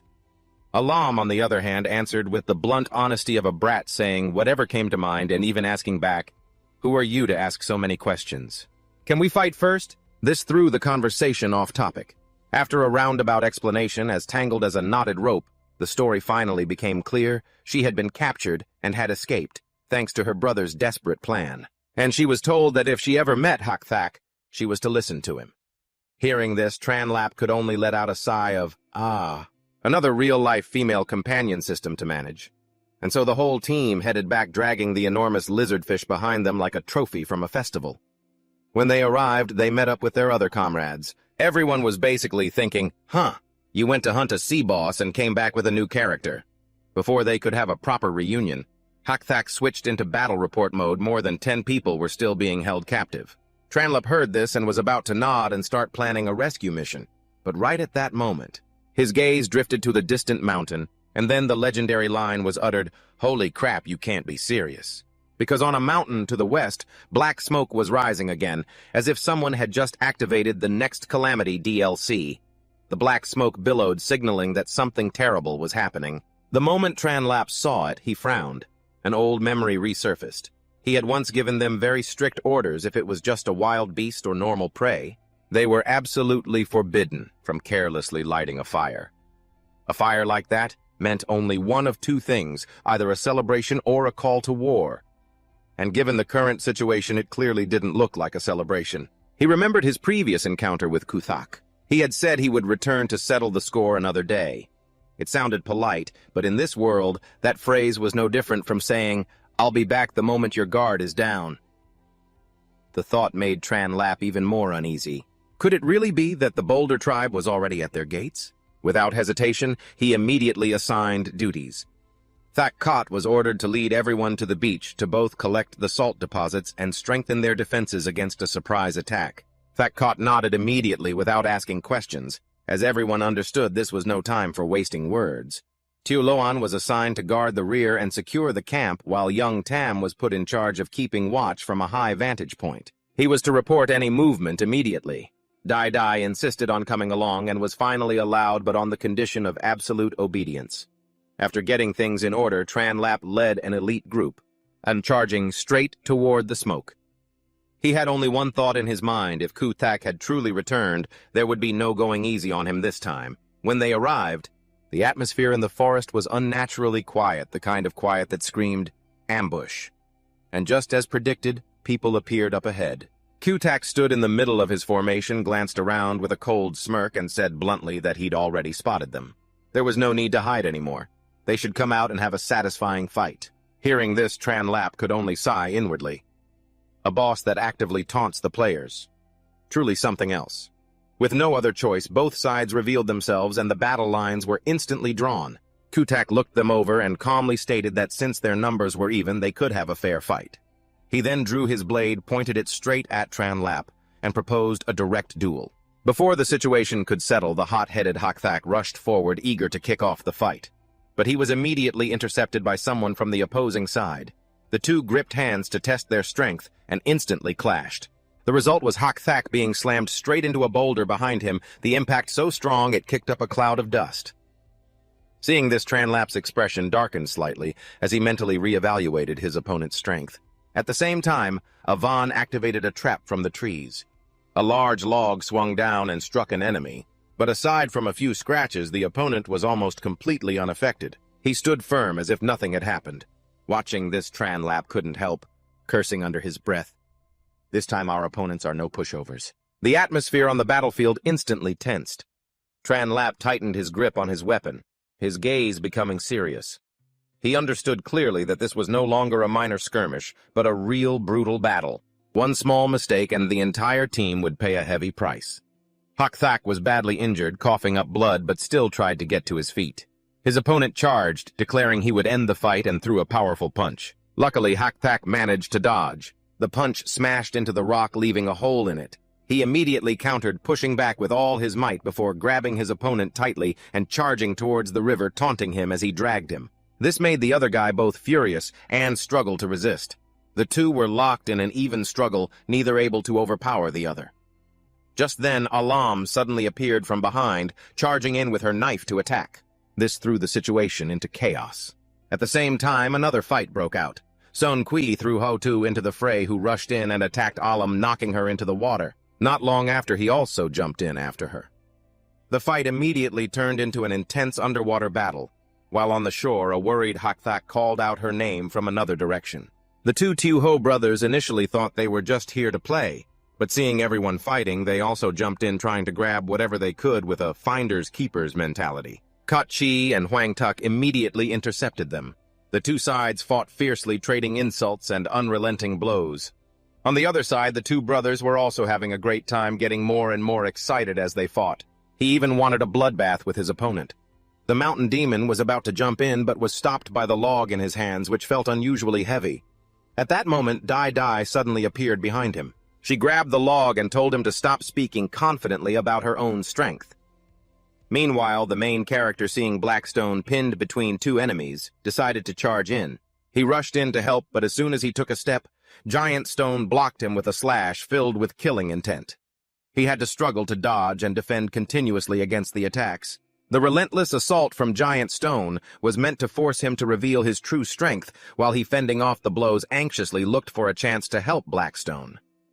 The battle, therefore, grew increasingly chaotic. Everyone was fighting in different directions, with no one in control of the situation. Hearing this, the man calmly held the log and with a hint of amusement said, "So you want to play with me, the mountain demon? How nice." After speaking, he raised his hand, about to unleash an incredibly powerful palm strike at her. She stood there watching, unable to dodge, simply waiting for the blow to land. Just then an arrow flew out of nowhere. It pierced straight into his hand, making him flinch. Before he could even understand what happened, another arrow shot forward, forcing him to raise his other hand to block it. Enraged, his killing intent flared. He laughed coldly and said, "There's still someone else who wants to play with me." Then he turned to Giant Stone, looking as delighted as if he'd found a comrade, and said, "Mountain Demon finally has a playmate." Over by Giant Stone's side, who was still fighting our hero, he replied encouragingly, "In that case, play to your heart's content. It's lonely back on the mountain." Elsewhere, Ah Yun cursed in anger, while the kid beside him, Tam, suggested they should rush in to help. But Ah Yun analyzed the situation, saying that their previous traps were useless. The enemy was too strong, and going down would be little help. So he decided to stay back and create a distraction with sneak shots. Tam, on the other hand, would go call for reinforcements. Back in the main fight, Blackstone and Woodthorn were still struggling fiercely. The opponent angrily yelled, "Let go!" and repeatedly struck Blackstone's back, causing him to cough up blood. But he still held on, trying to think of a way to drag his opponent into the river. He used all his strength and charged forward. He pulled and ran, forcing his opponent towards the water. Alam suddenly surfaced, calling out to warn him of danger, but was immediately pulled back under by Monkey, leaving her in a vulnerable position. Seeing this, Blackstone was worried, but still had to hold on to his opponent, while another battle had already begun underwater. Woodthorn cursed continuously as they grappled until our hero used all his might to slam him down. The ground shook violently. He, too, was reaching his limit. His only thought now was to leave the rest to his comrades. In another direction, Kot Tree and Huang Thak were charging in to confront the two little tiger brothers. The moment they met, they lunged into a chaotic brawl, hurling insults and relentless attacks. Neither side would give an inch. Kot Tri delivered a powerful blow, but was countered, and his opponent used a dirty trick to strike him in the eye. He screamed in pain. Immediately, the little tigers surrounded him, closing in to finish him off with a final slash, ending an incredibly tense sequence of combat. Lang Kot Chui was stabbed in the eye. The pain was so intense he clutched his face and ran, screaming, "My eye! It hurts!" Seeing this, Huang Thak rushed forward, shouting his name. He cursed once and without hesitation hurled his axe straight at the enemy. The throw hit the older little tiger brother in the shoulder, and blood gushed out violently. Lang Kot stood on the sidelines, holding his face, while Huang Thak reassured him, telling him to stay put and let him handle the rest. The younger little tiger gripped his blade and said coldly, "Worry about yourself first." He then immediately charged forward, but Huang Thak stood his ground and began to count.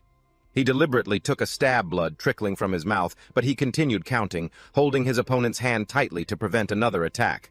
The little tiger, annoyed, asked what he was counting.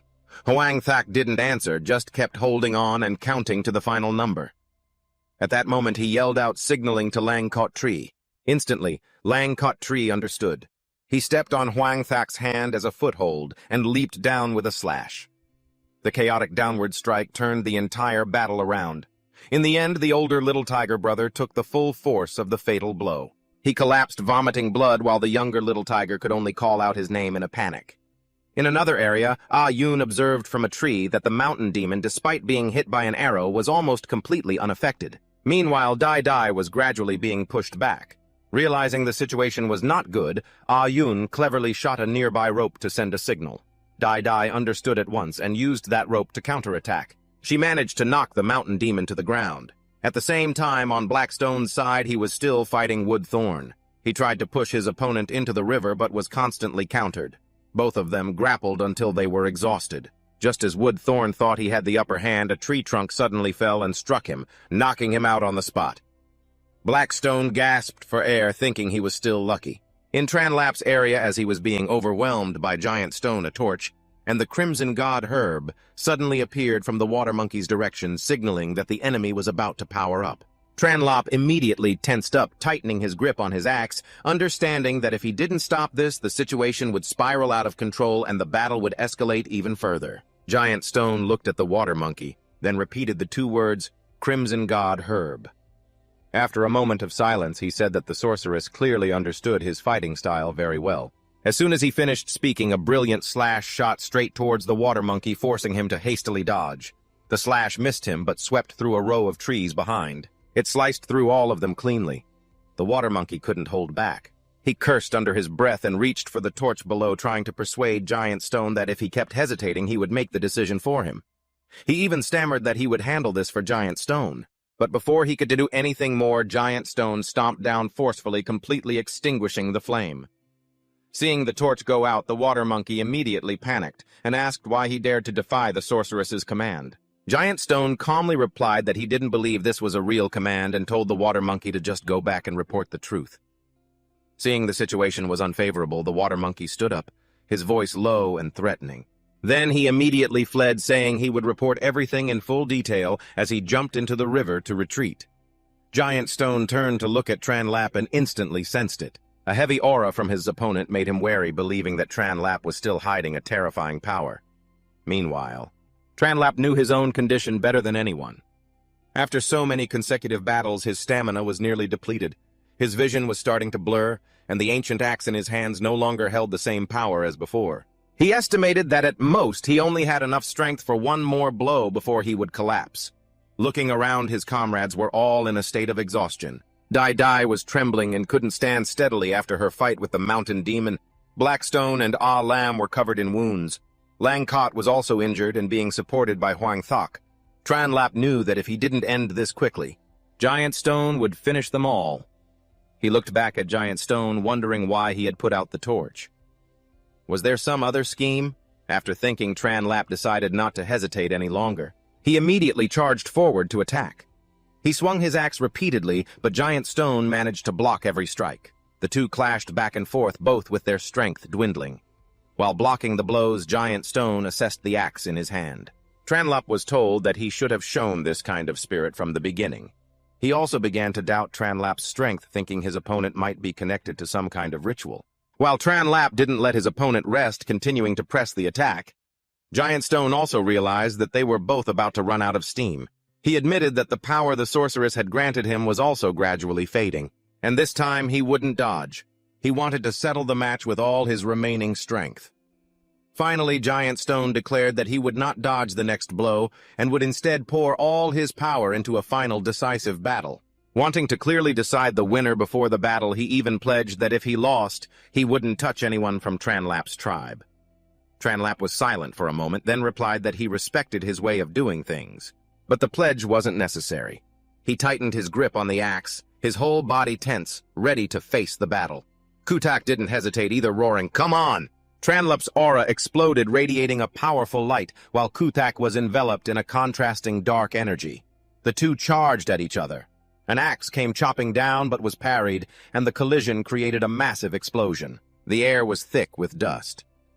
When the smoke cleared, Kutak was on the ground, the surrounding area cratered. A deep gash ran from his shoulder to his chest, bleeding profusely. Tranlap stood on the opposite side, his face grim, but he was also exhausted. Kutak looked at him, smiled faintly, and exhaled. Then he closed his eyes. Everyone else was severely injured. Just then, the backlash from the attack severely damaged Tranlap's right arm. Blood and black cracks spread across it. He struggled to say, "That was too close. I almost didn't make it," then used his other hand to stop the bleeding. Admitting to himself that Pangu's power couldn't be used recklessly, he collapsed from exhaustion. But Yvonne was there to catch him, saying, "The king of the tribe can't fall so pitifully." Despite his injuries, Tranlap remained vigilant, warning that there was still an enemy in the river. Just then, their reinforcements arrived in the distance. Avon reassured him, "Reinforcements are here." Tranlap let out a sigh of relief, then instructed, "Prioritize rescuing a lamb, make sure she's safe. Deal with the rest later." Yvonne nodded in agreement. Before succumbing to exhaustion, Tranlap quietly entrusted things to her, then closed his eyes to rest. A voice from outside announced that there was no need for a guard tonight. "The queen will personally watch over the king." Another person replied with a "Yes, ma'am," and left. Tranlap slowly woke up, his head still heavy. He let out a soft groan. He opened his eyes and stared at the tent ceiling, vaguely wondering if he'd been brought back to the stronghold yet. The aching pain all over his body was still there, and it took him a moment to get his bearings. As he turned his head slightly to the side, he saw Tio Loan, who had just entered. She was wearing a cloak and gently pulled back the curtain. The sight of her made him pause for a moment. Before he could confirm if it was someone he knew, she had already walked deeper into the tent. Tio Loan began to remove her outer cloak, her movements slow but deliberate. The sight startled Tranlap, and he quickly turned his face away but didn't dare to completely close his eyes. The atmosphere in the tent suddenly became strange. It left him both confused and wary, his mind racing, wondering what on earth this situation was. She continued to remove a few more outer items like straps and a jacket. Then she approached the bed. Tranlap was so tense his entire body went rigid. Sweat began to bead on his skin, but being injured, it wasn't easy to move away. He could only lie still, trying to stay calm while secretly observing her actions. Toulon came right to the edge of the bed and suddenly stepped one leg onto it. Placing it across his side, she leaned down, supporting herself with one hand, looking down at him. The distance between them instantly closed, making Tranlap even more tense. His heart pounded faster than usual. She reached out and lightly touched his abdomen, as if checking on his wound. Then she leaned in a little closer, making him almost hold his breath. Tranlap's mind immediately went into a panic. He couldn't understand what she wanted to do. He could only keep telling himself to stay calm. Tiolon saw his reaction and let out a soft laugh, her voice laced with a hint of teasing. She said, "You like to pretend you're asleep, don't you? But I knew you were awake a long time ago." Then she added that she never intended to wake him up seriously in the first place. At this point, Tranlap couldn't take it anymore. He snapped his eyes open and urgently asked for confirmation about the situation outside. He asked about Alam, about the battlefield, about the people of the Boulder tribe, and about the condition of Langkot and Huangtak. But Tiolon just placed a hand over his mouth, saying, "None of that is important right now, and this isn't the time to ask." Just then, a system notification panel with bizarre content suddenly appeared in Tranlap's mind, asking him to accept a mission from an unknown source. The contents made him stare blankly, because the mission conditions were both ridiculous and completely unsuitable for his current state. After reading it, his entire body froze with only a single thought in his head. I'm this severely injured, and the system gives me this kind of mission. Something is clearly very wrong. Tranlup recalled the earlier scene. When he faced the faceless monster, he was gasping for breath while it was still full of desire. It felt no different from fighting a boss when you only have a sliver of health left. It was basically a suicide mission. Thinking of the system mission that just appeared, he immediately decided not to accept it.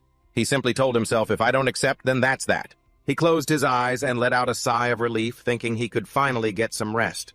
But the system immediately warned that if any out-of-bounds behavior occurred, it would automatically be considered as accepting the mission. Tranlap had just finished reading when he cursed in his mind. Before he could react, his shirt was pulled up, making him panic. Hey, stop! Tulon just laughed teasingly. She asked if his weak actions were meant to set the mood. Tranlup's face turned red with panic, not knowing where to look, just wanting to escape the situation. Just then a loud noise echoed. A giant bear burst in, startling them both. Tranlap took the chance to back away while Tulon hurriedly fixed her clothes. The bear roared, then rushed forward and dragged Tranlap out of the tent. He was dragged away in a panic, yelling for help as he ran his mind, just wondering how things ended up like this. The bear took him into the forest to a cave under a cliff, then set him down.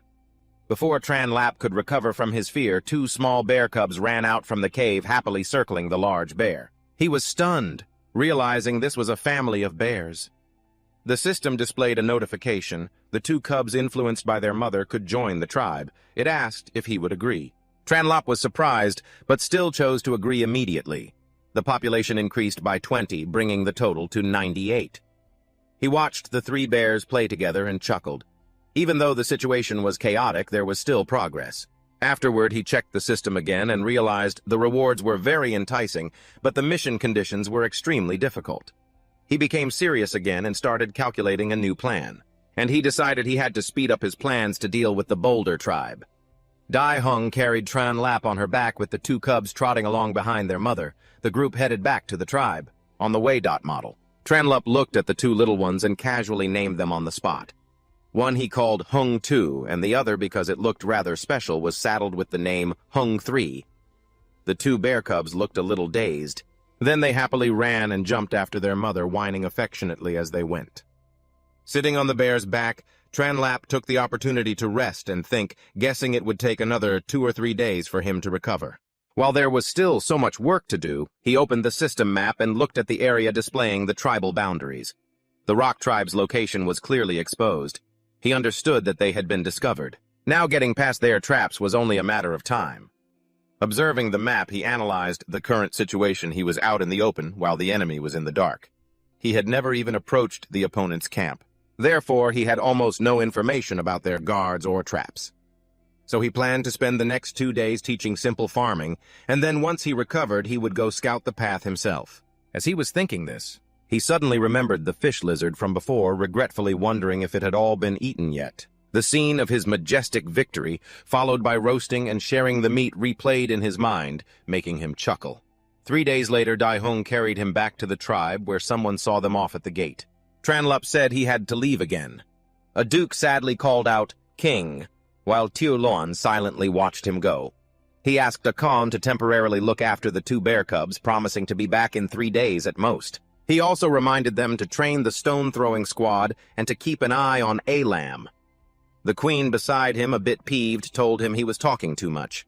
Adok also volunteered for the mission to scout the Rock tribe, but he was still worried. The queen reassured him that since even Kuthak was defeated, there was no need to be afraid, especially with Dai Hung going along. Finally, Dai Hung carried Tranlap and departed. He waved goodbye, saying he would be back soon. Aduk sighed in relief. Tiolon glanced after him, then turned back inside, her expression instantly changing. She gave the order to move, and 3 masked figures appeared. Bowing to accept the command, they confirmed they would complete the mission. Tulon waved her hand, signaling for the 3 of them to leave. All 3 of them vanished instantly without a trace. Afterwards, she lowered her head, her face darkening. Her entire body trembled slightly, yet it gave off an indescribably terrifying feeling as she muttered about what happened last time. Just when we were nearing the critical moment, Daihong had to take you away. Immediately after she clenched her fists, her eyes becoming fierce, as if she were ready for a fight at any moment. Then she said aloud that she wanted to see for herself whether Tranlap was truly going to the Rock Tribe to scout or not. The more she thought about it, the angrier she got, telling herself that he'd better not let her discover he was hiding another safe house. At the same time, far away, Tranlap suddenly shivered and sneezed, turning his head to look around in confusion. He wondered why he suddenly felt a chill down his spine. Could it be that his wound hadn't fully healed? He looked up at the steep cliff face before him, knowing it would be very difficult to climb straight up. He signaled for Daihong to head north, and it immediately ran as instructed. Looking at the terrain, he realized there were only one or two paths that could easily lead up the mountain. Clearly, this place was chosen as a lair, for its high defensibility. He hesitated for a moment, then decided that if a frontal assault was impossible, he would have someone create a diversion up front while he found a way to circle around and launch a sneak attack from behind. Just then a loud shout rang out, startling them both. 3 large men blocked the path. One of them bluntly asked what he was doing here. Daihong immediately roared in response. The atmosphere grew tense, but Tranlap calmly said, "I am King Tranlap, here to challenge King Kuthak. He came looking for me last time, so this time I'm here to return the favor. It's only fair." The other 2 men whispered to each other, and one ran off to report.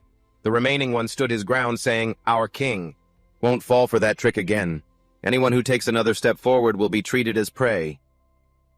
Tranlap paused for a second, thinking to himself that this group was clearly terrified by the sight of him riding a bear. But they were trying to act tough. Just as he was about to deal with them, he noticed 2 men behind them carrying large sacks. They weren't tied up like prisoners of war, which he found a bit strange. Looking closer, he was startled to realize it was Kuthak and Mokthu, the man who had fought fiercely with Hakthak. Kuthak turned equally surprised to see him and asked why he was here. Tranlap immediately signaled Daihong to charge forward. The 2 guards tried to block them but were thrown aside. He asked Kuthak what had happened and how things had gotten this bad in just a few days. "And here I thought we could have another match." Kuthak coldly replied, "This is the consequence for a loser. The sorcerer does not grant power to the defeated, and those who lose their power become what we are now." He added that he was no longer King Kuthak, and his replacement was the one who was stronger than all of them. "The one you need to face." Kuthak looked toward the cliff, where a massive figure holding a stone axe stood imposingly. His overwhelming presence was so powerful that just the sight of him was enough to feel the danger that enveloped the entire area. Bong Lu stood imposingly on the cliff, his dominating aura pressing down on the battlefield below. He coldly observed Tranlap. Then he raised his hand and ordered the Rock Tribe to swarm down and attack. The entire group roared as one, their bloodlust surging violently as they charged down the steep mountainside. Tranlap was taken aback by the sight. He never expected them to be so reckless. What surprised him even more was that they were all using fishing spears, a clear improvement in their combat tactics. The spears filled the sky, raining down like a storm. Tranlap immediately swung his Pangu axe, slashing relentlessly. He chopped through spear after spear, sending them scattering everywhere. At the same time, cries of pain rang out as a few of the attackers were hit by his counterattack. While defending himself, he saw 2 of the injured men collapse. Meanwhile, Kuthak and Mokthu were lucky enough to use their sacks to shield themselves, avoiding most of the damage. Tranlap leaped off Daihong's back and moved toward one of the injured men who was fleeing. He thought to himself that this group had absolutely no regard for their comrades' lives. At the same time, another man shouted a warning to Kuthak that spears were heading his way, and if he stayed there, he'd become a sacrifice. The words made Kuthak and Mokthu freeze. Mokthu used his spear to prop himself up, looking toward Tranlap with hesitation. The situation was growing increasingly unfavorable. Tranlap gritted his teeth. Realizing he couldn't fight multiple fronts at once and couldn't recklessly use the Pangu power, he immediately leaped onto Daihong's back and ordered a retreat. Right after, another volley of spears flew towards them, but the 2 of them managed to escape the danger zone. As dusk fell, Tranlap observed from a distance, seeing that the Rock Tribe had lit torches and set up a tight guard along the cliff face. He knew a night attack wouldn't be easy either. He thought of Bong Lu and sensed he was like a puppet being controlled, and realized Kuthak wasn't the real leader either. Behind them was a sorcerer who had never shown their face. If he kept fighting them layer by layer like this, he would never win. The biggest problem right now was information. If only he could find the hiding place of the sorcerer, the situation would change. Just then, Dai Hung let out a wary growl, looking toward the forest. A chaotic scene was unfolding, the trees were shaking, and then a giant monster burst out. But it was immediately bitten on the neck by a black bat-like creature and collapsed in just a few seconds. Tranlap froze at the sight. Before he could even process it, 4 other dark figures were tearing the prey apart. One of them sensed movement and turned, forcing him and Dai Hung to instantly duck for cover, their hearts pounding in fear of being discovered. But in the end, it just paused by the large beast's carcass. Tranlap let out a soft breath of relief, told Dai Hung to stay and keep watch, then swam across the river himself and silently entered the forest. He followed the drag marks of the giant fish lizard, becoming more certain that their lair was a good distance away. As he moved deeper, a dark figure suddenly lunged at him from behind. With a loud thud, Tranlap was knocked to the ground. When the dust settled, a pink-haired woman with razor-sharp claws stood before him, a smug look on her face like she'd just caught her prey. But a second later she froze confused, then stammered, "You're not from the werewolf tribe." The werewolf girl's face flushed red, her ears standing straight up in a panic. She shook her head repeatedly, shouting, "No way, impossible! If you're not from the werewolf tribe, how could you move that fast?" For a moment she felt completely flustered by her own attack. Both angry and embarrassed, she stared at Tranlap, demanding an answer. Tranlap sighed, a helpless look on his face, but remained calm. "I really don't know what werewolf tribe you're talking about." "What werewolf tribe? My speed has nothing to do with them. It's due to some special circumstances that I can't really explain right now." As he spoke, he cautiously scanned his surroundings. Suddenly, his expression turned serious as he noticed something unusual behind the girl. His eyes immediately locked onto the figures hiding in the trees. 3 figures in hooded cloaks were watching silently from above. The air grew so tense it was suffocating. One of them suddenly pushed off a branch, launching himself downwards like an arrow. Leading the charge was a Fong, with the other 2 close behind, rapidly closing in on the werewolf girl. She reacted instantly, her ears twitching as if catching a sound on the wind. The next second, she spun around and threw a lightning-fast kick straight at Tranlap's vital parts, startling him completely. The force of the kick sent him tumbling to the side. Landing on another branch, he grit his teeth, steadied himself, and stared at her with a look of pain and disbelief. Meanwhile, the girl put her hands on her hips, puffed out her cheeks indignantly, and said, "I just mistook you for someone else." Was it really necessary to be so rough? Especially with a cute, defenseless girl like me, sneaking around in someone else's territory in the middle of the night. Not only did you not apologize, you even fought back. How unreasonable. Her gaze shifted to Tranlap's group. Then in a cold voice she warned, "You'd all better get back to the other side of the river. Now. If you don't, you won't be able to leave later. Don't say I didn't warn you." With that, she leaped away into the forest, leaving behind an atmosphere of suspicion and tension. A Fong quickly rushed over. "My lord, are you all right?" Tranlap waved his hand, signaling he was fine, then immediately asked, "Who was that girl? Does she belong to a nearby clan? And what about this werewolf tribe she mentioned?" A Fong lowered her head, flustered. "This is our first time in this region as well, so we're not familiar with the local tribes. We really don't have much information." Tranlap narrowed his eyes in thought for a moment, then suddenly took Fong's chin, gently pulling her closer to ask a more important question. "So why are you here?" The question startled her. She blushed and averted her gaze, unable to look him in the eye. She stammered, unable to give a clear answer before finally falling silent. Seeing her reaction, Tranlap chuckled. He instantly understood the situation. He let her go and said, "You don't have to say it. I can guess. Xiaoluan sent you to follow and protect me, didn't she?" A Fong remained silent, neither confirming nor denying, simply lowering her head in tacit agreement. Tranlap shook his head with a wry smile. "You guys really have it rough, having to hide while keeping an eye on me. And crossing such a dangerous river, too. It's not easy at all." Suddenly, he remembered something. He quickly looked around and said, "This place isn't safe. Let's leave first." The group immediately withdrew from the area. Night fell and the forest grew quiet, but it was filled with danger. Moonlight cut through the trees, casting cold streaks of light. The group of 4 hid at the edge of the forest, observing the entire foothill area where the Boulder tribe was stationed. Tranlap analyzed in a low voice. "I've been watching them for a while. This path up the mountain is heavily guarded. There are almost no gaps. He turned to Afong. I need you to search around this mountain. See if there are any secret paths we can use to climb up. Afong hesitated. What about the girl from before? Aren't we going to investigate her? Tranlap shook his head, his gaze fixed on the distant patrol fires. We'll put that aside for now. The Boulder tribe is the priority. He quickly laid out a plan. One person would stay here to keep watch while the rest would split up to scout the paths. He also instructed them that if anything happened, they were to retreat immediately and regroup before nightfall tomorrow. After giving the orders, everyone quickly dispersed. Tranlap himself headed west along the river to continue scouting. He made his way past slippery rocks and dense thickets, finally stopping at a large waterfall where the water crashed down with a roar. He stared at the scene, lost in thought. He recalled the story of how Alam had once jumped from this very spot to escape. He couldn't help but marvel at the girl's resilience. To survive a current that strong was incredibly lucky. He looked up at the jagged stone steps on both sides of the falls, quickly visualizing a way to climb them.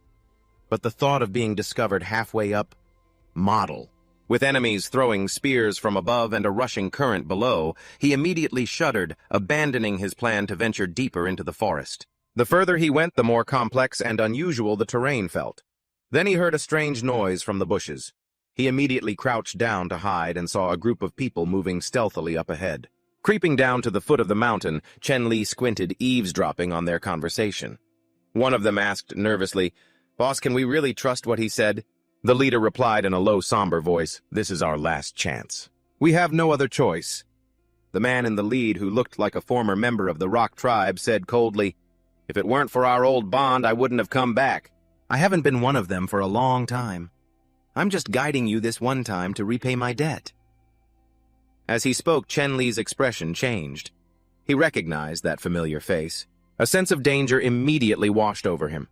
This was the man who knew all the trap mechanisms and secrets of the Rock tribe. More importantly, his eyes now held nothing but hatred and an irreversible determination.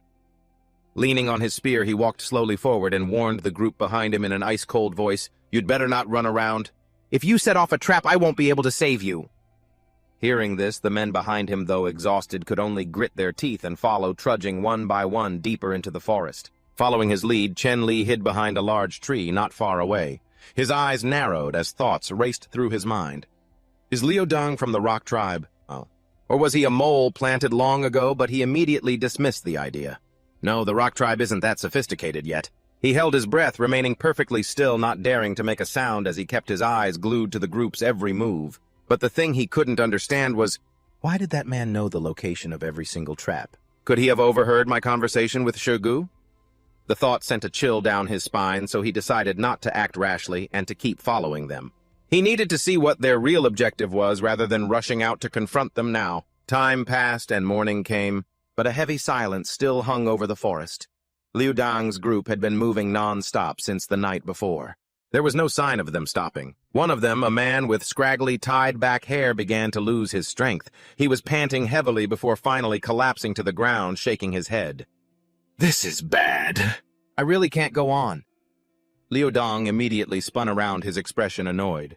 He gritted his teeth and said, "We just have to get over this mountain and we'll be in their territory. Don't you want to kill King Chen Li with your own hands?" The man struggled to his feet, leaning on a tree and panting. "A journey that should take a full day and night. You're making us do it in half a day. If we still had our miraculous powers, it wouldn't be a problem. But we've lost them." Hearing that, the whole group slumped to the ground, exhausted and panting. Liu Dang looked down at them and said coldly, "I planned this all out to take you on the shortest route. And it still came to this." He raised a hand and pointed toward the mountain peak ahead where a fortress was faintly visible. "There are always guards up there," he continued, "and a patrol could show up at any time. We'll be discovered sooner or later." Mountain Ghost stood beside him, listening in silence while the others sat too exhausted to speak. Liu Dang continued pointing out the group's weakness, saying frankly that one of them was too conspicuous, too easy to spot. Then he turned as if to leave. He said coldly over his shoulder, "I don't want to be buried here with all of you. If you can't take it, go back to being slaves." He stood there for a moment as if waiting for their final decision. His gaze was fixed on the path ahead.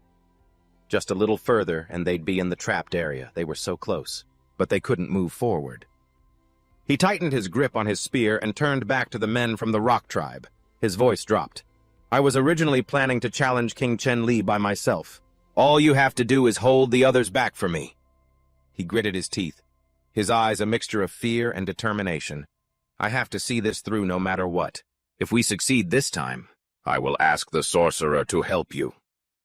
The man got up and walked slowly toward Liu Dang. The others rose one by one and followed just as they had originally planned. In the crowd, the older of the little tiger twins turned to his brother, his voice urgent. Let's go. Little Tiger, the younger twin, was sitting on the ground, exhausted. He looked up lazily and asked, Go back. His brother immediately scowled and snapped, What do you mean, go back? Are we just going to stand here and watch them walk to their deaths? Without the two of us, what can they even do? Hearing this, Little Tiger's eyes lit up and he nodded. Right, you're right, big bro. The two of them got up and continued on. High above near the cliffs, a coon was on guard duty. Suddenly, he spotted intruders entering the trapped area. He squinted down and saw Liu Dong's group carefully making their way along the mountainside into the danger zone. He gasped in surprise. Is that those starving wanderers? But then he frowned in confusion. Liu Dong, why is he with them? He should know the safe path. Without hesitating, a coon yelled, Liu Dong, stop, don't go any further. You're heading into the trapped area, turn back. A voice from below echoed up, causing the whole group to freeze. The little tiger gritted his teeth in anger and cursed under his breath. Damn it, we've been spotted! A Thu immediately waved his hand, signaling to keep moving, and said in a cold voice, It's not too late to retreat. Turn back.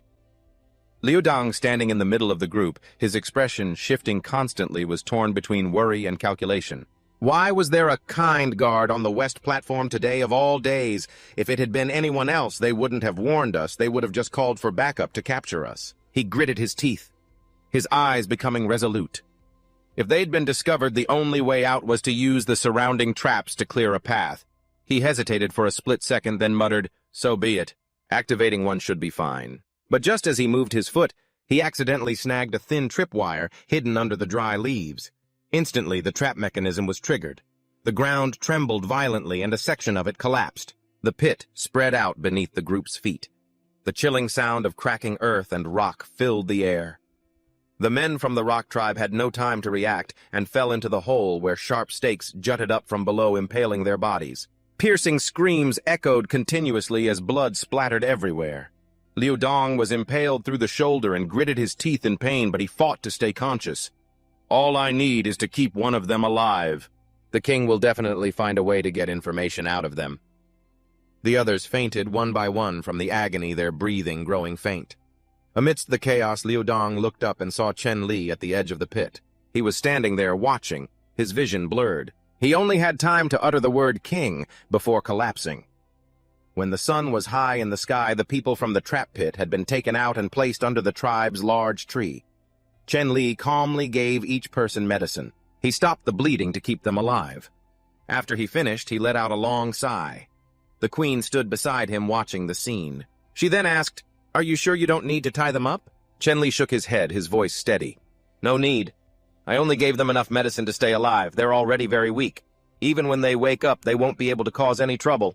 Xiaolan looked at him, her eyes still filled with doubt, and asked, So you can do whatever you want with the people from the rock tribe? Chen Li didn't answer, just silently looked down at the unconscious Liu Dong. Xiaoluan narrowed her eyes, slightly tightened her grip on her whip, and said in a cold voice, In that case, let me deal with this traitor for you. Xiaoluan immediately swung her long whip. Her eyes filled with killing intent as she furiously shouted, You damn traitor! But just as the whip was about to strike, Chen Li quickly reached out and blocked it. His grip was just strong enough to stop her wrist in midair. He said in a low voice, Wait. Xiaoluan turned to him, her eyes still burning with anger. He continued, Don't jump to conclusions. I want to question Liu Dong myself after he wakes up. He Shi, who was standing nearby, heard this and gritted his teeth, his voice filled with irritation. Even if you want to keep a few for interrogation, there's no need to save all of them like this. Shigu couldn't help but shout in agreement, That's right. Even we wouldn't dare use such precious hemostatic medicine so freely. And yet you waste it on this bunch. A kun standing nearby remained silent while He Shi was so angry he looked like he was about to charge. Chen Li looked at the unconscious group and said in a low voice, I didn't save them out of kindness. He paused for a moment, then continued. This man is the type with immense pride. Getting him to betray his tribe would be extremely difficult. He remembered the image of Jushi from before. Even after being treated like a slave, he remained loyal and dedicated to his tribe. He even carried the spirit of his group with him into battle. Chen Li continued, as long as we keep these people alive, they become hostages and Jushi will definitely have to reconsider. Hearing this, He Shi and Shi Gu gradually calmed down. Chen Li glanced at the prisoners, calculating in his mind. Besides, I did say before that I wouldn't kill my own people, so I don't need to be too ruthless. But the thought of having used up almost all the hemostatic medicine gave him a headache. He felt both angry and frustrated, as if he were being forced to bear the consequences for this whole group. He gritted his teeth and ordered, Shigu, take Liu Dong to the recovery area first. When he wakes up, bring him to me. Shigu nodded and replied immediately, I'll keep an eye on him. Just then, a duke approached and knelt beside the unconscious Jushi, observing him intently before turning to say, King, I think he's waking up. The midday sun shone down on the area, which quickly fell silent as the others left. Only Chen Li and Jushi remained in the empty space. Chen Li stood facing him and asked directly, Are you saying that no one in your tribe has ever actually met the witch? Are all the orders passed down through a little girl? Jushi's eyes fluttered open. His voice was weak, but clear. Yes. Even the sacrificial ritual is performed directly by her. He frowned, recalling a terrifying scene of a little girl standing amidst a great fire. Her long hair hung down like a shadow. She called herself the witch's messenger and claimed that only she was unaffected by the curse. The mention of the word curse made Chen Li frown. Jushi continued to explain. According to her, the witch is shrouded in a curse. No one is allowed to get near her. Anyone who approaches will die. That little girl is like an embodiment of darkness. Standing in the middle of the ritual, she controlled the flames, and the entire tribe knelt in submission below. Because they had witnessed her miraculous power, no one dared to doubt her words. They don't even post guards near the mountain cave. Chen Li mused. If that's true, then that might be the weakness. He asked further, So that means there's still a chance to get to the witch? Jushi looked at him, his voice lowering. Are you worried about Bing Liu? Chen Li froze and asked, Who is Bing Liu? Jushi replied. That was his old name before he became King Jushi. He is very strong, especially after receiving the miraculous power. He's nearly invincible, able to lift even giant monsters. But that power isn't free. It must be maintained through a daily blood sacrifice ritual, and this ritual requires fire. If there's heavy rain or strong wind, the ritual will be interrupted and his power will weaken. Jushi continued. That is when the rock tribe is at its weakest. Chen Li narrowed his eyes and asked, So? Wouldn't the other tribes easily discover this weakness? Jushi shook his head, explaining that the mountain path was too treacherous. Even the natives avoid traveling on days with bad weather, let alone other tribes, so no one has ever actually reached that area. He added that after heavy rain, the soil on the mountainside turns to mud, causing landslides and sinkholes that cut off the path. Combined with the strong winds and torrential downpours, it's no coincidence their secret has been kept for so long. Jushi nodded thoughtfully with a soft, Chen Li sighed, bending down to look at him as he held his head weighed down by it all. This was all crucial information that an outsider could never have known. He held a hand out to Jushi and said with a friendly smile, You're not a slave anymore, and you're no longer one of the rock tribe. They won't accept you. Why don't you come to my tribe? Jushi froze, looking up at him before suddenly slapping his hand away. He pushed himself off the ground and stood up, panting heavily. If anyone else had asked me these things, even if they'd used Mutzi as a hostage, I wouldn't have said a single word. He leaned against a tree, sweat pouring down his face, his voice hoarse. I don't know if it's us, or if there's something special about you. But when you ask, I can't lie. Chen Li stared at him stunned, then suddenly gave a thumbs up and a bright smile. You've fallen for me. Jushi instantly exploded, screaming like a madman. I'll kill you right now. He grabbed Chen Li by the collar, yanking him forward. Chen Li stumbled and quickly waved his hands placatingly. All right, it was just a joke. Jushi panted slowly, calming down, but his gaze remained sharp as ice. Thank you for allowing me to keep my last bit of dignity before asking, but I refuse to join your tribe. He nodded slightly. I won't force you. He added, Wait until Muchi and the others have recovered. You are all free to leave whenever you wish. Before leaving, he gave a small smile. I hope the next time we meet, we won't be enemies. Jushi shot him another glance and growled, "Stop saying such weird things." 5 days later, things had settled down. After finishing his soup, Six Dang called out softly, "Chief?" Chen Li nodded in approval. "Good work. We have enough charcoal, sulfur, saltpeter, and bamboo tubes. Keep preparing more charcoal. It will be very useful." A Yu standing beside him asked hesitantly, "Chief, are you really just going to let him go like that?" Chen Li replied casually, "It doesn't matter whether I let him go or not. He pretended to betray them to get us intelligence. I want to keep him around for the long term." She was still worried. "What if he's deceiving you?" He answered decisively, "I trust him." He recalled the moment Six Dang risked his own life to pull him from danger, his expression darkening. A man like that doesn't betray someone over a few words. Just then, Ah Yu reported again, "Oh, right, Chief.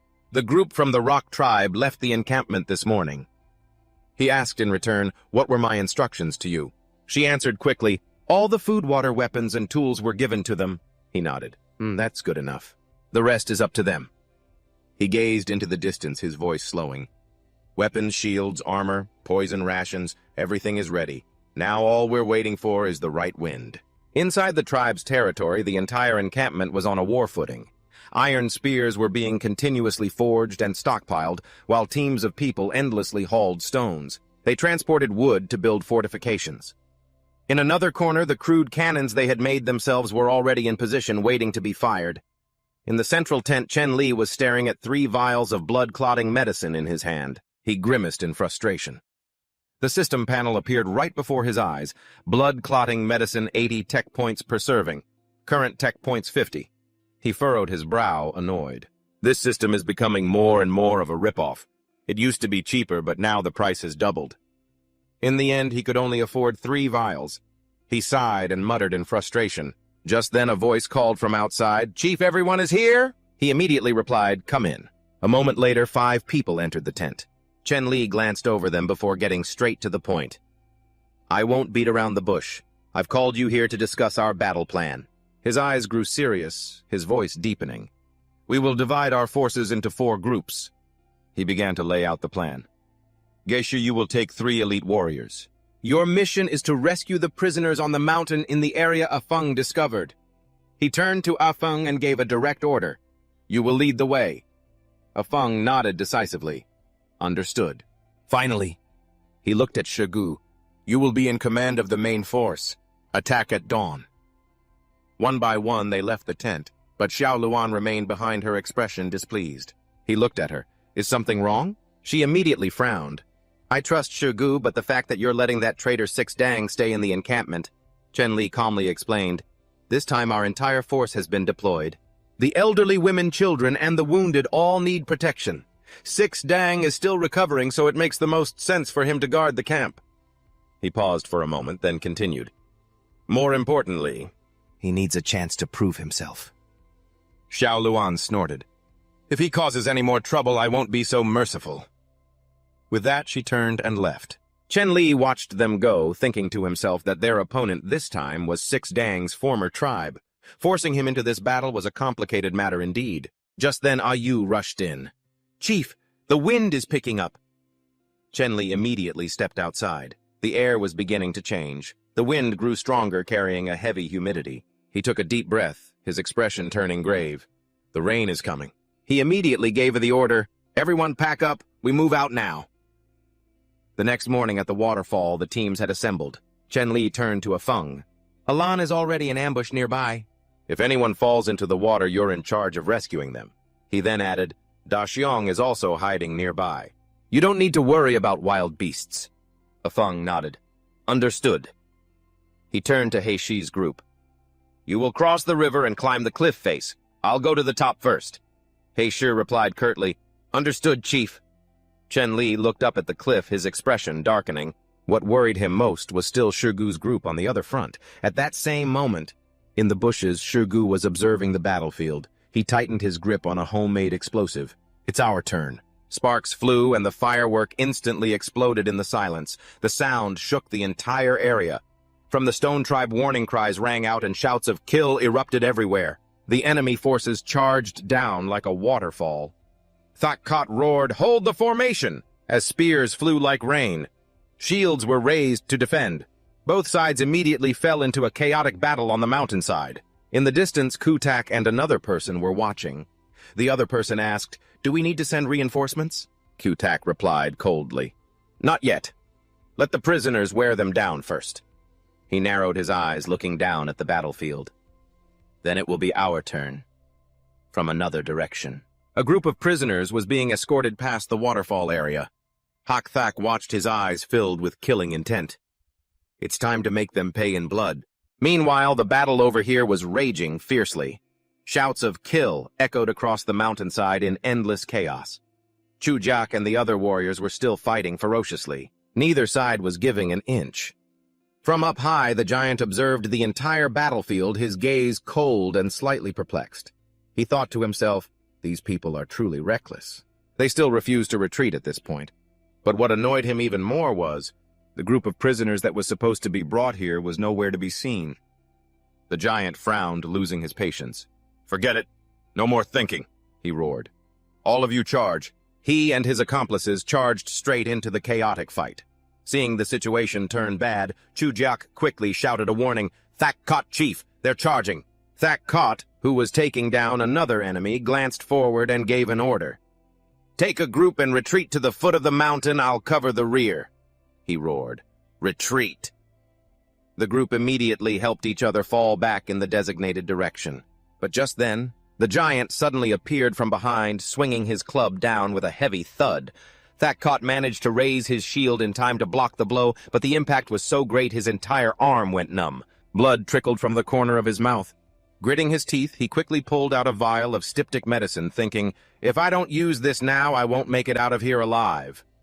Without further hesitation, he turned and fled. He ran biting down on the mouth of the vial. Behind him, the retreating group was almost safe, with only a few enemies in pursuit. The queen immediately gave a signal. "It's our turn. Light them."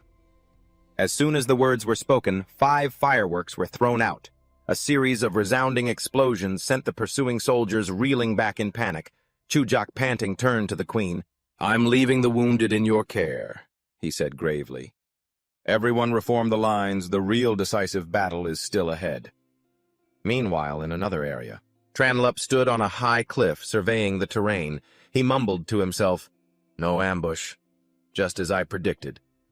He looked up at the gray sky. The wind has changed. It's probably going to rain soon.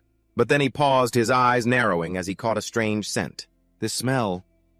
He followed the scent into a large mountain cave. Inside, wooden barrels were stacked on top of each other. He frowned. Wooden barrels? Just as he was about to step forward, he heard a faint crack under his foot. The cave fell silent.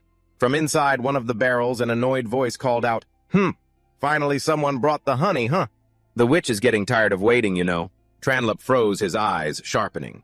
The voice continued, "Don't come any closer, you idiot. Just leave it at the entrance. Aren't you afraid of being cursed?" He remained silent, observing. The voice was clearly that of a child. Just then, a little girl suddenly appeared from behind. She was the little goblin who called herself a witch. She immediately flared up in anger. "You imbecile!" "You're the new guy, aren't you? Who in the world sent you here?" With that, she threw the mask she was holding at him. Tranlap just tilted his head slightly easily, knocking it aside. He thought to himself, could it be the witch is just this little brat in disguise? Before he could think further, the little goblin continued her angry tirade. But in the next second, Tranlap vanished. Whoosh! A precise strike landed on the back of her neck, causing her to collapse. She only managed to utter a few words before passing out. Tranlap caught her, slinging her over his shoulder. His expression darkened. Capturing the wrong mastermind? This is a failure. But then he paused, another idea flashing in his mind. If no one has ever seen the witch, perhaps I can still use this. Meanwhile, the battle outside was growing even more chaotic. The two armies were still locked in a stalemate. The giant was commanding the battlefield when he suddenly saw a group of people charging down from above. It was Hakthak leading the rescue party. Having just freed the prisoners, he roared to boost their morale. "Kill them all!" The tide of the battle instantly turned. The enemy soldiers began to panic. "We're surrounded." Just then, a body suddenly fell right into the middle of the battlefield. Everyone looked up in horror. On the cliff, Tranlap stood tall, his cold gaze sweeping over the scene below. A bolt of lightning tore across the sky, making his silhouette even more imposing. He spoke, his voice deep and cold. "The battle is over." He paused for a beat, then continued, "Your witch has been killed by me." Upon hearing this, the enemy soldiers began to stammer, "What? The witch?" They all turned to look at the body on the ground. Their faces went pale. One of them suddenly screamed in panic, "A curse!" and turned to flee for his life. As he ran, he shrieked, "It's a curse, run!" The giant immediately flew into a rage, roaring, "Don't run! The battle isn't over yet. Get back here." The queen, standing nearby, just let out a cold snort. "What a waste of time." She cracked her whip and charged forward, her voice dripping with malice. "You're about to die." The giant leaned back, dodging the blow, then immediately counterattacked with his heavy club. Seeing this, Thashkot panicked and rushed forward, raising his shield to block for her. But the blow was too powerful, and a shockwave ran through his entire body. He spat out a mouthful of blood, but still gritted his teeth and held his ground. The queen immediately snapped, "Don't worry about me, go after them." Just then Tranlap suddenly appeared. He raised a hand to stop them. "No need to pursue, let them go." Then he looked down at the battlefield littered with bodies. His voice grew somber. "There are too many wounded, and the slaves are exhausted. This battle is considered over. Stop here." At the new tribe's camp, the wounded were helped into tents for treatment. Tranlap stood with Luke Dang, checking on the situation. He let out a heavy sigh and spoke. "The last of the hemostatic medicine is finally used up. It was for the most critical emergencies.